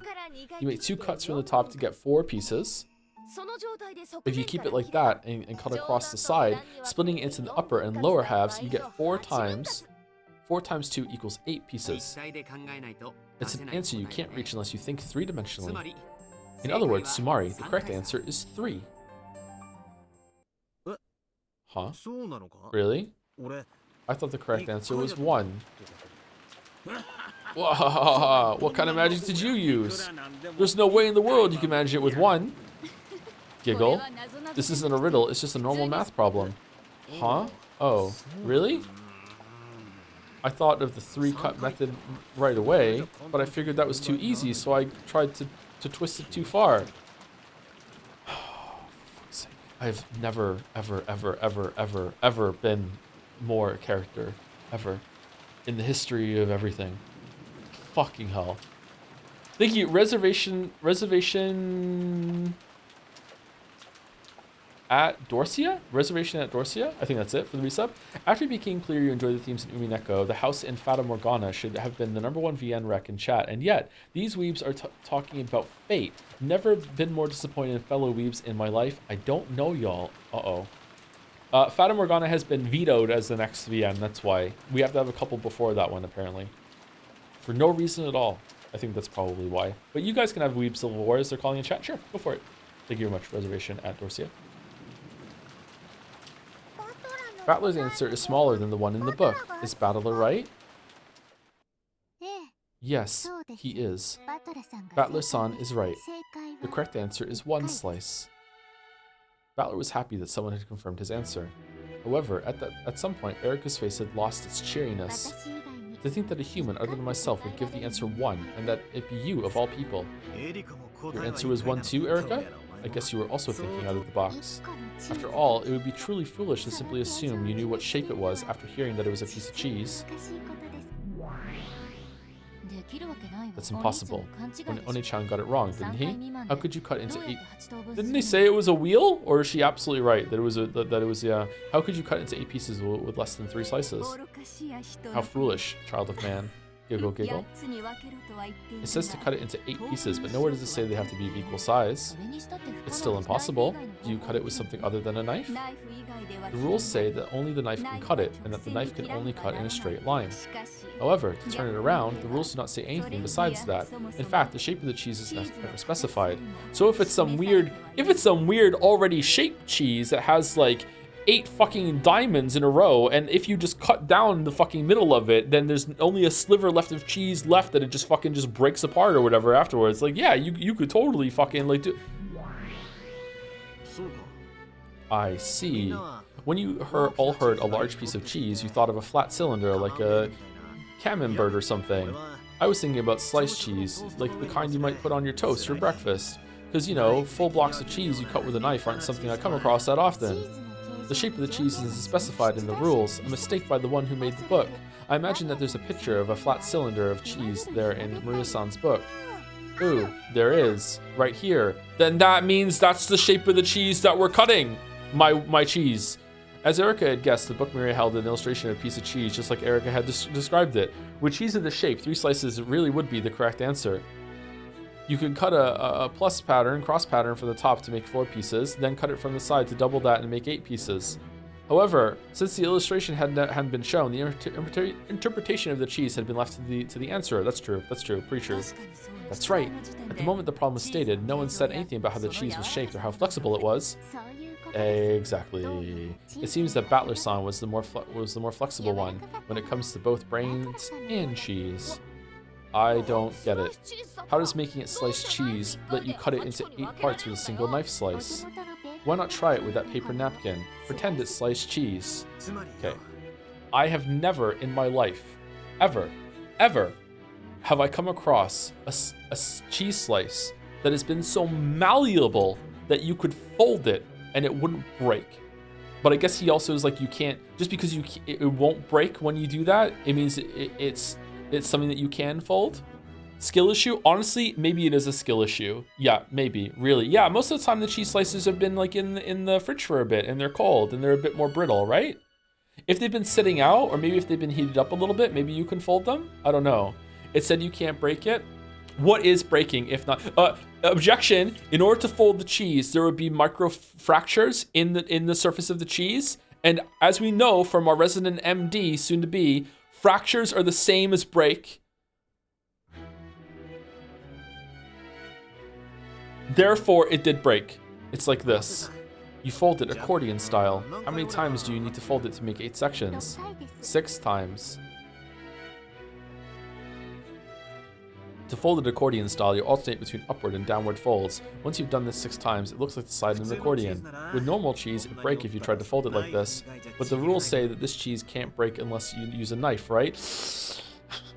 That's fucking bullshit! This is such bullshit! What are you talking about? Fuck off!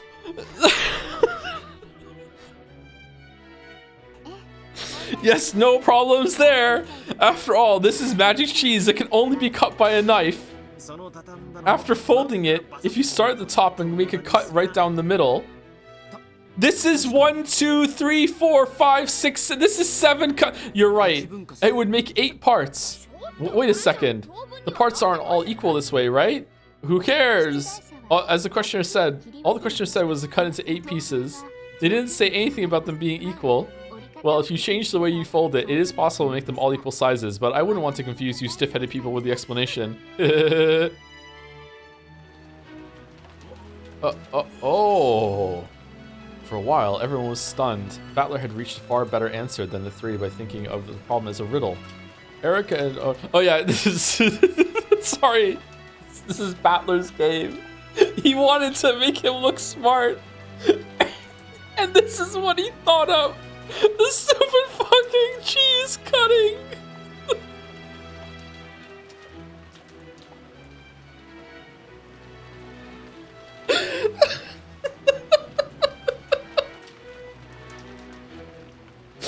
Eric had already known both answers and had even spotted a mistake made by the book.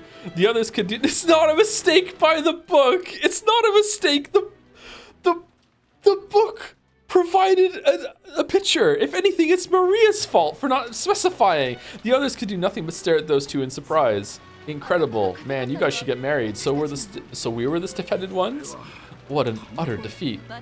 We were thinking in 3 dimensions, but it looks like Battler-kun and Erica-chan were thinking in 1 dimension higher. Nice.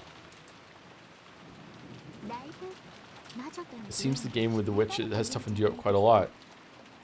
So did anyone also think it was Swiss cheese? It was because Swiss cheese has holes. Yeah, they didn't specify what kind of cheese. It could be a cheese that has holes in it. Yeah. They also didn't specify that it wasn't a cheese that came pre-cut with like dotted lines to follow that would make it just crumble apart into fucking like 8 fucking pieces at the end. It seems that the game with the witch has toughened you up quite a bit. Puzzles without specified rules. In other words, sumari, all things not covered by the red truth, are left to the observer's interpretation. It's the most basic of methods for constructing gaps in the witch's closed rooms. Okay. What the fuck are you talking about?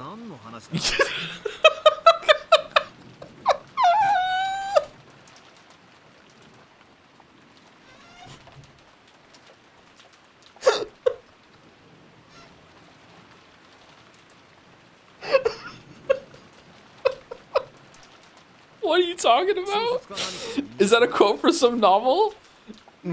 Well, let's call it that for now, shall we? Anyway, I guess this means that everyone's brains are as stiff as rock-hard cheese. Giggle, giggle, giggle. Without any signs of restraint, Erica looked at everyone and laughed sarcastically. Only Maria didn't notice the venom in that laugh as she happily turned to the next page. Oh, for fuck's sake, we're still ooh. Then on to the next problem. You have 3 cups and 6 coins. Split up the coins so that there's 1 coin in 1 cup, 2 coins in another cup, and 3 coins in the 3rd cup. Ooh. Wait a sec, that's easy. Just stick 1 coin in the 1st cup, 2 in the next one, and 3 in the last one, and you're done. However, can you do the same thing with only 5 coins? Ooh. Here's another cliche problem. Can you just put 1 cup inside the other cup? Don't tell me that you all need to waste... Here's another cliched problem. Don't tell me that all you need is... that you'll all need to waste several precious seconds on a problem like this. By now, Erica was gazing around with an unpleasant look, acting in a manner that was completely inappropriate both for a guest and for someone of her age. She was no longer a guest who would be staying until the storm passed. they were staying with her. She had transformed into an annoying guest who wouldn't leave until the storm passed. Everyone thought this, but they were unable to say it aloud.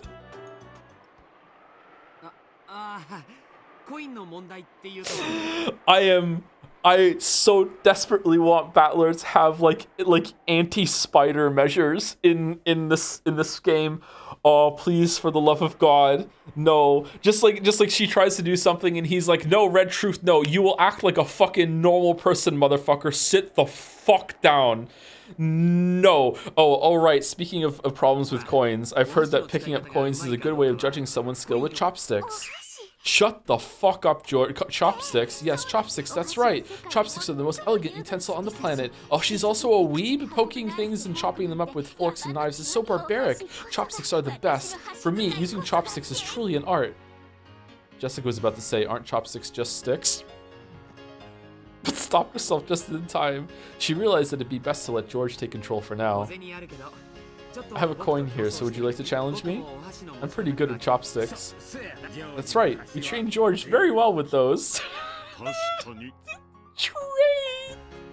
like a dog! Indeed, table manners are a window into one's upbringing, and Erika-san uses them quite well herself.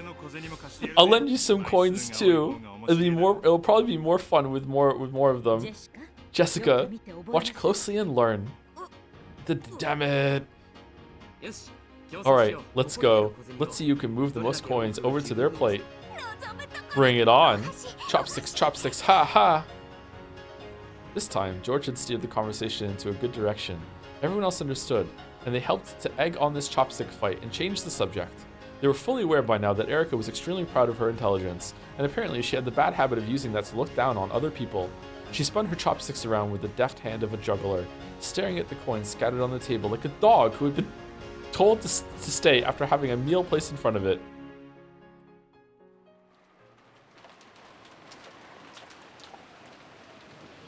Also, thank you to Parkir and Honda for the resub. Thank you very much, Parkir and Honda. Thank you, Huli Gordo, for the bits. Nobody knew the answer, but then a student stood up and folded the cheese into 8, slicing them a single cut. Everyone clapped, including the teacher, and that student's name? Chodler Steinsgate. Thank you, Kever Clarung, for the bits as well. Slides next to you at the bar. So, you want to see what I can do with cheese? Ooh. Would it work? Would it work? I'm as flexible as a cheese slice. Oh, that might work. The unsettling sound of the wind had now blended in with the sound of rain, mimicking the howl of some monstrous beast. Just when it seemed to be crying out sadly, it would suddenly turn into a roar and rattle the window, striking up even more fear and unease within me. Light from the hallway poured in through the thin crack of the slightly open door, and it seemed to carry with it laughter that was warm and happy but very distant. I've had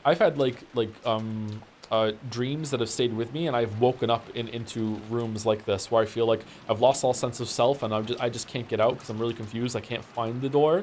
It's really unsettling. It's quite disturbing. I'm sure everyone's in the dining hall or somewhere having a good time. That's what this makes me think of. I want to go there as soon as I can. I'm sure my family will be there. I hate being all alone in a place like this. Dad, Mom, I stubbornly tried again and again to get that door open, but the merciless chain wouldn't let it open any further than that crack. On the contrary, feeling this close to a way out just made me more impatient. Gulping and trying to ignore the fear lurking behind me, I quietly closed the door. That light coming out of the crack is just a trap, an iron shackle, making it look like I'm an inch away from freedom. Though that door will never actually open, a shackle trapping me in here for all eternity. I need to get out of this creepy room as soon as possible. When I closed the door, all that filled the room were the eerie sounds of wind and rain. The way the wind picked up every now and then and shook the window frame felt like a monster in a cage shaking the bars. I was so scared of that monster, but I couldn't help but avert my gaze from the window. Gotta search. If I can't get out the door, I need to find another way out. Who is this POV? I don't think we know yet, but I think it's Battler. Just to the side of the door was a closet. There was only enough space inside to hang overcoats. Of course, it didn't connect to anywhere outside the room. If this were hide and seek, it'd probably be fun to hide in there. However, inside this creepy room, it'd be no better than stepping into my own coffin. If I go in there, maybe I'll find myself trapped in the closet next. This fear I didn't understand sent a massive shiver up my spine, and I closed the closet door in a hurry. There's one door left. Oh. When I opened it, there was the bath and the toilet. Oh, you drew the lavatory? A lavatory? That sucks for you. Of course, there was no exit. There weren't even any windows. If I turned the faucet, water would probably come out, then disappear down the drain and flow outside. But I couldn't get it out. But I couldn't get out that way. Unless I went into the bathtub with the stopper pulled out of the drain and smashed my flesh and bones to bits, I had the feeling that this was the only way out. So the black stopper in the bathtub drain looked extremely terrifying. You could flush Naomi's locker key down the toilet again. I tried a lot of things, both mentally and physically, but there really was no chance of me getting out through the bathroom. Next is the window. Beyond the window is a pitch black darkness. The fierce winds and rain are slamming against the glass. The darkness on the other side of the window may have been unsettling, but I didn't really care where I went as long as it got me out of this room. However, the window was clamped shut. Right down the middle of the window, which was made to swing open like a set of double doors, were several ugly metal clamps. It was even more unnerving than the chain on the door, like a rough operation scar on some bizarre monster.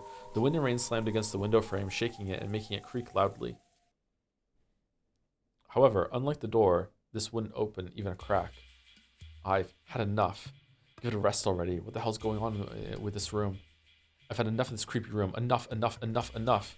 It's impossible to go outside except with the door and windows. And compared to that thick door, the windows look like it might be possible to break. I'll smash it.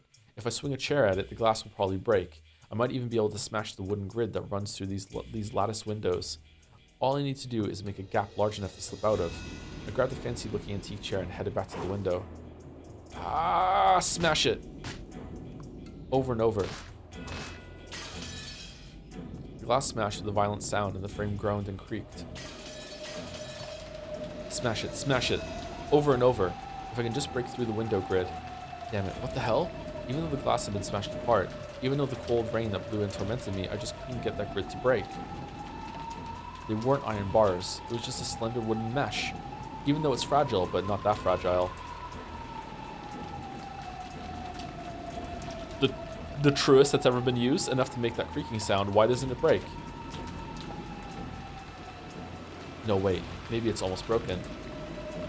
What if I try attacking it from a different angle instead of just smashing it head on? I stuck my left hand outside through the hole in the broken lattice window, grabbed the frame from the front with my right hand, and tried to break it by shaking it around from both sides. My left hand started to grow ice cold from the frigid winds and rain. Then when I shook it, fragments of glass sticking out from the broken flame poked into me, and my wrist was soon stained with blood.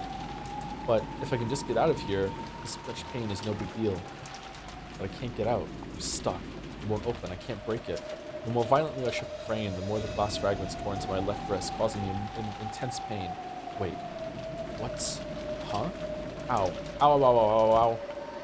Before I realized it, the glass fragments on the frame had extended outwards. It was as though an ugly beast was trying to chew my hand off with glass teeth. It didn't just feel as though they were growing outwards. They were actually getting longer before my very eyes. Ah, and they're chewing my hand to bits. Is the window regenerating? I tried desperately to pull my hand out, but it had already dug deep into my wrist and I couldn't move it.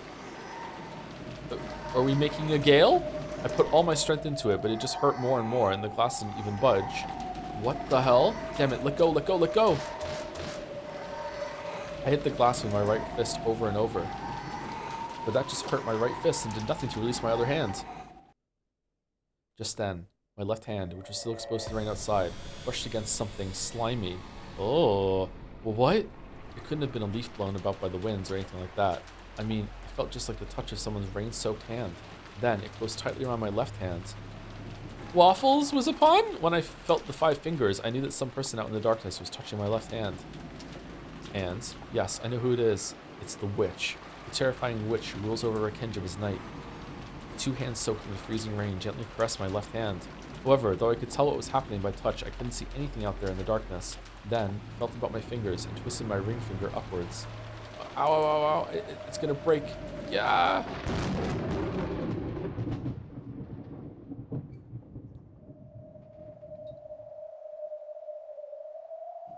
At that moment, I saw something in the darkness for the first time. It was white. The darkness grinned and bared its white teeth. Then, that mouth filled with eerie white teeth approached my finger that had been twisted up so far that it was about to break. It opened wide. It must have been laughing at me from the darkness. After all, that creepy mouth was twisting upwards in a huge grin. I had a horrible idea of what it might be trying to do to my finger. A shiver ran up my spine. I resisted as much as I could, but the fangs of glass just wouldn't release my left hand. And then, it gently bit my finger. Gently. Flesh and bone were crushed and torn apart in an instant. Crunch, rip, tear, squelch, splat.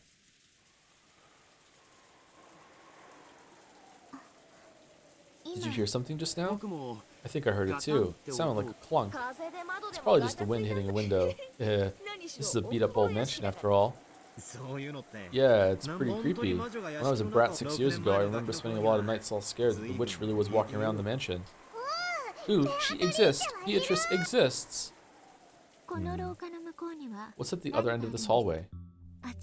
There are guest rooms there, but they aren't being used now. Yeah, after all, we have the guest house now. Until then, we would always stay in these guest rooms.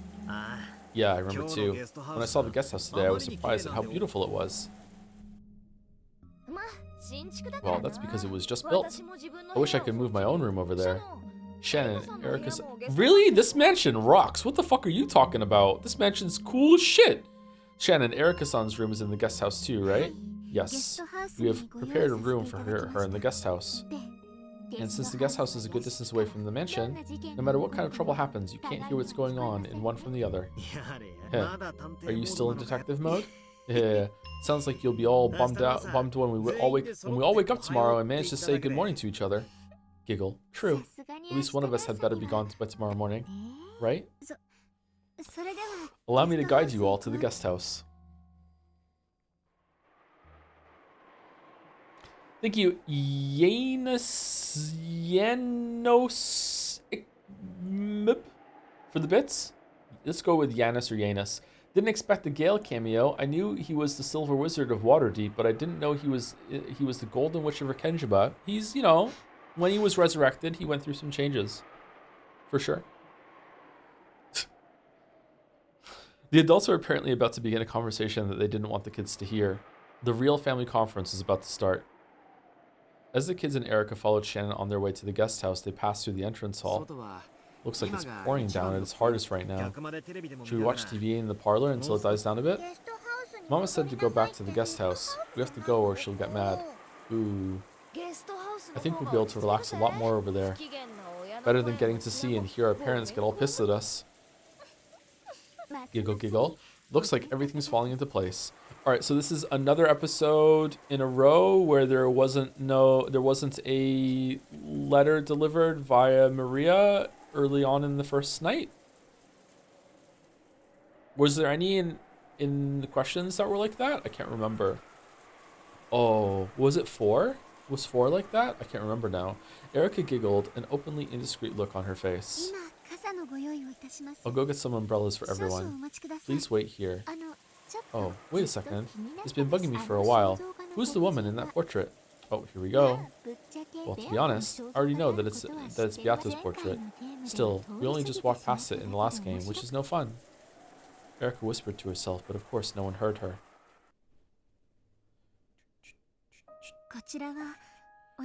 This is the master's benefactor, Beatrice-sama. They say she gave grandfather a vast quantity of gold, meaning that she's thanked for the Ushirimiya family's revival. Wait, she did what? She's just a witch of grandfather's delusions. Supposedly her ghost walks the corridors of the mansion every night. Hey, quit it. That story always freaked me out when I was little, and it always made this mansion feel terrifying after night fell. Oh right, it's true. What about now, 6 years later? I'd totally forgotten, but looking at this portrait head-on, applied directly to the forehead, I can feel that old fear coming back a bit. Ooh, Beatrice isn't scary, at least as long as you respect her. If you don't, right, Shannon? Yeah, that rumor does exist among the servants as well. Rumors about servants patrolling that night bumping into mysterious silhouettes or gold butterflies. Yeah, was it last year or the year before? Didn't one servant fall down some stairs and get so badly injured that they quit? Wasn't there a rumor that it was Beatrice's curse? Jessica told it like a ghost story, trying to scare Erica, but Erica just laughed disdainfully. Come on, that's creepy. It was probably just an accident, right? Just a coincidence. It happened just after grandfather had this portrait hung here, so it was probably the year before last. In fact, if I remember, this here is the staircase that servant fell down, right? Yep. After all, this insanely huge portrait really stands out. Shortly after it was put up, everyone was talking about what it might be. And then, when the accident happened shortly afterwards, people started calling it Beatrice's curse. So these ghost stories about Beatrice started after the portrait was put on display? No, rumors about Beatrice-sama's ghost walking about were around even before that. However, I do think those stories grew in number after the portrait was put there. Before then, even though they had heard about the witch, Beatrice, they didn't have an actual distinct picture in their heads of what she'd be like. I imagine that this portrait made that picture distinct for them, strengthening the rumors even more. So, who started talking about this Beatrice witch in the first place? Grandfather. He'd always start freaking out and yelling, "My beloved witch!"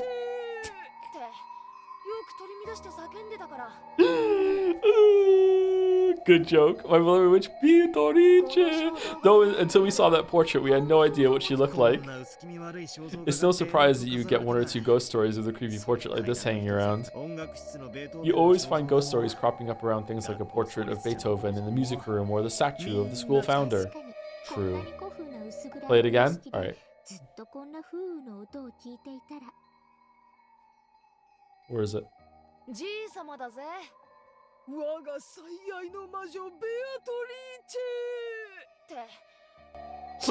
True, it wouldn't be strange for a few ghost stories to arise in an old, gloomy mansion with the sound of wind and rain present in the background for so long.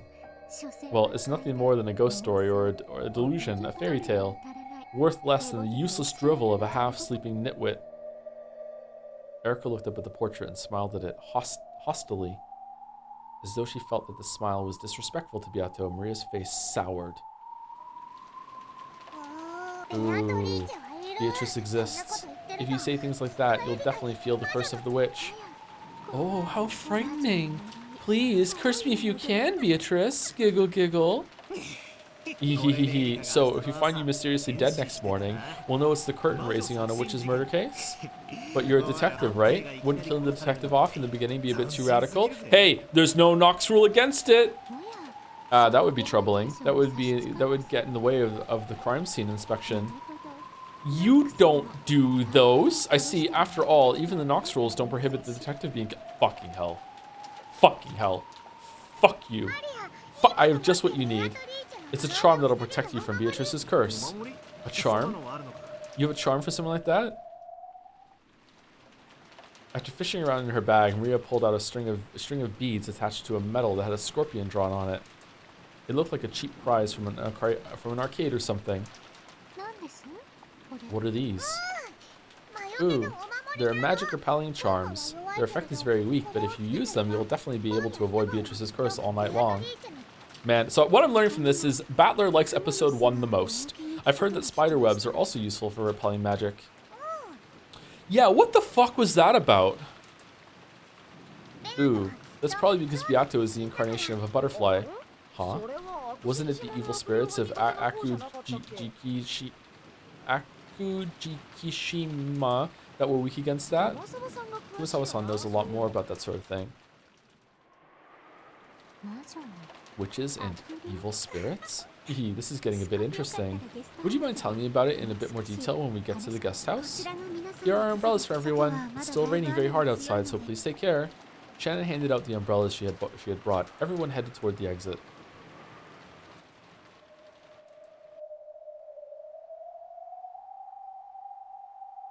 And then, when there were none left standing in front of the portrait, a gold butterfly appeared.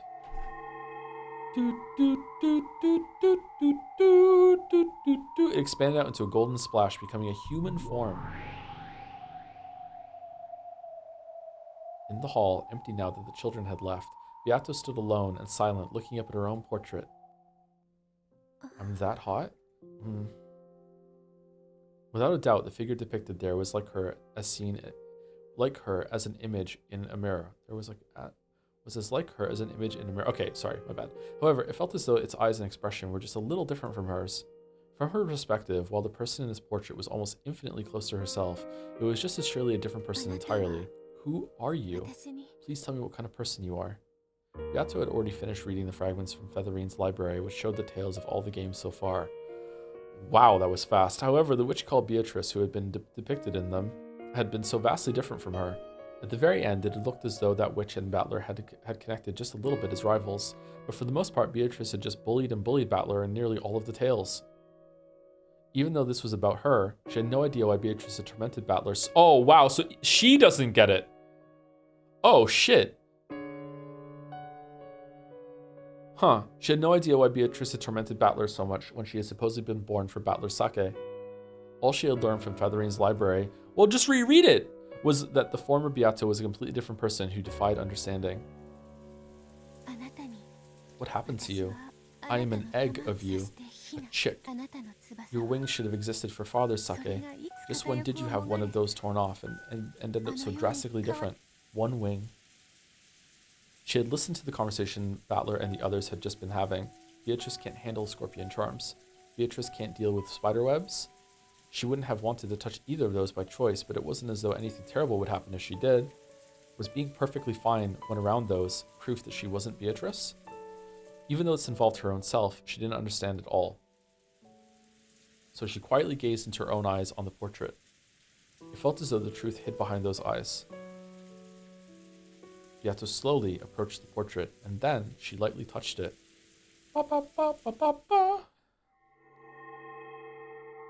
Let's go. When she did, it felt as though the portrait rippled slightly. Yep, yes, this is a doorway. A doorway to the long path that will lead her to the Golden Witch Beatrice. Beato felt a bit dizzy. She lost her balance, feeling as though the world was twisting around her.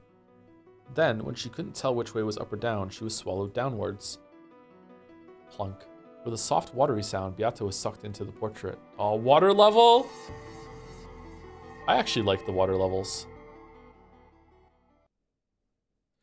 Joe has two tapeworms in his head. One of them is Erica, and the other one is Battler, and they are trying to kill each other. You mean tadpoles? The world inside the portrait was pitch black. However, there was nothing unsettling about it. It was a comfortable darkness, like when you put your head under the covers in bed at night. Beato realized this was a world inside herself. So, despite the darkness, she felt a warm embrace. As long as she asked for nothing, this world would ask nothing of her. But she couldn't remain like this. She didn't want to spend eternity inside the darkness of this world. Yes, I need to hatch out of my egg. This darkness is the shell surrounding the gold butterfly called Beatrice. I will be born for father's sake. I will be born to live for father's sake and to serve him. Sake. She took her goal, her reason for being born, and put it into words. As if in response to those words, the seal on the shell began to melt away. Cracks appeared in the darkness, and a brilliant light enveloped the world.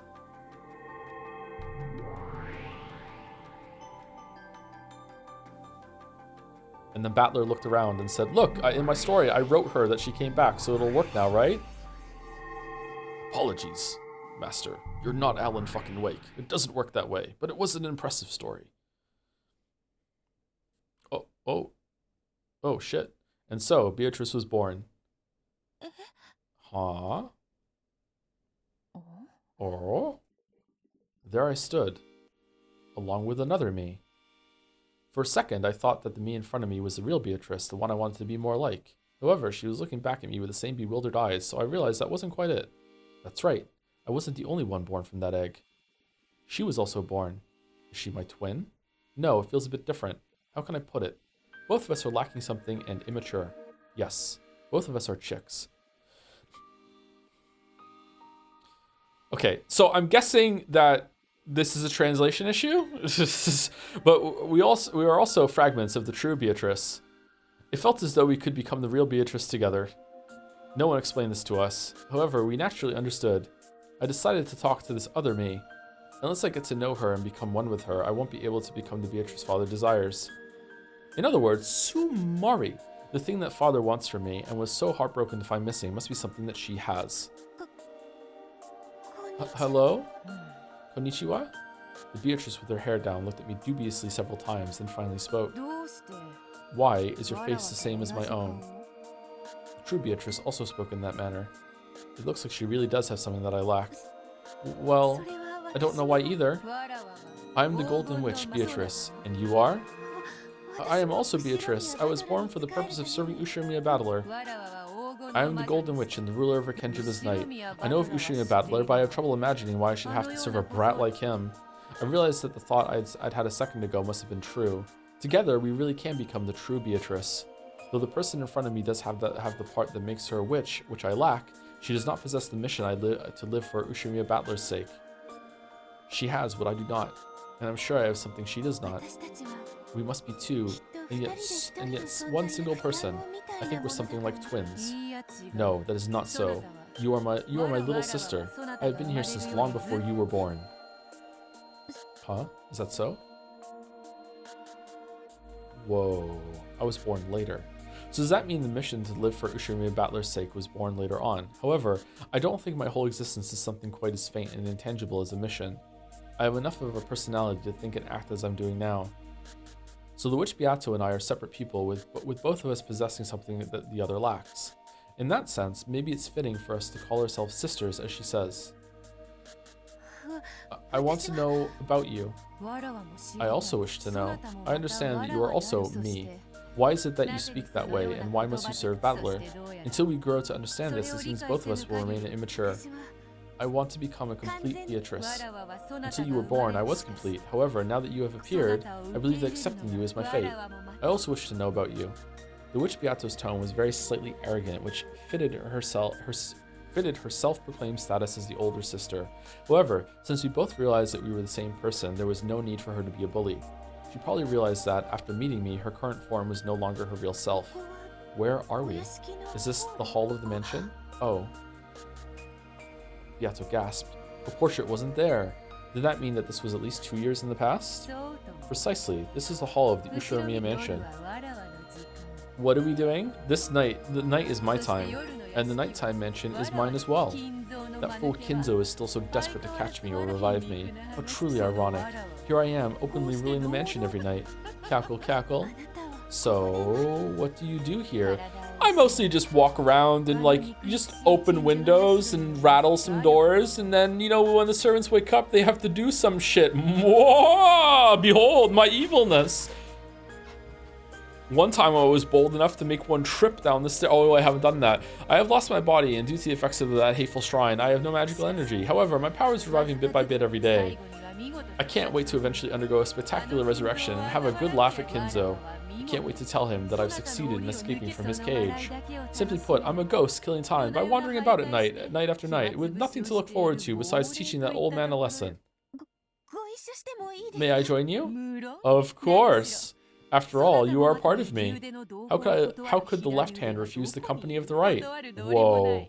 Bringing this up in front of Gale? Why should I refuse? I should be pleased to have you, my little sister, the new Beatrice. Thank you very much. One-sama. Somewhat embarrassing name, but it is not bad. Come, let us go. Let us take a walk through the nighttime mansion. Cackle, cackle. Let me introduce you to my boring everyday life. Every night life.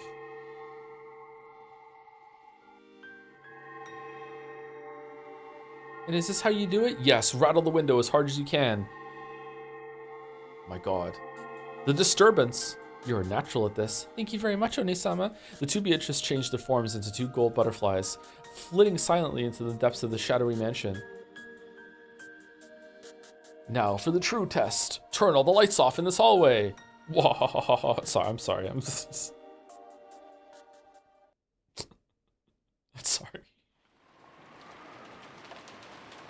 The source of magic.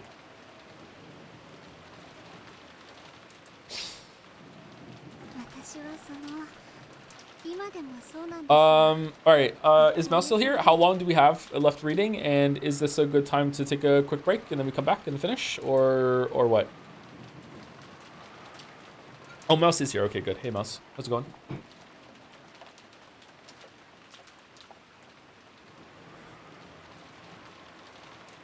If this scene is like 30 minutes long, we can go a little longer. Good time to take a break. You can keep going 1 to 2 chapters. They're both a little under an hour. Okay, a little under an hour. Okay, that should be enough time. I have to go a little bit before 7, or at least right on 7 today. Okay, all right. Let's take a short break, and then we'll just continue until the end when we come back.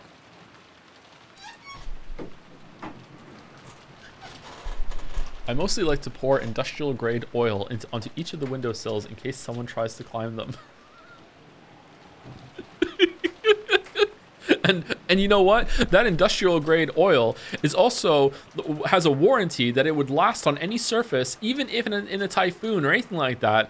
And it was also made in the 1960s, so it's been established and it's been around for a while, and it would last on there for at least 10 years. Knowingly turns to the screen, glares at the landlord. I have established now a preemptive rule that fucking spider era can no longer climb all over the windows, and it was a substance that was made 20 fucking years before the thing, and it was also established with all the rules, and it was a clue that. Anyway, we're back.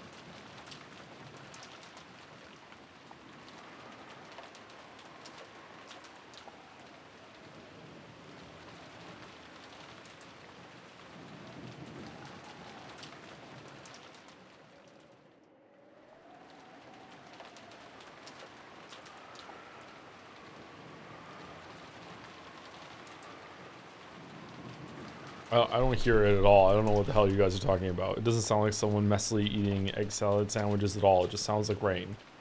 What are you doing?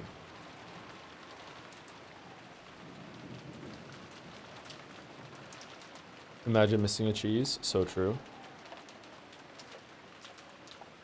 So true.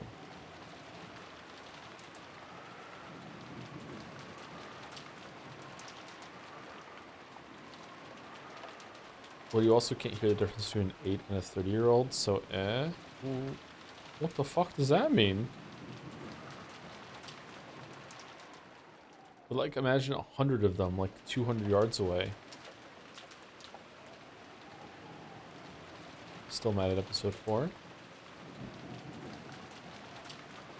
Whoa.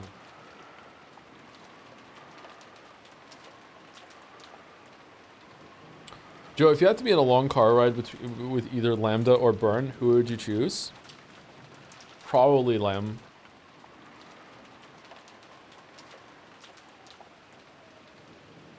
Like, Lambda seems bored and desperately trying to entertain herself, and does have like a mean evil streak, but Burn is like legitimately, genuinely evil. So I feel like in terms of like a safety thing, I think I have a better chance of surviving that car ride with Lambda than I do with Burn. Really? Oh yeah, really, yeah. Which is weird because at the beginning it presented that Lambda was the more unhinged one. But I don't really think she's unhinged. I just think like she's like a bit unpredictable, but within some amount of like moral limits. Like she'll let things go if they entertain her and anything like that. And I don't think she's vindictive either. But like maybe she is, and I'm misjudging her, or I've forgotten the part where she's vindictive. But like Burn Castle is like legitimately like genuinely deep evil. Like it really comes down to it. Erica is nothing compared to Burn Castle. For like honestly, like Erica has a morsel, a crumb of the evilness that is Burn Castle. Burn Castle's bad fucking news.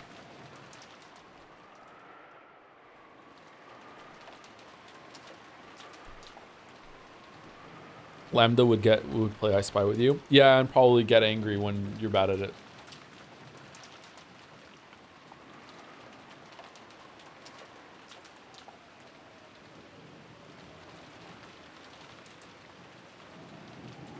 If you spin the chessboard around, witches aren't real, so these are just some kids you can beat up in your own will. So which do you choose? I think that witches are real.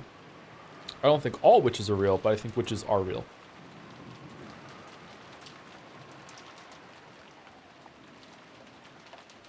Anyway, let's continue. I think we're only going to be doing one more scene. Let's see how it goes. Back then I was, and I guess I still am, a bit of a klutz. I always forgot where I put things, or think I'd locked something up when I'd actually forgotten. I caused a lot of trouble. I remember how Natsuya used to get mad at you all the time. Has the proposal already happened? But eventually, Shannon managed to overcome all that forgetfulness. Oh, and how'd you do that? I made up another person that just cleans up after me. It wasn't anything big, but I got into the habit of writing things down. I'd write down wherever I put something important. For things that happened often, I made a checklist and always made sure to check it. So, did you see Beatrice or didn't you? Oh, I didn't see her directly, but, well, some very strange things did happen.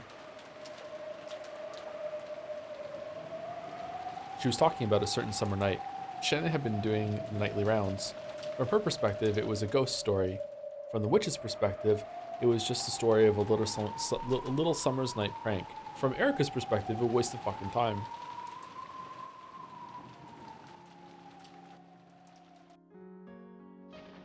Oh, fucking hell. Stop doing that.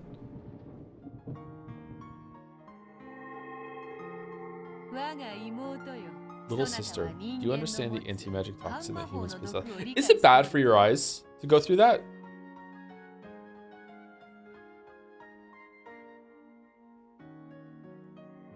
Or can your eyes can just tank that? Is it fine?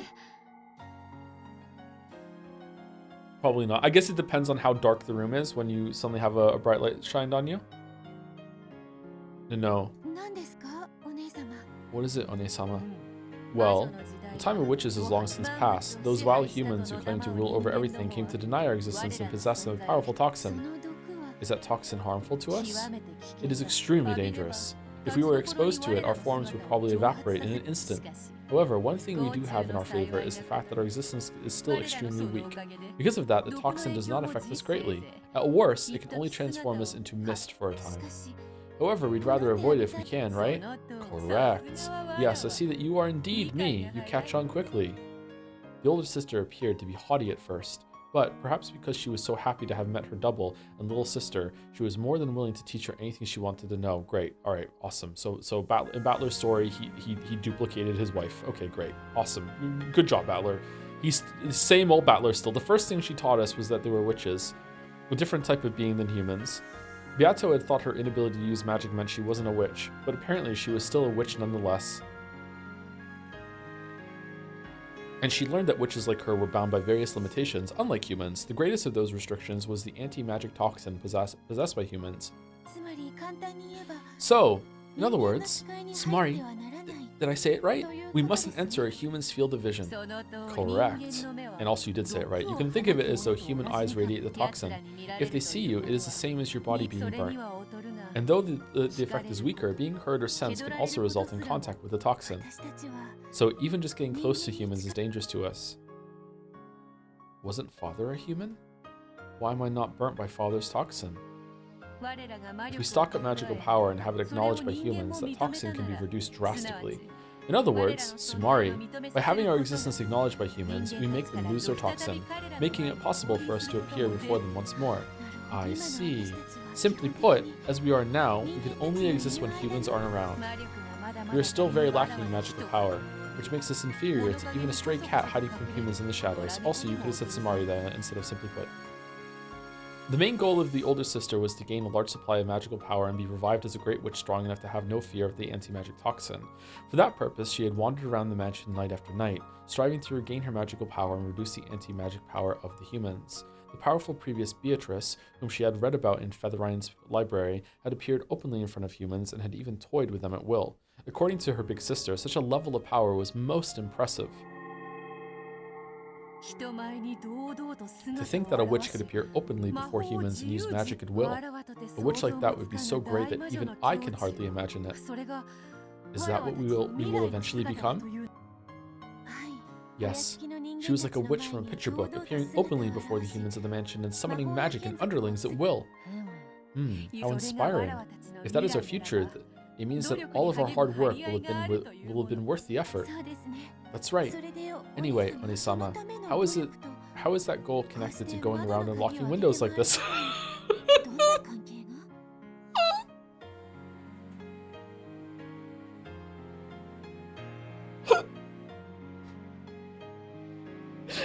It was the middle of the night. They were falling behind servants who were checking the locks on the doors and windows and undoing those locks after the servants thought they'd been... I'm laughing, but it actually makes sense because it's like she has little power, but like manipulating the world and like that keeps the spirit and idea alive. And the more people that are like, oh my god, the fucking witch was at it again, fucking doing some prank, the more people believe in her, the stronger she gets, the more she can do next time. Like, it's like playing an incremental game. Oh, incremental mansion haunting game? Oh, that would be good, yeah. It felt more like a child's prank than the work of a witch. This is the path that leads to becoming a great witch. All journeys begin with a single step. To those who could not understand, that first step may look quite foolish from time to time. However, it is still a momentous first step. With pride, as though making the first step for mankind on the surface of the moon. Kraus smiling in the chat. The older sister undid the lock on a window with a click.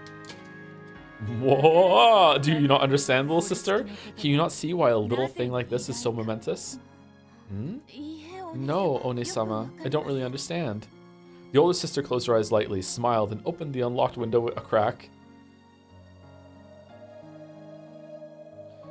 Cool outside air flowed in, making the curtains flutter. Let us put it in the toxin-filled words of a human. We are not supposed to exist on this island. I shall go further. Right now, there is no one in this corridor, and yet the lock has been undone, and the window has opened. Can you see how a great miracle, a work of magic, a proof of our existence that is? Even you should understand the coolness of this breeze. I do understand. It's nice and cool. The coolness, the softness of the breeze, and the feel of the fluttering curtain touching your hair. All of these things show that we truly are here. So, by unlocking the window like this, we can leave behind proof that we really did exist. And that is why I unlocked it. Of course, it wasn't just small pranks like opening a window. She could also smash windows or vases or leave behind strange fires and mysterious scribbles.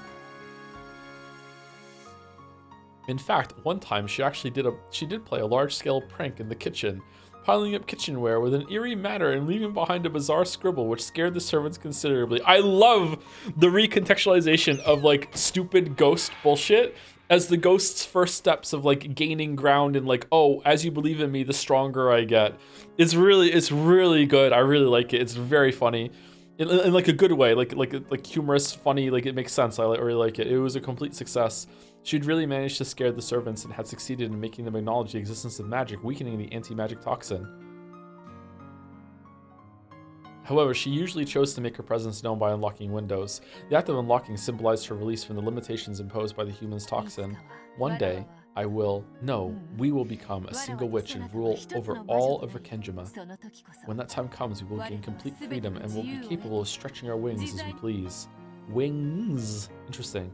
We won't have to be afraid of anyone's gaze anymore. We'll be able to fly wherever we wish, disappear whenever we want, laugh however we like, prank however we like, talk with anyone we want to.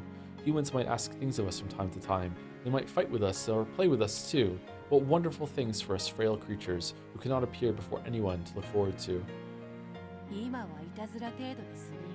Right now, they are little more than pranks. However, as they pile up, proof that we exist will begin to gather. The servants already call me the witch, Beatrice, master of the night, and are beginning to believe in me bit by bit. The more they believe, the more those humans will lose their anti-magic toxin. I see. So this means that Father has no anti-magic toxin, and that because he truly believes in the existence of the witch I am, without any doubts, Beatrix 2.0, I finally realized that, though I thought him to be cold, Father does possess a kindness that can't be seen. I'd like to become a great witch and appear in front of everyone soon. Indeed, eventually we will be able to appear openly in front of anyone. By doing that repeatedly, we shall make people believe in us even more, and eventually we shall display even our magic for all to see. At that time, we shall descend upon Rekenjima as the great witch you told me of. Ah!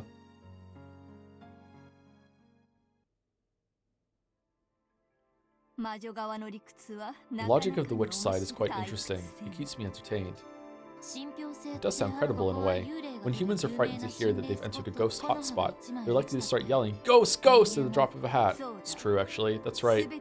At a fundamental level, all phenomena are neutral, indifferent, and dull. If you want them to be viewed in a certain way, you must first create a suitable environment. All the ghosts in your house wait for the horror movie to be done to finally come and get you. They just sit around lazily just waiting, and then suddenly, oh, tense and scared of the movie that he watched. Go, go, go, go, go. If a person has charisma, people will interpret what they do in a positive way, even when they screw up. I see. I guess in that sense, the Beato's small efforts aren't misguided. If it was just the mansion's locks being undone, everything could be resolved by saying that someone forgot to lock up or there was some kind of prank. However, the rumors of a witch wandering about the mansion night after night slowly began to take shape as the existence of the witch. An environment was established so that if anything strange happened in the mansion at night, it would all be viewed as the work of the witch. I get it. If you follow that reasoning to an extreme, then what you get is no different from a witch existing in the mansion at night. After the Beatos finished their mischief of unlocking and opening the window, they enjoyed the coolness of the wind and the brightness of the moon, then became gold butterflies and disappeared into the darkness.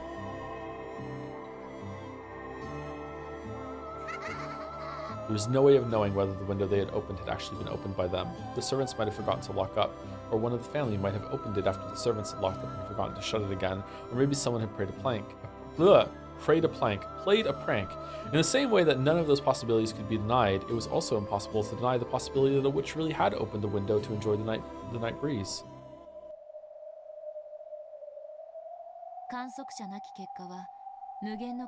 A result without an observer can possess an endless number of ways in which it might have occurred.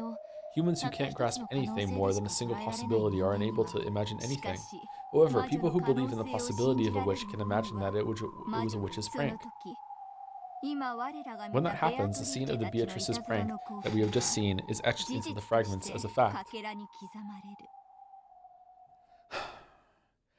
How is Beato formed? How is Beato formed? How witch get magic? They need to do away insane detective. Who killed their magic because these beatos can't fit back? It was on the news this morning. Erica in awe who had killed her beato. They are taking the beato back to Rekenjima, to Lady to rest. My pariah with the battler who lost his beato. I am truly sorry for your lots. Thank you, Damek. However, people who believe I read this tonight as a fact. If you don't know what I did, just Google how is Babby formed. That's one of the foundations of magic, embellishing the process. With just a little magic, even a mass-produced stuffed animal can be reborn as a wonderful, unique stuffed animal filled with a mother's love.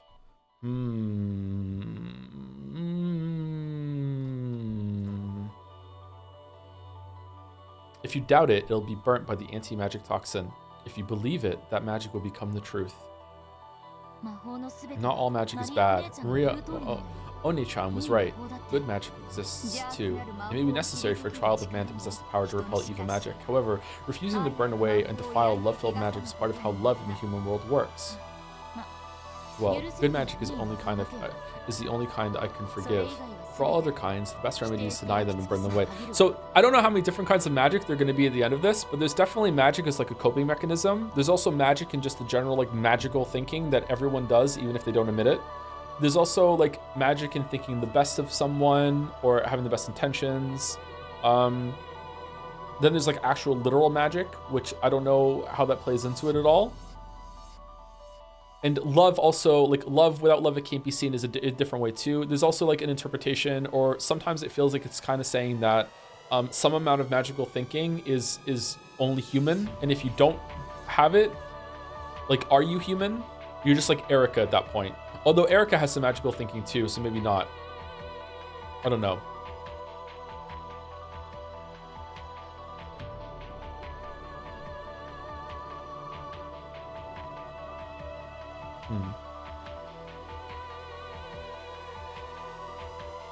Is it magical thinking also attributing events to miracles? Yeah, it's also seeing patterns that aren't there or making them yourself. That's under the general umbrella of magical thinking. Magical thinking is very common. I really do truly believe that everyone does it to some extent. Even to some people who steadfastly say like, no, I don't. I'm completely rational, completely logical. I think there is some amount of magical thinking that you do, maybe if you don't even realize it. I would be really shocked if there wasn't even just a little crumb somewhere about that. I think it's only human.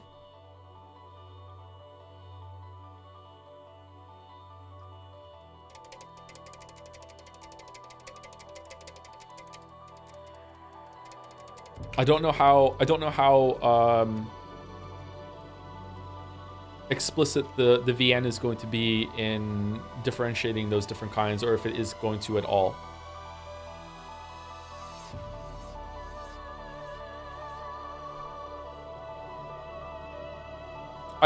Would you say that magical thinking is also misremembering something that happened?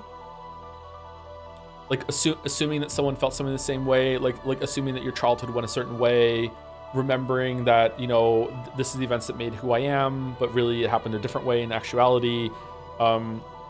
Ties into like our memory is all fallible. Like every single time you access a memory, it's a little different in your mind until like when you get to as old as I am, you kind of have an existential crisis every single time that you think back to how your childhood was, because you're probably not even remembering it properly. But those events made you who you were. So how does that work? That's copium? Maybe.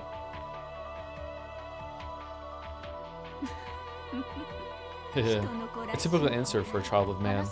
Getting back to the point, knowing this much, I guess this means that the ghost Beatrice, who is called the ruler of Rekenjima's night, doesn't really exist. It's nothing more than a general term for any inexplicable occurrences that take place in the mansion after dark. In other words, Mari, Beatrice isn't the name of a person, it's the name of a phenomenon. If anything bizarre happens, it all becomes the work of the Golden Witch. That environment in which a witch could exist is what Beatrice is. Which witch? That keeps building on itself until we reach 1986. This is the veil that the true culprit is hiding behind. And the person hiding behind it is, without a doubt, a human. And it could be me, because I was 1 year old. Perhaps that holds true at this point in the witch's tale of the past. However, I doubt you can use that argument alone to fight all the way through 1986, don't you?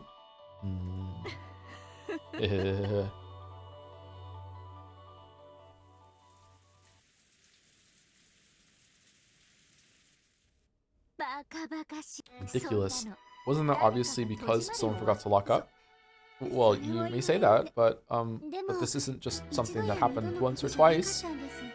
Because I did it way more times than someone did it. In other words, Samari, you're a klutz, a fool, and a moron of a servant who forgot to check not just once or twice, but many times over.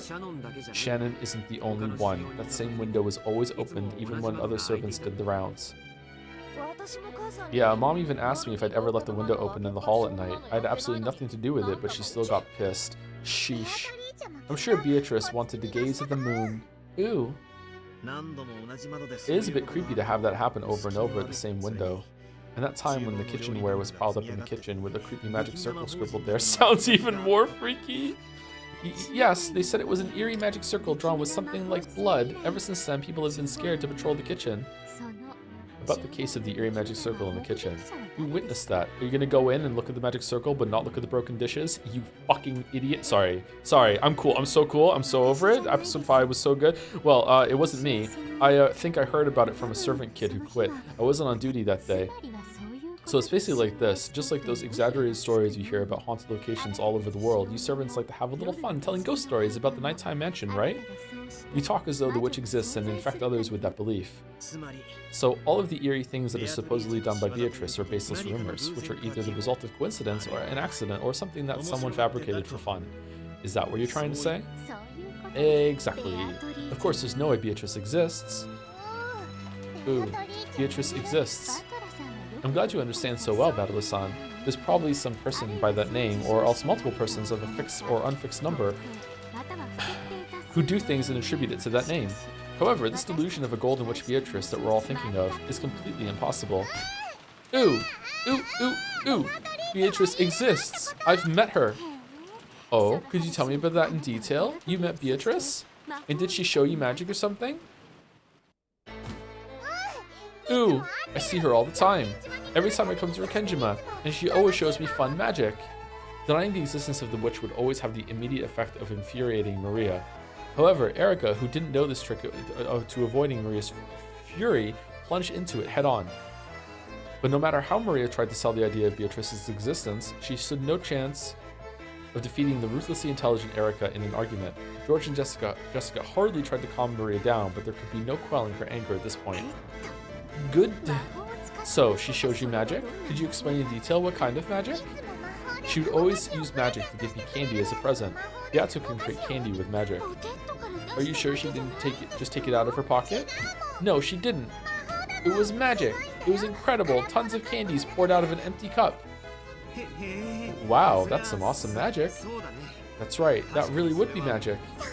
Yeah, it was magic. It really was empty. I checked inside it myself. What do you mean you checked inside it? Give it a rest, Erica-san. She's just a kid. Come to think of it, Erica-sama, would you like some more tea? Yeah! No, thank you. I'm having a seriously intellectual discussion over here. Oh, you outsiders can stay out of this. You have to tell me in more detail, Maria-san. What do you mean when you say that you checked inside it? It's me talking to chat. Fortunately... Sorry.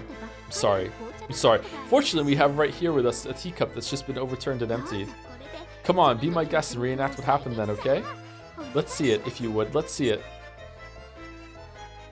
After holding the cup of black tea, which she had just overturned that was still dripping, upside down and over the table, Erica slammed it down hard and slid it over to Maria. Erica's eyes glowed repulsively like those of a snake about to snap up a frog. That hurts. Oh yeah, making fun of myself! And did you think Erica's the hero in this scene? This is stupid. She needs to back down. Those eyes were ice cold and had madness in them and that made one want to avert their gaze.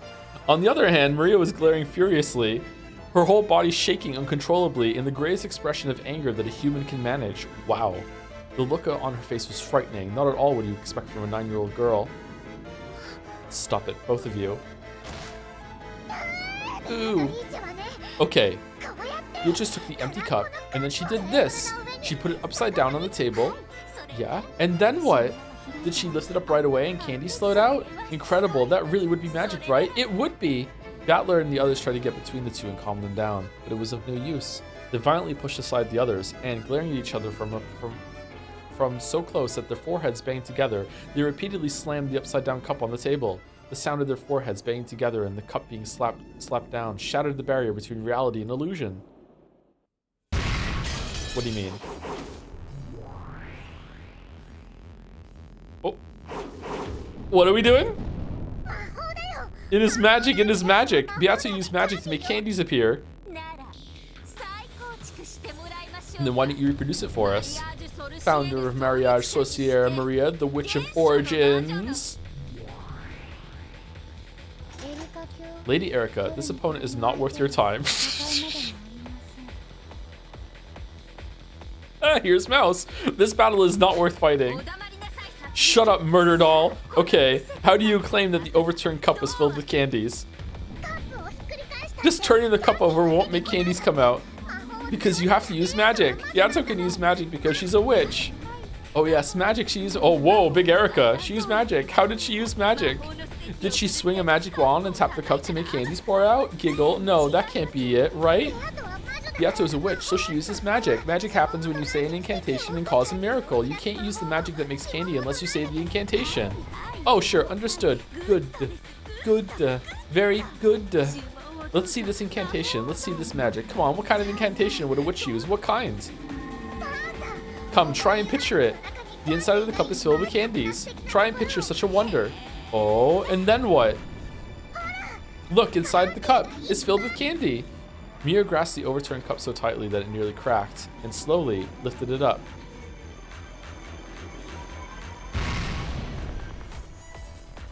Then, from the inside, several cute candies poured out.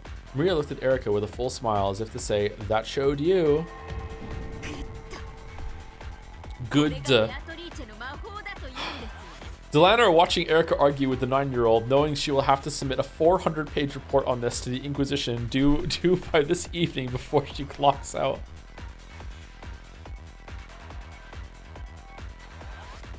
Die the death! And so, and is this what you like to call Beatrice's magic, is it? Delano! Beat her to death. Oh, shit! As you wish. I won't let anyone deny Beato's magic, because magic is magic. Magic is impossible. You might be telling a lie about something that never happened.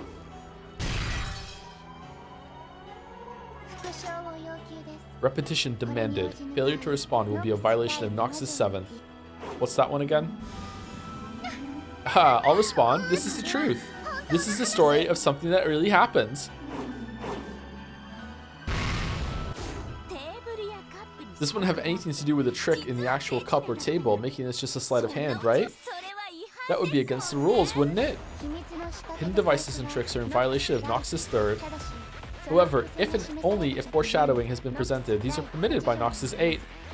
Nox's 3rd prohibits hidden doors and devices that have no clues pointing towards them.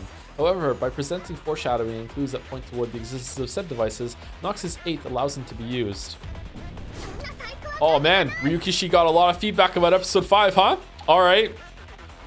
That's an important addendum. Okay, yep, alright. Fuck me, alright. There were no tricks like that. It was just an ordinary table and an ordinary cup. So it was magic, not sleight of hand.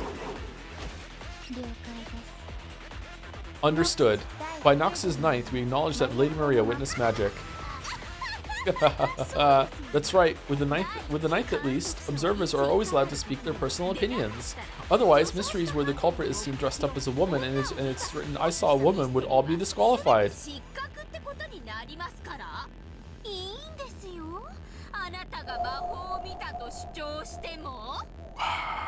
Sure, that's fine. Claim that you saw magic all you want. All truths are nothing more than claims. So I'll make a different claim and see straight through yours to the truth. That's the detective's duty and where we shine the most. There's nothing to see through. This is magic. Since it is magic, only witches can use it, right? That's right, only witches can use it. So if a human like me could use it too, that would mean it isn't magic, right? You can't use it. Only Beato can use magic. Good. Then why don't I show you? I'll make candy appear from out of this empty cup. If you think you can, just try. Impossible, impossible, useless, useless. There's no way a human can do it. My god, that expression on Erica's face. Then please, please, please just relax and watch. Here we have an empty cup. Is that okay? It is, isn't it? Then we turn it over on the table like this.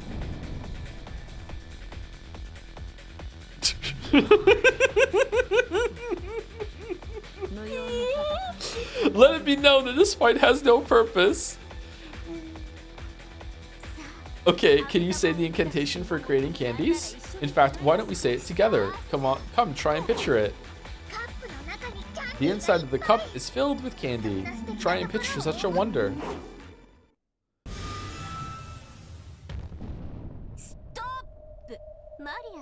Maria-san, why did you close your eyes when you said the incantation? Why not witness the miracle of magic? Humans are polluted by the anti-magic toxin. If a lowly human saw it, the miracle of magic would be wiped out of existence. That's why the rules say that lowly humans have to close their eyes when using magic. I see, I see. Okay, I understand the protocol for humans to follow when magic's being used. In other words, Sumari, not once have you ever witnessed the moment that magic happened. Isn't that right? Look, it's done now. Please, try and lift up the cup, okay? After all, I've used magic to make candies appear. There's no way someone who makes fun of witches could use candy magic. Then, if it actually does work, it'd be pretty amazing, huh? After glaring at Erica with the utmost of malice, Maria slowly stretched her hand out toward the overturned cup. There was no way that Erica, someone who made fun of witches like this, could ever use magic. There was no way that there'd be candy there. So, how's it look inside? No candy. And there lay a single candy with a cute wrapper. See? This is magic, right? Erica smiled gently. A look of disbelieving shock rose to Maria's eyes, along with envy for this person who could use the same magic as Beato. And then she said, "Are you Beato?" Erica, you can use magic too? See, it's magic, isn't it? What I did there. Yeah. So in other words, Sumari. Erica smiled pleasantly. She and Maria had finally reached a deep understanding. Of course it isn't. While you had your eyes closed, I just lifted the cup and tossed the candy in. You call that magic? It's just a third-rate trick. Yeah. There's my blue truth as a detective. Now, as a witch of truth, here's my red truth. Your so-called candy magic is nothing more than a sleight of hand. Just a sleight of hand that the fake witch calling herself Beatrice or whatever claimed was magic. I mean, seriously, did you really get fooled by such a stupid parlor trick? Any magic related by your perspective can't be trusted at all. Everything you ever thought was magic was just a trick that you didn't get. There's no way that was magic. There's no way magic exists.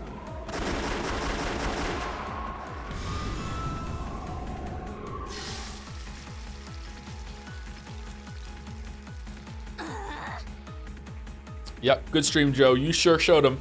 Good job, huh? It might have been sleight of hand when you put the candy in this cup, but that doesn't prove that Beato's magic was also sleight. It's already been said in red. Shut the fuck up, Sakutaro. Uryu! However, you can't prove that only magic could have done it. You rotten stuffed animal.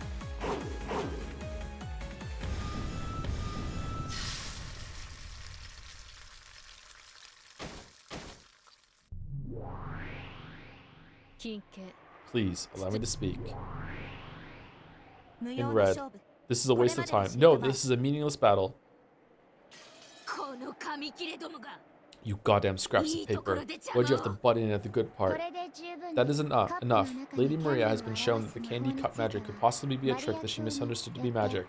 Therefore, her claim that it was magic is dismissed. However, it might really have been magic when Maria saw it. Just because it can be done by sleight of hand doesn't disprove magic. Well done, Lady Erica. Congratulations on crushing Lady Maria's illusion of the witch. Oh. An illusion of the witch occurs when someone tries to force the acknowledgement of magic by claiming that a thing would be impossible without it. It's how witches launch an attack. If someone's able to successfully argue back and show that it would be possible without magic, the illusion of the witch is defeated and the witch must retreat. The magic Maria claimed to have seen could have been a trick, so it was unqualified to be acknowledged as magic. However, that was only the result of this battle. It was still too early to bring the fight into the domain of denying Beatrice, the witch, and the magic that Maria believed in. However, battles always end instantly when your opponent surrenders. Erica had wanted to hit Maria with everything at once, defiling the witch and magic she believed in, and crushing it without a fragment of compassion. Just one more step, and I'd have been able to take a heart as innocent as the smooth sand just after a wave is pulled back, and tear it to bits. Scran? What a shame. This isn't fun anymore. This isn't any fun anymore. Are you satisfied now? Ouch. Ow, ow, ow, ow. Erica grumpily punched Delanor's arm that had been restraining her. However, that cold, hard marble-like arm just made Erica's hand hurt. Diplomatic immunity? This battle is over. Allow me to speak. Diplomatic immunity accepted. The Senate will hear of this. Know that this fight is childish. Did you say something? She did not. Let us withdraw. Lady Maria is no enemy of yours, Lady Erica. There is no need to pay any attention to small fry such as this. Humph. You're right. How childish of me, tearing a kid's dreams apart. That's me looking at the bottom of the box of McDonald's fries. I'm really sorry, okay? I apologize for my momentary lack of elegance. Giggle, giggle. Let's go. Erica and the others turned their backs on Maria, who was still crouching down limply. However, as detectives in famous mysteries have always done in the past, Erica clapped her hands, stopped, and turned around. Oh, that's right. This is the level of reasoning possible by Further Erica. What do you think? What do you think? Simply by the existence of the overturned cup, this level of reasoning was possible for Furuto Erica. What do you think, everyone? Erica's merciless words gouged themselves into Maria's heart once more. Cackle, cackle, cackle, cackle, cackle. Erica left, leaving an evil laugh behind her. After bowing to Maria and Sakataro, Delano left too. Gertrude and Cornelia followed suit. After that, only Maria and Sakataro were left in the lonely golden land.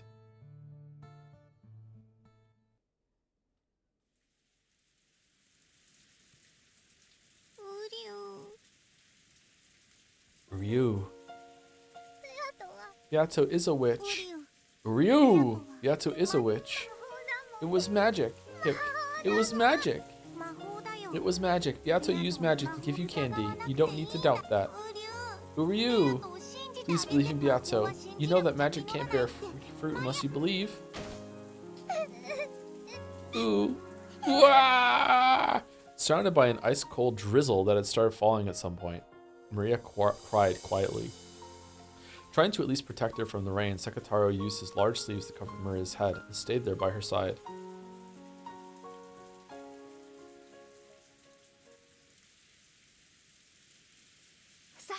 Okay, let's go, Maria. Let's play cards together in the room upstairs. Erica-san, as an adult, I can't say I was very impressed by that conversation just now.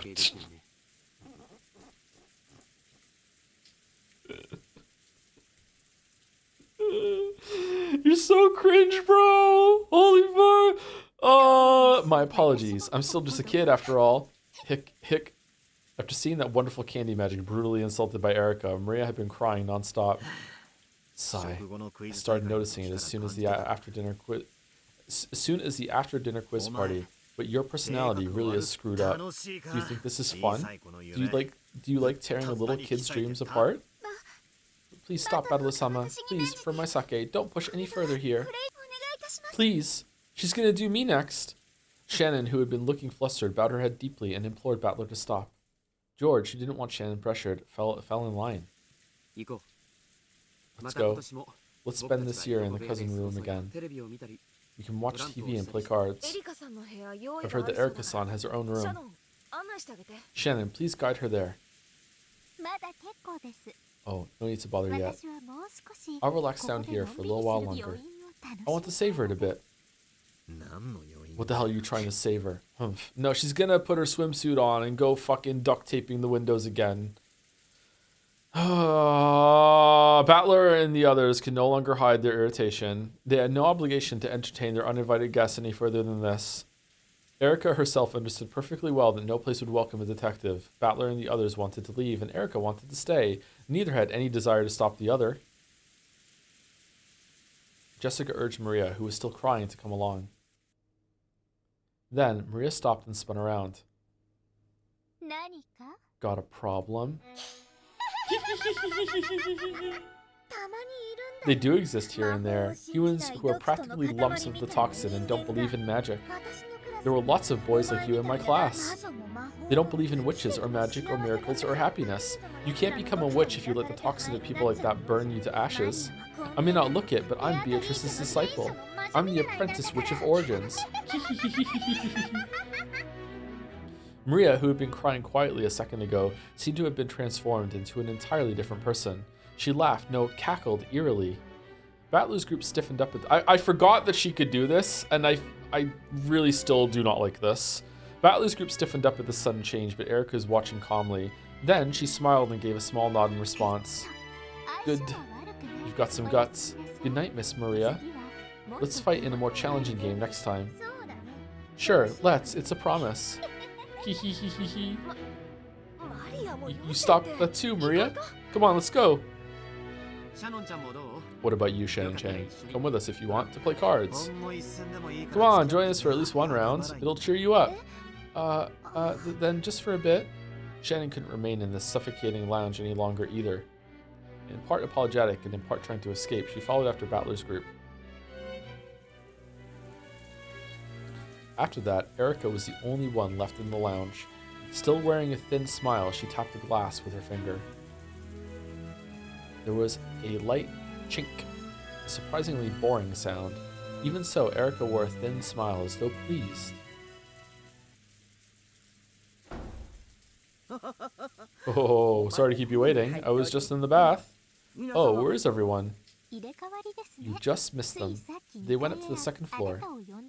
I'm the one who called you here. I've heard that you know a lot about the story of Akujikishima and the tale of the Witch of the Forest. Yes, well, it is a trivial story, but I don't mind in the slightest if it's trivial. Would you like a drink to follow your bath? Even I like to be helpful every now and then.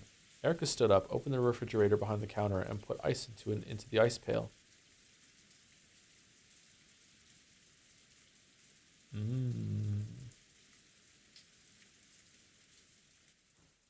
What's this all about? Am I done? Is this the end? The Lovers.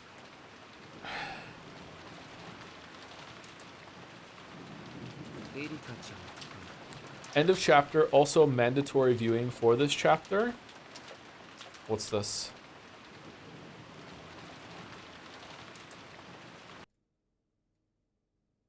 Oh, hold on one second.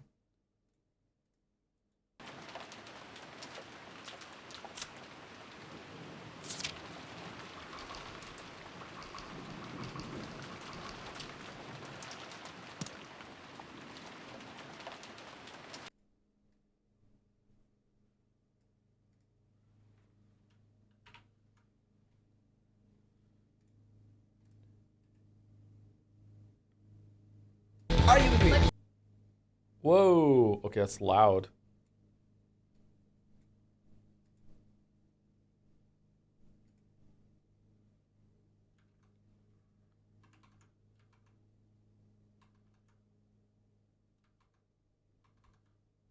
Okay, is this too loud? Let me know. I'm gonna play it again for a second. Are you with me? But you're wrong. Don't argue with me. But you're wrong. That's Okay, is it too loud?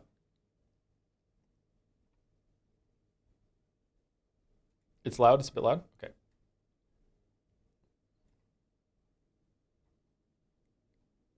I know you guys can see it. Give me a second.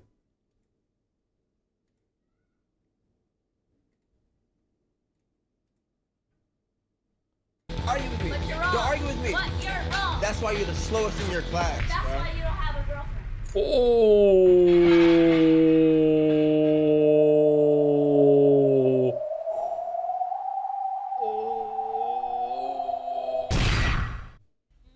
I'm about to end your whole career. You know Santa Claus is a real, right?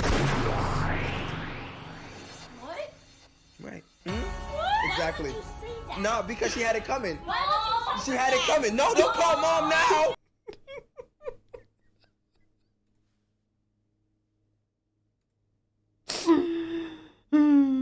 Okay. Wow. Wow. Damn. Damn. All right. Who are we rating? Who's live?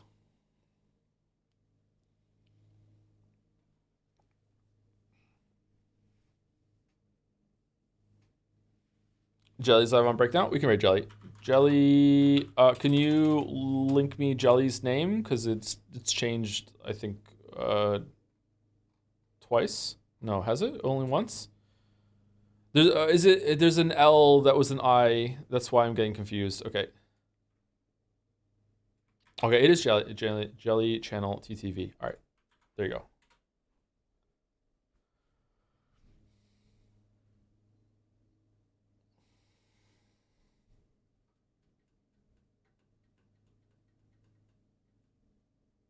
Jelly having a field day with all this. You can get Jelly talking about Umineko. Jelly is enjoying it more than I am in terms of the mystery side, I think. I think we're still enjoying it the same when it comes to the overarching story, but like I'm more checked out on the mystery than he is. The murder mysteries. Thank you, Kazek, for the resub. I only watched the first few Umineko streams. Does Joe hate the game yet? I do not hate the game yet. No. Not yet. Baldur's Gate tomorrow? Yeah, Baldur's Gate 3 tomorrow.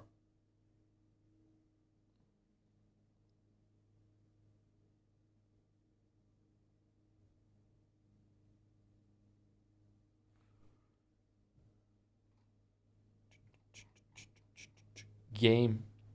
It is a game. Do do do do. Thank you, Kazek, again.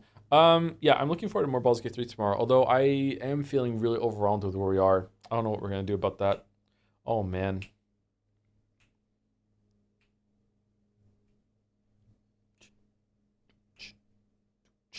Okay, rate's going through. See you later, everyone. Have a good one.